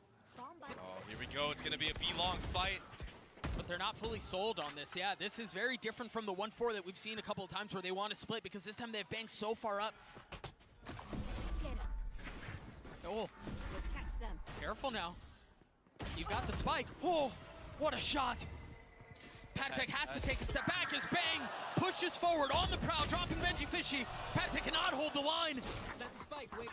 There's going to be a crazy fast flank from the other side. 2 members coming in through market. Meanwhile, Rien's back in spawn. Spike sunk into the site. Bang forced to deal with 1, and the other hasn't been spotted. But by process of elimination, they have to understand there might be another one on the other side. Bang, dropping Woot. Boo left alone. We will dance again. A flawless round. His second OT is on the cards. Switching It could be a very long OT. Doing the salsa up short A. This was the opener. 400 Thieves followed up by Boostio into Showers, who he kind of jumped the gun a little early. He got hit by that tether. But consolidating the round. Good awareness on that fast flank. That's something we haven't seen yet from Heretics. And they kind of had to. It's a 3v5. What else can you do in that moment? Right, yeah. Tough situation to be in, but no real time to think about it. Heretics back on attack. And Woot made a footstep early on. So 100 Thieves are gonna hold this and Woot it down. It's a trap, it's a trap. Lucio's finally able to settle the spam. Gets one with it and bang gets another. But the counterpunch immediately coming through from the attack. A real slugfest. Boo's so weak. Cryo's still playing on the other side of this map. Spike still not finding success, still not being planted. As Asuna dance around the smokes. Utility goes up, Asuna goes down. Cryo's now left alone. Can he pull this one off? Only able to get one. Not able to control the transfer. Heretics again on map point. Wow. A great answer back to the trading game, that slugfest that we mentioned on the site. But once Heretics froze the round down in that little micro moment, waited for that Gecko Flash to come back up, they were able to just get the trades on the site. That's the Gecko Flash I spoke of. And EU, I mean, had that flash not been in full effect, he could have gotten 2, maybe 3, closed out the round. Small things like that, they make a difference. Micro utility, and now a timeout in overtime to hopefully secure the round for Heretics. For 100 Thieves yet again. They're on the back end of this. But it does give them time to, you know, calm down about what happened, think about what they want to do going into this next round. And I think settle the nerves is objective number one. Exactly. Because at this point, we're in double, triple OT. I mean, they've been pushed, they've been tested. And so you wonder how much more goes up that sleeve, right? How long is that thing? And I think once you realize you've hit the depth of what your approach can be, settling the nerves, calming things down becomes the objective. And there's so many things that play a factor other than that as well. I mean, you have to think about every previous round you've shown. What has even Heretics shown in their last previous OT? What are all the possibilities? What were the reactions when you showed certain set utilities? We often talk about the value that Boostio provides his team, and it's often the vibes and the excitement and the ability to draw the best out of the players around him, but now he's going to be called to deliver from IGLing perspective. And when you're in a double overtime like this, you can't help but feel the pressure. You can't escape it. Doesn't matter what kind of vibes you got. But he's been here before. Mimi mentioned it on the desk, the only player who has hoisted a trophy left in this tournament. He's done a good job so far reading the game. But right now, he's just fighting to stay alive. I mean, they're running into another A stack. They're all here. Asuna, again, the same vantage. The swing is so nice because he's able to get info, but Woot's able to get 2 in exchange. Now being tucked away, he gets 3! What a hold from Woot! And now he's got the rocket, not able to connect. 60 HP though, stays alive. Nade to play with, invested. Bang tries to get the spike down and will succeed. Asuna has 6 HP as things settle into 2s. Bang creeping back around, concerned about the flank, and it's not there. Asuna with the shorty in hand. Do they clear him? Now switching over to precision, and he's dropped. Ear taken off of him. The youngster has to deliver again. Can Bang do it? Spotting the first, not able to steady the shots, and now we know where he is. Woot's on the tap, it's just the thread. He gets melted as Heretics will still bind. It was a nail biter. Everyone's hearts were pounding on and off stage. But it was the explosive entries of Woot. Sunset on the other side of this break. We'll see you guys there.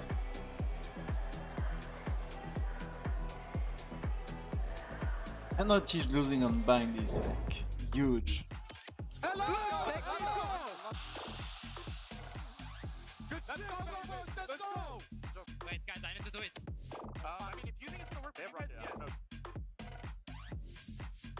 Bro, I can't get out.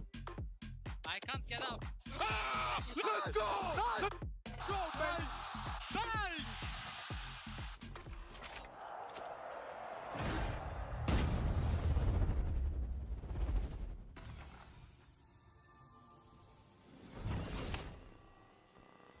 Every time I needed a new phone, I had to switch carriers. I told him, at Verizon, everyone can get the best deals. Like that iPhone 15 on them. Switching all the time, it wasn't easy. 35. You're gonna be here forever. I know. Here's your wireless contract. Do I need a lawyer for this? Those were hard days. Representative, switch!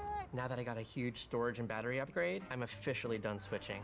New and existing customers get iPhone 15 on us when they trade in any iPhone, any condition, guaranteed. I really wish you told me sooner. I did.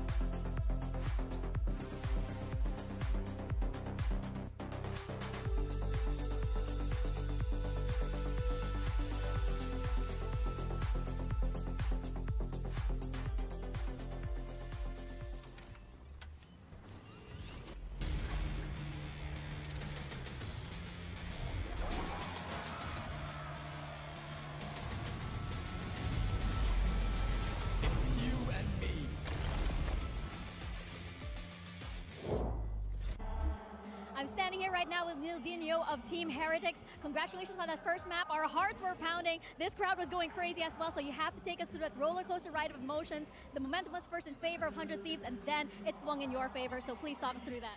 Yeah, so, I mean, it's a crazy match, like you said. Honestly, like, all the credit for this map win goes to Boo. He done such good preparation before the game. We knew exactly how they were going to play. A lot of people said they had the best defense in the world, so we kind of took that as a challenge. And we always knew our defense was going to be difficult, but yeah, I'm just glad we could make some, good changes throughout the game, and we brought it back. Well, let's see indeed if Team Heretics can manage to close this one out. Oh, what a trophy style that was for Team Heretics. Shout out to Boo, the IGL. I'm your host, Yingsu, and I'm here with Kakuka and Mimi once again. I mean, you heard it from Neil and Mika. The emotions were all over the place. I mean, they took 100 Thieves comp and they looked excellent with it. I think the implementation of this double initiator comp is actually pretty challenging to do, and they did a great job of it, especially, I think, on that attacking side, really scrimming these executes. They looked on point. They were setting Wood up for success, and then also proving some great mental resiliency to stop 100 Thieves' comeback. 10 out of 10 of those post-lines that we see in the Heretics God time after time. I think that you're right. The executes, and not only that, the utility used from the initiators to set this two up made it so electric, so important to look at this head-to-head. But every single time there was a smoke, a molly, both of the Fade and the Geckos were onto something. Round after round, you would see these two shine, but it was thanks to them also. And I think for Team Heretics, taking the challenge of kind of stealing this 100 Thieves comp honestly might have given them a bit of an advantage into this series, because they've been scrimming it, they've been practicing, figuring out what the win conditions of the comp are for them. So I think they had to have been really familiar with how 100 Thieves played it, and also what their game plan was going in to get that win. I mean, I can't believe Arsene was on the losing side of that. He did so much for his team, but not as much as this man, Gen.G Fishy, the fisherman himself, in the HyperX reflex moment of the day to take them into OT. Yeah, but hear me out. Even in this play, this just is probably the best flash that we see in the entirety of it. Like, they were all so on point. It's so easy for Gen.G to get all of these kills and take this to overtime, just thanks to Rians. Unlike when you're playing the Gecko KO comp and you have that really direct combination of two pieces of utility that are kind of a checkmate, when you're playing the Gecko Fade, I think it's a lot more reliant on finding the perfect timing of where the util's going to line up. It requires a lot more lineups when you're playing with the Fade too. This is a really difficult comp to play at a high level, and I thought they looked great on it for Team Heretics. Yeah, 100 Thieves, they're down, but they're not out just yet. So let's hear what Coach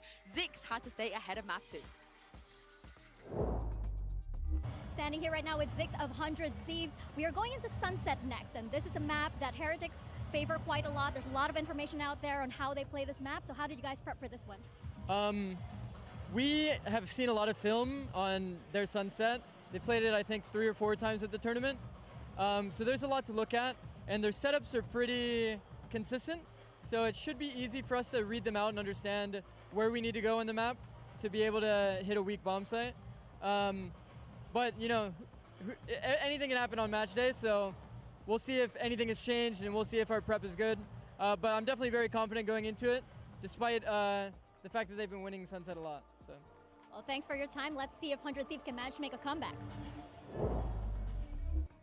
I mean, earlier you heard it there from Nilzinho. Boo knew exactly what to do against 100 Thieves, and the same should be on the other side. Kakuka Boostio should have a good idea, but my question is, what is the weak site and the things that Heretics have on Sunset? Because it's very, very minimal. It's very few, I think, because they adapt a lot what they want to do on A and how they retake space during the round. I think that Patitech does a brilliant job as a KO. Wood is just wooting all over the place. He finds his way to just have the impact that he has, and Gen.G and the way that he swaps his utility from round to round can be very impactful on the defense. I think specifically they do a really good job of disguising the strong side and having a lot of looks where they're going to kind of go early and fight forward on Gen.G side and then fall back and stack the other side, which makes it tough to call around as an attacking IGL. But the thing about these matchups where you really kind of have strong suspicions of the map veto going in, and you know how good the other team is at a map, it means so much of your prep is going to be focused on that. So I imagine in those few days off, Team Heretics was focusing a ton on that bind as we saw them perform,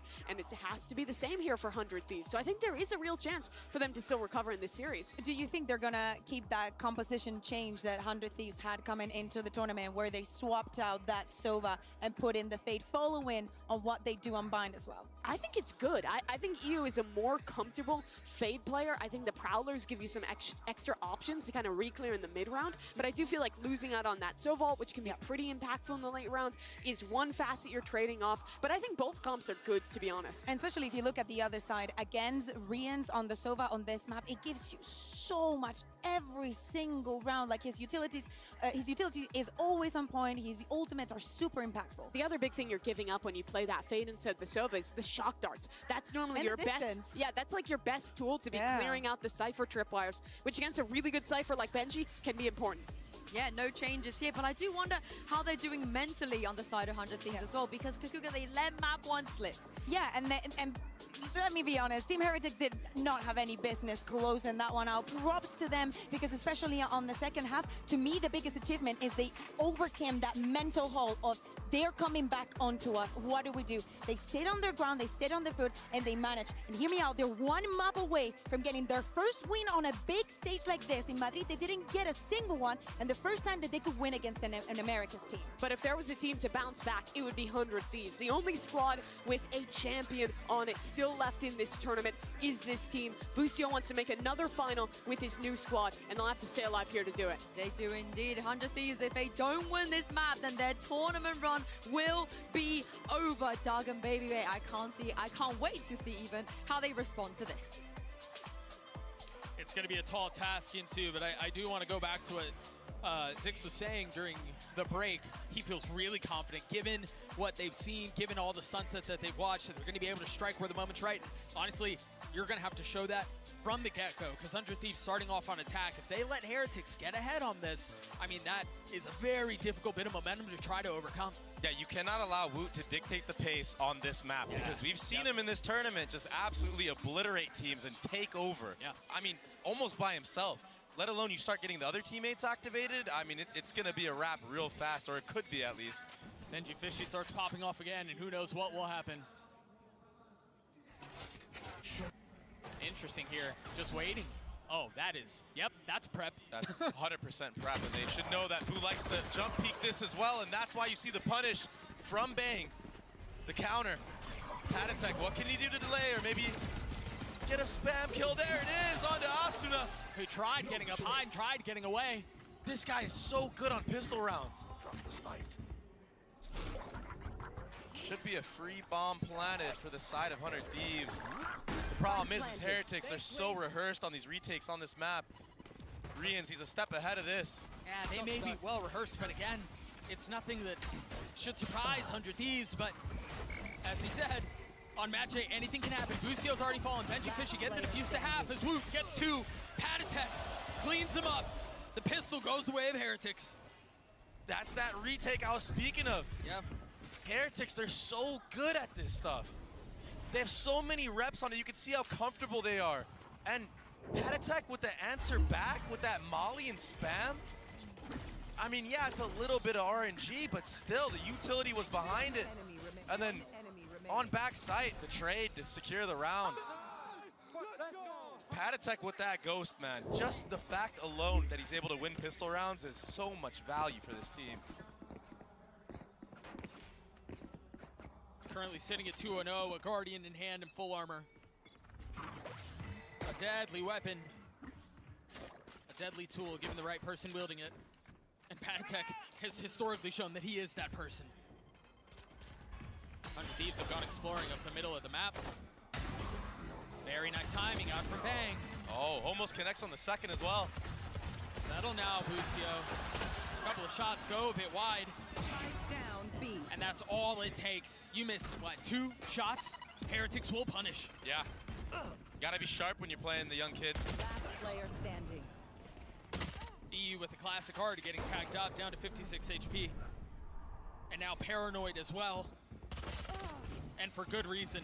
The walls were closing in real fast, so Heretics will get to second. No thrifties, no nothing crazy, but you get past that first part of the equation, cool, right? Now, good the question that needs to be answered, or the next question, if you will, is will the bonus be converted?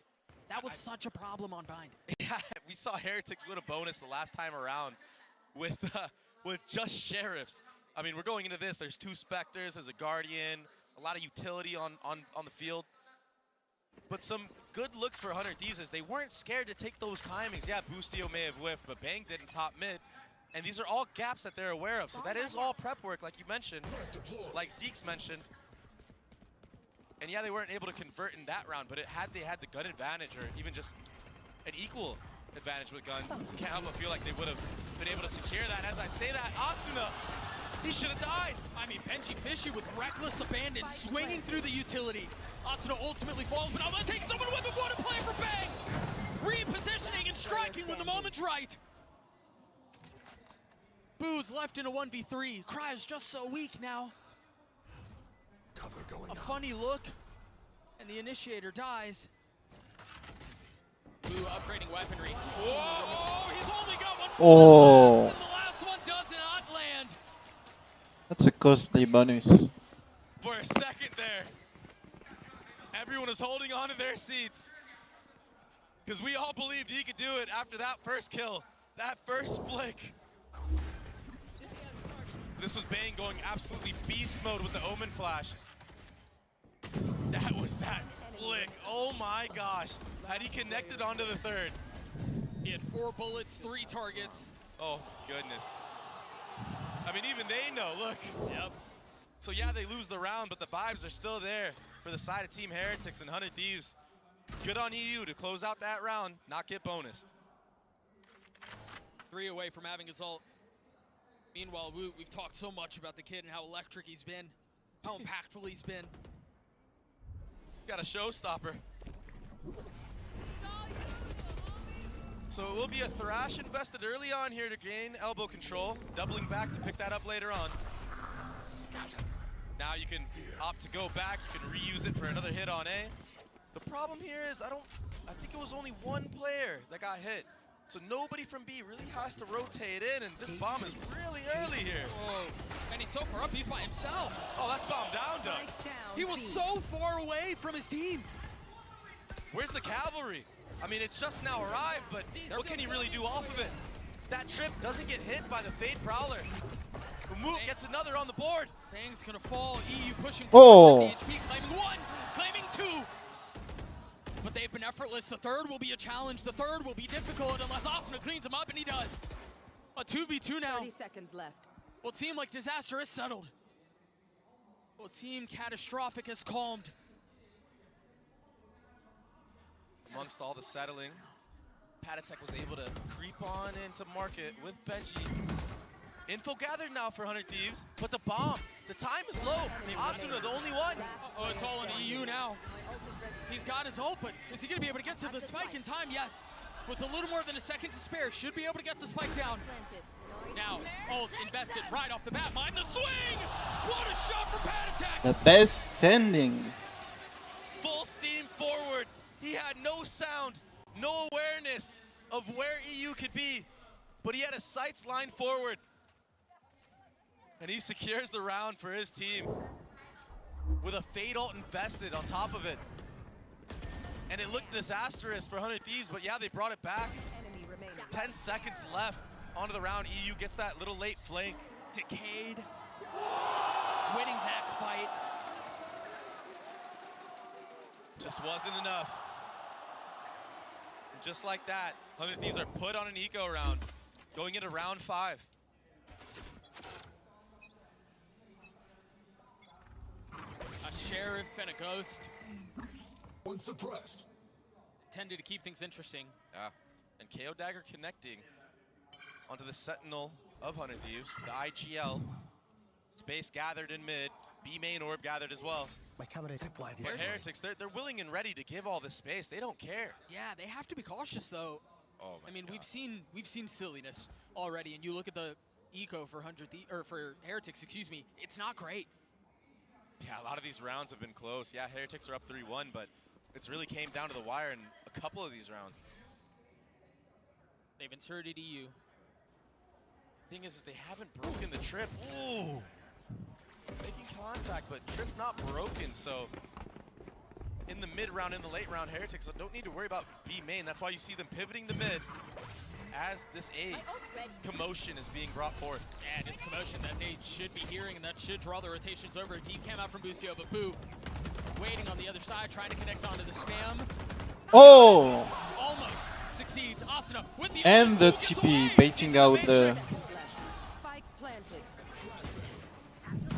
Finally getting the spike down. Asuna falls, and now the weaponry is way too much. EU was the first on the challenge in the round, and he will be the last. They're just going to stick the defuse with no way for the initiator in. It's a flawless round for Heretics. Boo with the moves, TPing out right on time. And then the weaponry, the utility, all of it picture perfect to create such a scene for the viewers and us out there. Beautiful. I mean, we've seen Woot do this satchel with that Omen Flash so many times. But Patatek with the entries, that's a sight to behold. How do you stop them now if you're 100 Thieves? You commit the timeout, but what can you do to slow these kids down, to slow Woot down? Currently sitting at 9-3 right now.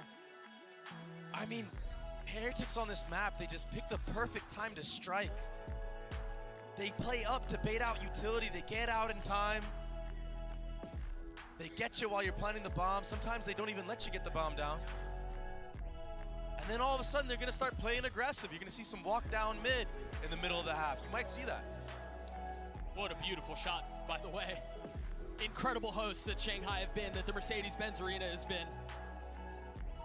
The energy here is electric, and there's still plenty more to come. But for now, 100 Thieves with problems to solve and not a lot of time to do it.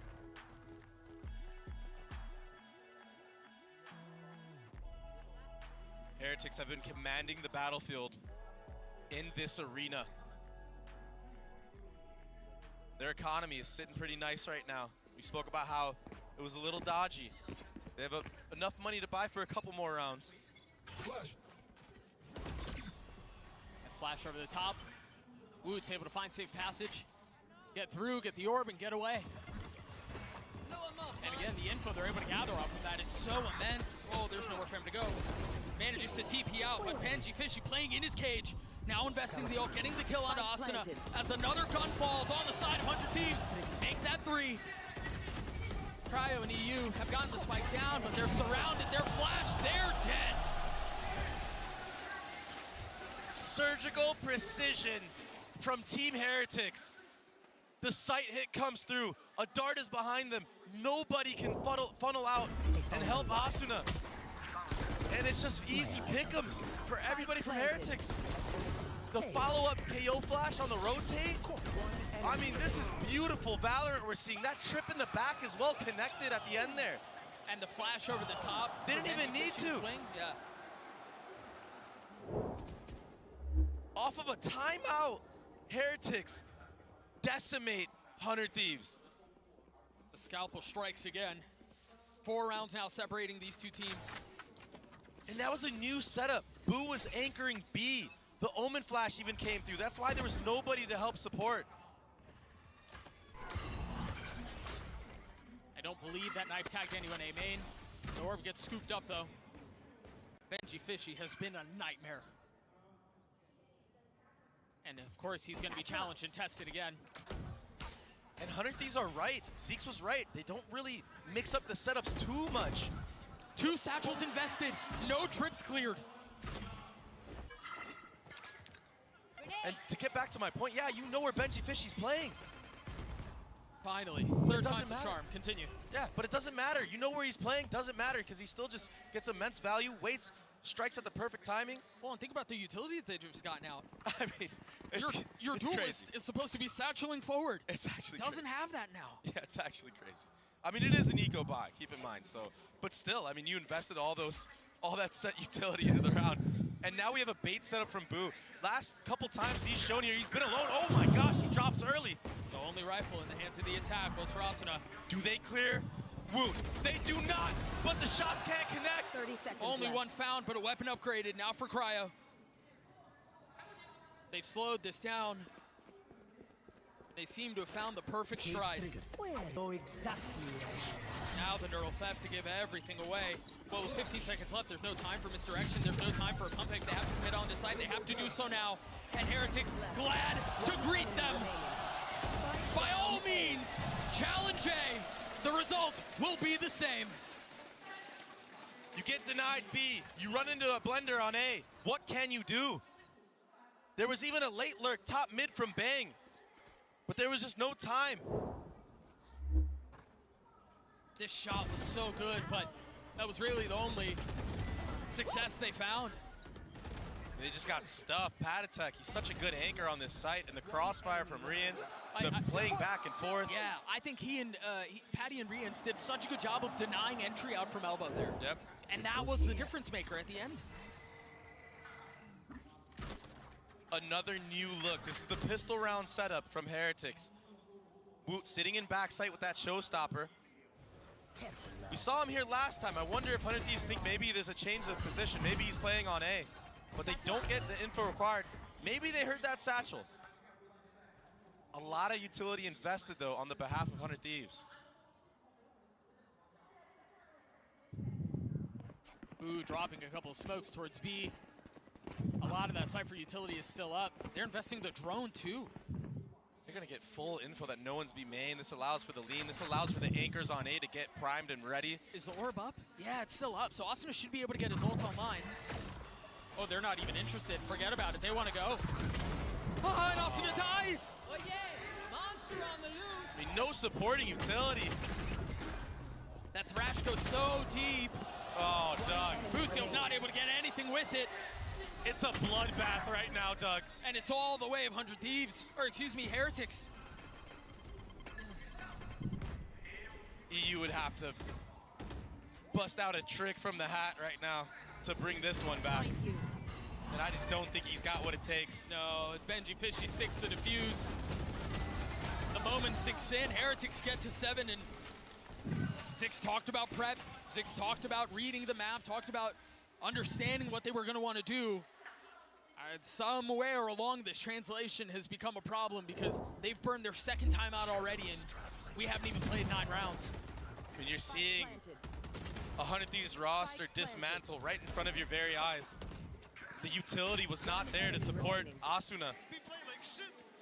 If he waits for a couple seconds there, waits for the Thrash, maybe he can convert that kill, maybe he can get the man advantage. But it just seems like even when 100 Thieves have the man advantage, it's just squandered by Heretics. Honestly, the timing on that felt a little reminiscent to what Bussio did a couple of rounds ago on B. Yeah. Walked out with the spike and he was, segmented. He was drawn away from the rest of the team. The timings just feel a little bit off. And I mean, all credit to Heretics because what they're doing to 100 Thieves is ridiculous right now. Oh, 100%. I mean, they've showed new looks. They've had awesome setups. The retakes have been clean. Very impressive. It was impressive at the beginning. of Bind and Yak had a little hairy, but they were able to get through all of that. They were able to stand in the face of adversity, and now, forget adversity. I mean, there's no adversity to be had.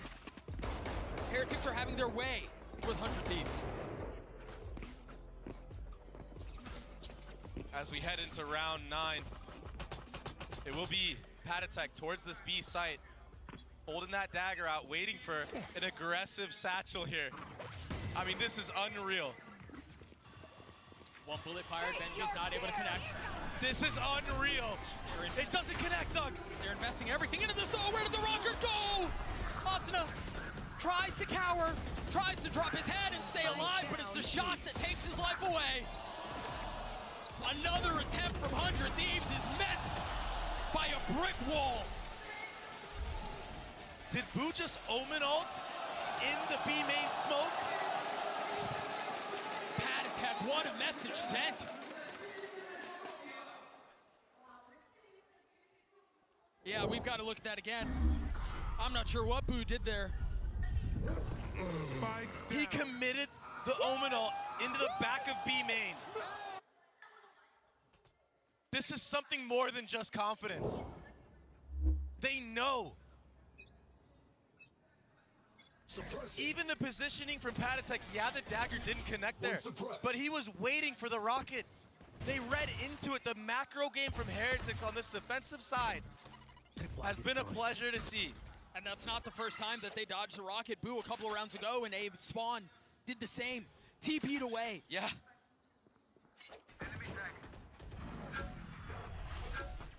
The foresight from Heretics has just been incredible so far. Woot has a showstopper of his own. Rians has a Sova ult. I mean, they're just going to be willing to give this A space. You know, Boo's going to do his thing where he jiggles, TP's out, flood in with the Omen Flash on the retake. I mean, it's... And then Rians is ult over the top. It's going to be so hard for 100 Thieves to win this round to get a Thrifty. And again, I've got to remind you guys, both timeouts have been burned. There's no way for Zix to get involved in the conversation anymore unless Heretics calls one. So Asuna will get tagged. The ult from really far away. Wait a second, they may have drawn out just enough. The bait may have been tempting enough, but forget that. Huh? Just when it seemed like they had an advantage again, door is shut. Can Asuna slip the net? Can he get behind enemy lines? Look at how much respect they're showing. Look at how far Boo is playing back. Still gets a kill. 13 seconds left. They burn the clock down, and they haven't found success really anywhere. Paranoia is drawn out. It's traded. Pat attack will deny 100 Thieves once more.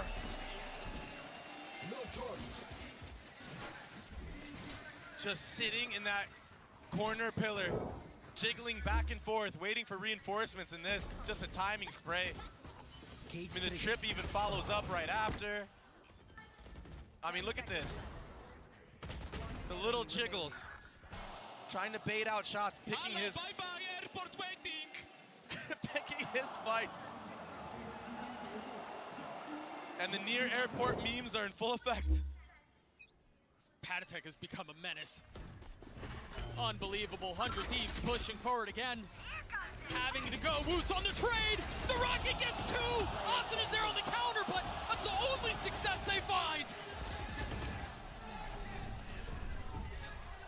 This is a complete dismantling. Just nothing going the way of 100 Thieves. Nothing whatsoever. No room to breathe.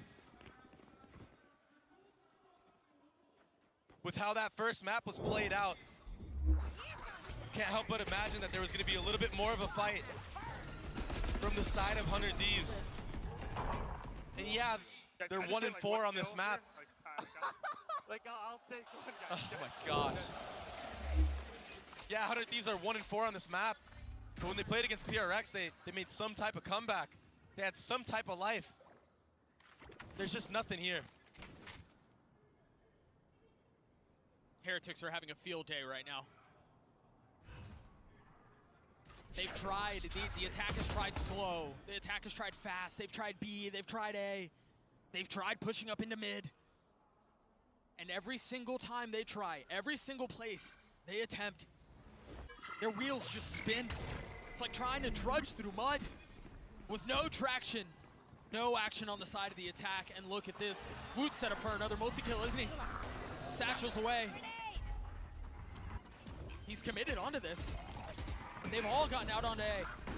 You've got the ult from Patatek, who's gonna be joining lane, but Boo gets two! And now the snap is exceptional! Terror strikes once more! Everything falling right into place for Team Heretics.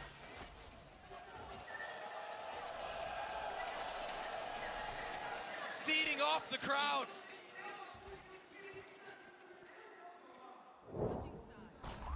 Spike planted.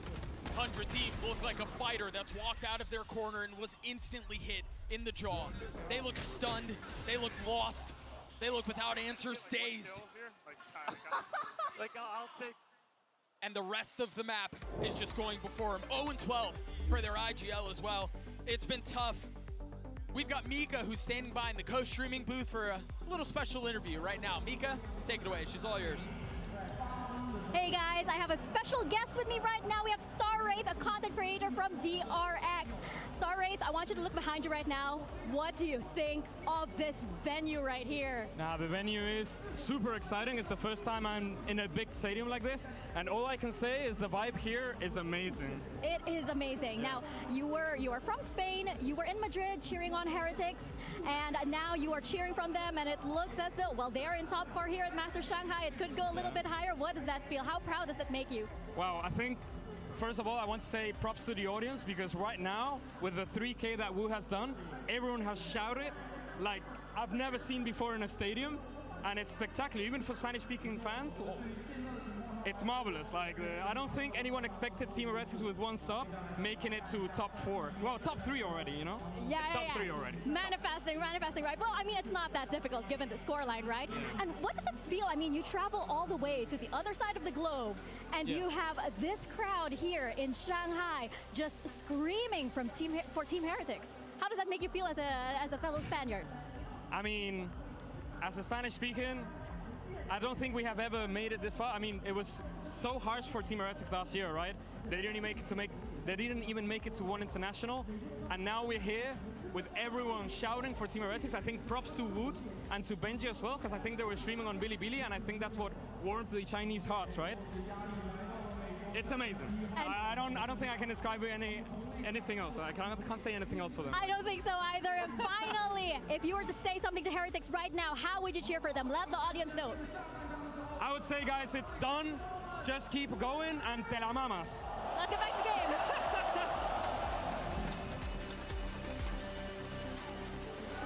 Those words very well may carry Heretics over the line. They look like they can do no wrong. Woot is 17-7. Every single member has contributed. The timeline tells the tale, Dre. And Woot, he's #1 on almost every stat for a reason. The main duelist of this squad.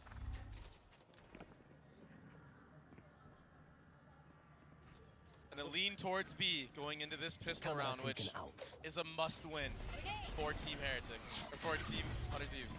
Boosty feeling some of the pressure. He will fall again, 0-13 now as he continues to struggle. The leader not even find success. Meanwhile, Luch just able to find kills through the smoke for free. The bells continue to toll.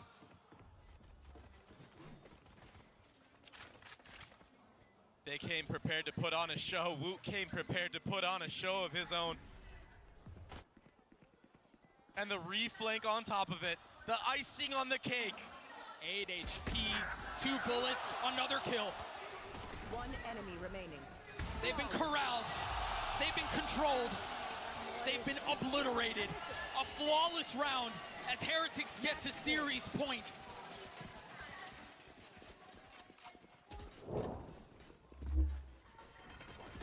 Look at this, it's incredible as the paranoia was out. The rollout looked good, and then, I mean, when you can't miss, you just can't miss. And that's Woot right now, 21-7. That is a joke, bro.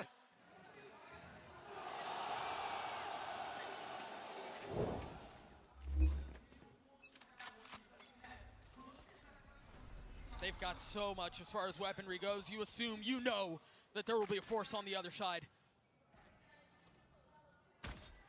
And they want this to be a 13-1. That's why you see this cautious approach. They're still playing the game fundamentally correct. A lot of teams will let this slip away. It's what's gotten them this far. No reason to change if it ain't broke. And it's certainly not broke. Don't fix it. Then Fishy feeling some of the pressure getting tagged up. Now they know there's Stingers on the other side. He's not able to make a great escape. That will cause a reaction from Heretics to prod into A now. They're gonna slowly contact their way into this site. And you imagine once they get around the corner, they might use utility and just flood the members of 100 Thieves that are playing here. This drone might get punished. You swing on that surely, and then the Dizzy over the top of him, not able to steady the shots, and Rienz punishes. Terror ticks as Heretics find another. Damn. EU crumbles, 3 remain. The Stingers looking for any success they can find off the swing, only one found. And that's it. Forget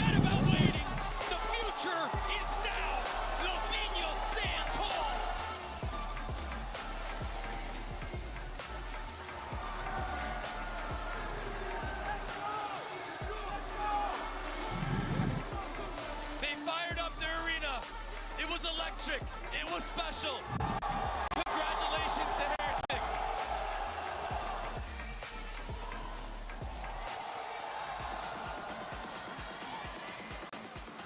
Yeah. And that is out. Teams will take a bow in front of Shanghai for the last time. One hell of a run, but just a little short. And so we bid them goodbye. I guess it's a finish. Heretics or Gen.G. Heretics were just too good today. On a completely different level. I mean, they've been too good almost every day. I mean, they get better and better. Tomorrow's games are gonna be crazy too. Again, the crowd erupts as Heretics are greeted by the fans with plenty of reasons to smile and plenty of love to give. They made it look effortless, Trey. They made it look easy. That last map needs to be studied. That's one for the books for sure, Doug. To walk through that fight on bind. At every turn. And then to just roll the way they have. What a stomp.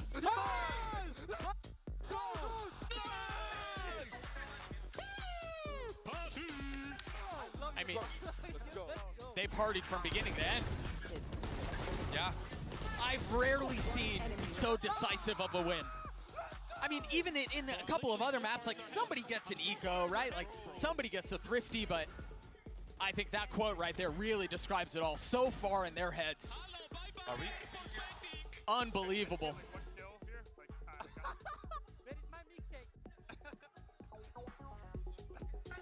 13-1, the way of Heretics. Busio did get his one, but what a dismissal. Unbelievable. Heretics with the Verizon post-match interview waiting on the stage behind us right now. Yinsu, take it away. Oh, that was a fantastic performance from Team Heretics. The crowd is electric. They're all on their feet supporting you guys. So thank you very much, Benji Fishy, for joining me. Congratulations. Once again, I've got Luna here to do some translations as well. First of all, Benji, as a team, you guys have never played on a stage arena this big. But I know in the past that you have. You had that kind of experience. But what was it like for you to win on this stage? I'm going to let Luna translate that question first. 可能之前 TH 并没有上过这么大的国际性赛事的舞台，但是我们知道 Benji Fishy 其实是有过这样的经验的。那这一次登上我们上海大师赛的舞台，感受怎么样呢？ I think this is probably top 3 experiences of my life so far. So yeah, I think it's pretty positive, man. The crowd is incredible. It's so amazing. 这可能是算得上我人生当中前3的最值得纪念的瞬间了。这里的氛围一切都非常的棒，大家也是非常的热情，真的非常的喜欢这里，谢谢大家。 Honestly, Benji, they love you, they love you. Now, I want to ask you about the game real quick, because we've heard from every single one of your opponents. They know you like to play Sunset. They know what you do. There's plenty of tapes out there. But why do you think they're not able to take you down on a map that they claim to know what you guys do already? I mean, oh, sorry. It's okay, it's okay. 可能之前很多对手都说过，既然 TH 这么爱玩日落之城这张图，又做得这么好，但是我们都知道你在这张图上会做些什么，但是 TH 又能每一次都能拿下来，这是为什么呢？ I think they had a pretty good anti-strat on us, but I think our Sunset is just so good that I don't think anybody can beat us right now. We've got such incredible players, they're all in form, so yeah, I don't think there's any chance people beat us on Sunset. 其实虽然我们的对手可能有非常多的计策来反制于我们，但是因为我们的每一位选手都做得非常的棒，我们有非常好的状态，所以我觉得他们不能够在日落之城这场图上打败我们。I think they just got a banner at this point, right? They just got a banner when they go up against you. I know coming to this tournament, of course, you didn't have mini boo here, and we've heard it from you guys over and over again. We're here for the experience. If we win, it's great. If we don't, it's chill. The vibes are great. But you're in the top 3, Benji. Surely at this point you want to win the whole thing. Am I right? 其实之前呢，我们就提到过，可能现在的 TH 并没有民营部的一个加入啊，但是你们总是说你们来这儿就是想要体验一下，想要来玩游戏，享受舞台，但是你们现在已经进入到前3了，能不能跟我们讲讲你们打算赢下最后的目标吗？ Yeah, I mean, if I'm being dead honest, I didn't really expect to get top 3. I think we've played really well. We've practiced super hard to get where we are now, and I think we really can win the whole thing. We've got this rematch against G2 now, and I think we're going to be hopefully now more prepared. 其实我们一直都非常努力的在练习，就是为了能够达到现在的一个程度。现在我们进入到了前3，绝对是非常非常开心的。而下一场呢，我们即将跟 G2 有一场2番战，真的非常希望我们能够拿下这场比赛，我们再好好的做准备。And very lastly, last question very quickly, Even, I've seen your streams on Bilibili, you and Ver, that you've been doing really well down on there. Are there any Chinese phrases you picked up here? Do you know any? Yeah, I always want to say 谢谢 and 我爱你们. They love you too, Benji. They love you too. Thank you very much, Luna, for joining me. Congratulations once again. We'll see you tomorrow. What a day, what a day. Make sure you guys come back for tomorrow for more action as well.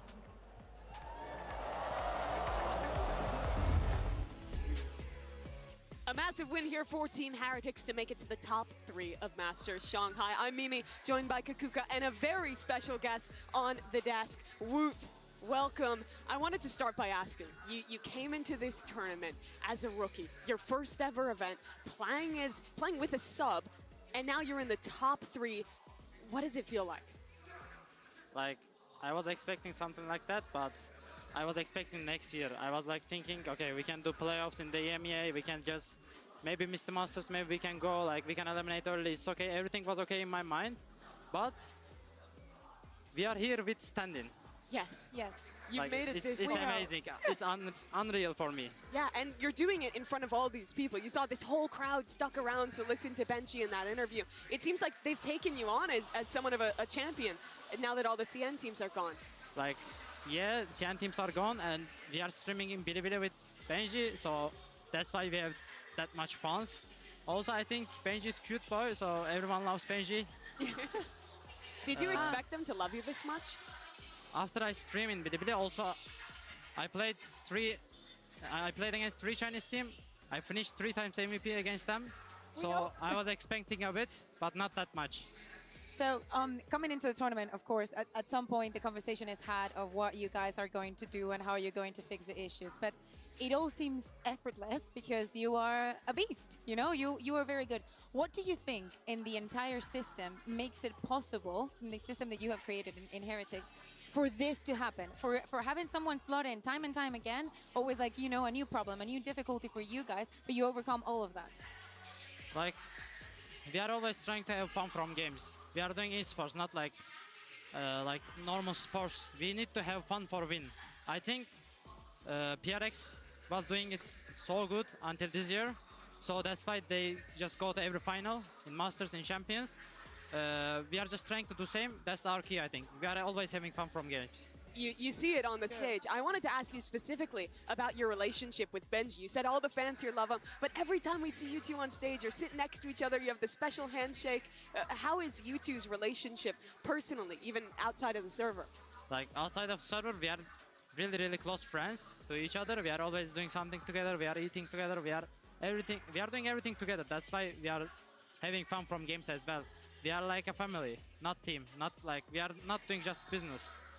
Did you expect this kind of turnaround with people? Because, of course, you know, there's a difference between what you see and what you live online and actually coming here and having everybody here cheering for you. Did you expect to have this kind of turnover? After I streamed Bilibili, yes, because I was asking, like, who's coming tomorrow, who's coming Friday, who's coming our match, who's gonna root for us.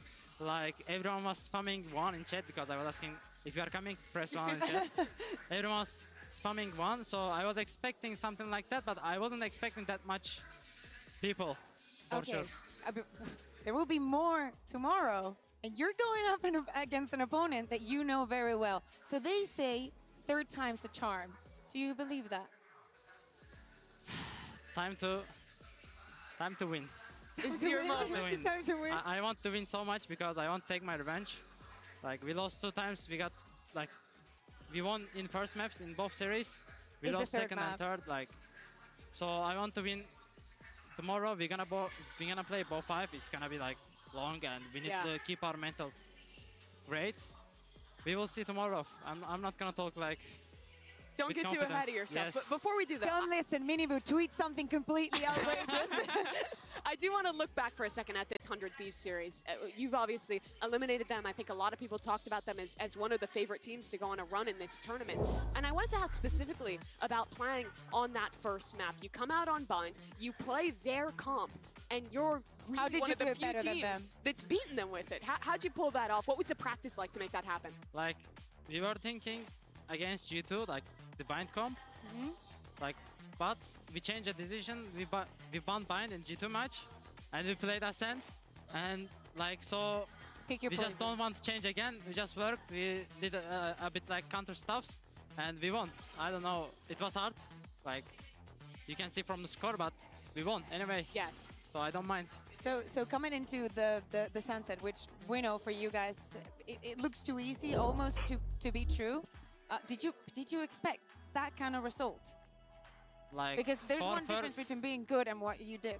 I actually expect, because I know if we won't Bind somehow, we're gonna destroy them in the Sunset, because we are like so good on Sunset, as you see. Yeah, so I mean, I expect. You guys have looked incredible on that map throughout this tournament. I do want to look at the bracket of how we've played out thus far. You guys, of course, are going to be playing again tomorrow against G2. You were already talking about wanting to get your revenge there. What do you make of playing a BO5? This is your first BO5 on an international stage now. Like, we're going to just try to keep calm our calls and focus on fundamentals. We can't do anything more because we don't have time. We will just play our game. We will see.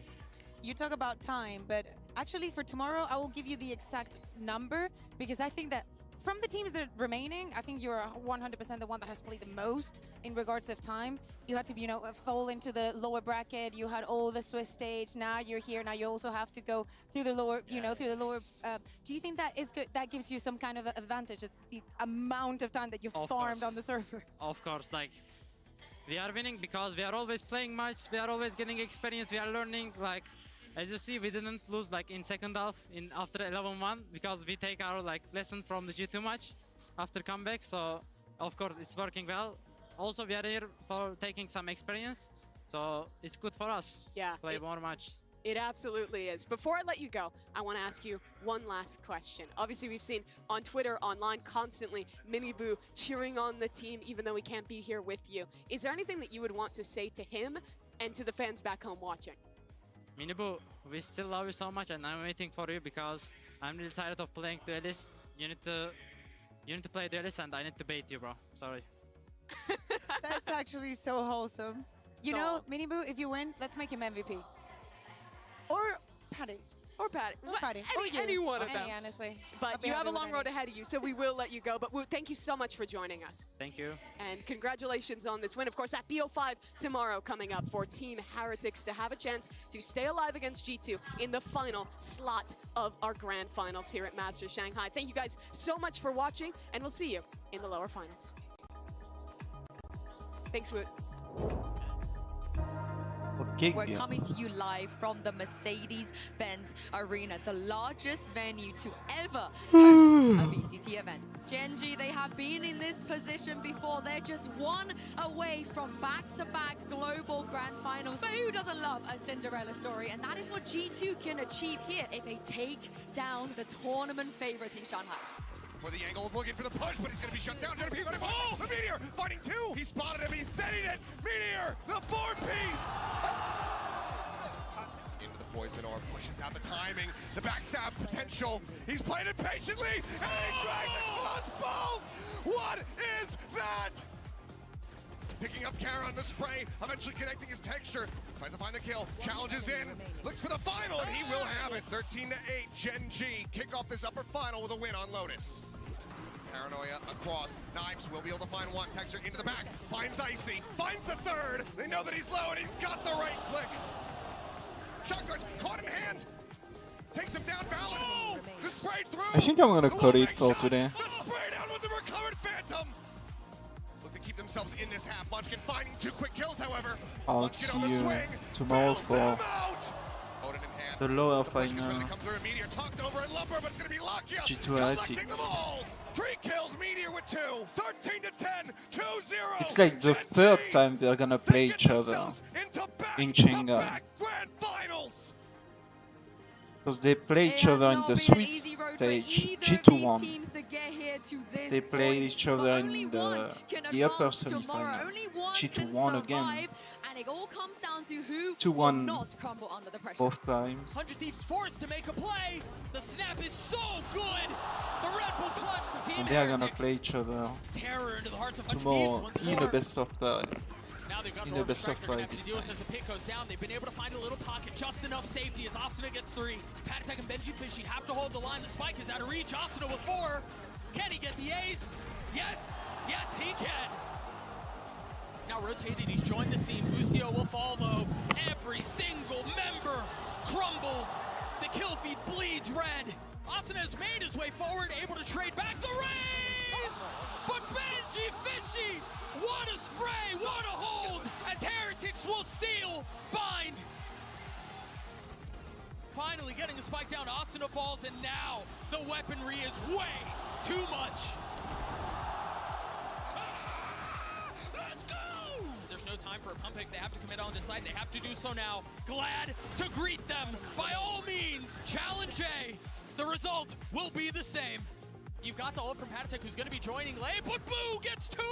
And now the snap is exceptional. And that's it. Forget about waiting. The future is now. Los Niños stand tall.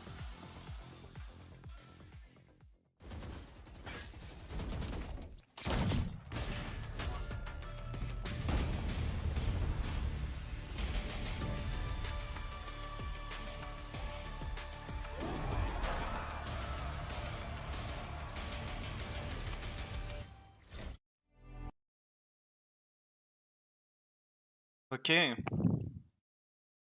So that's it for today. See you tomorrow. G2 Heretics. And yeah. Bye bye.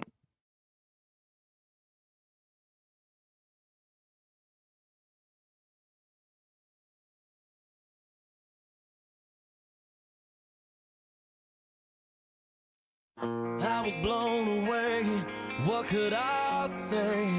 It all seemed to make sense. You're taking away everything, and I can't deal with that. I try to see the good in life, but good things in life are hard to find. Blow it away, blow it away. Can we make this something good?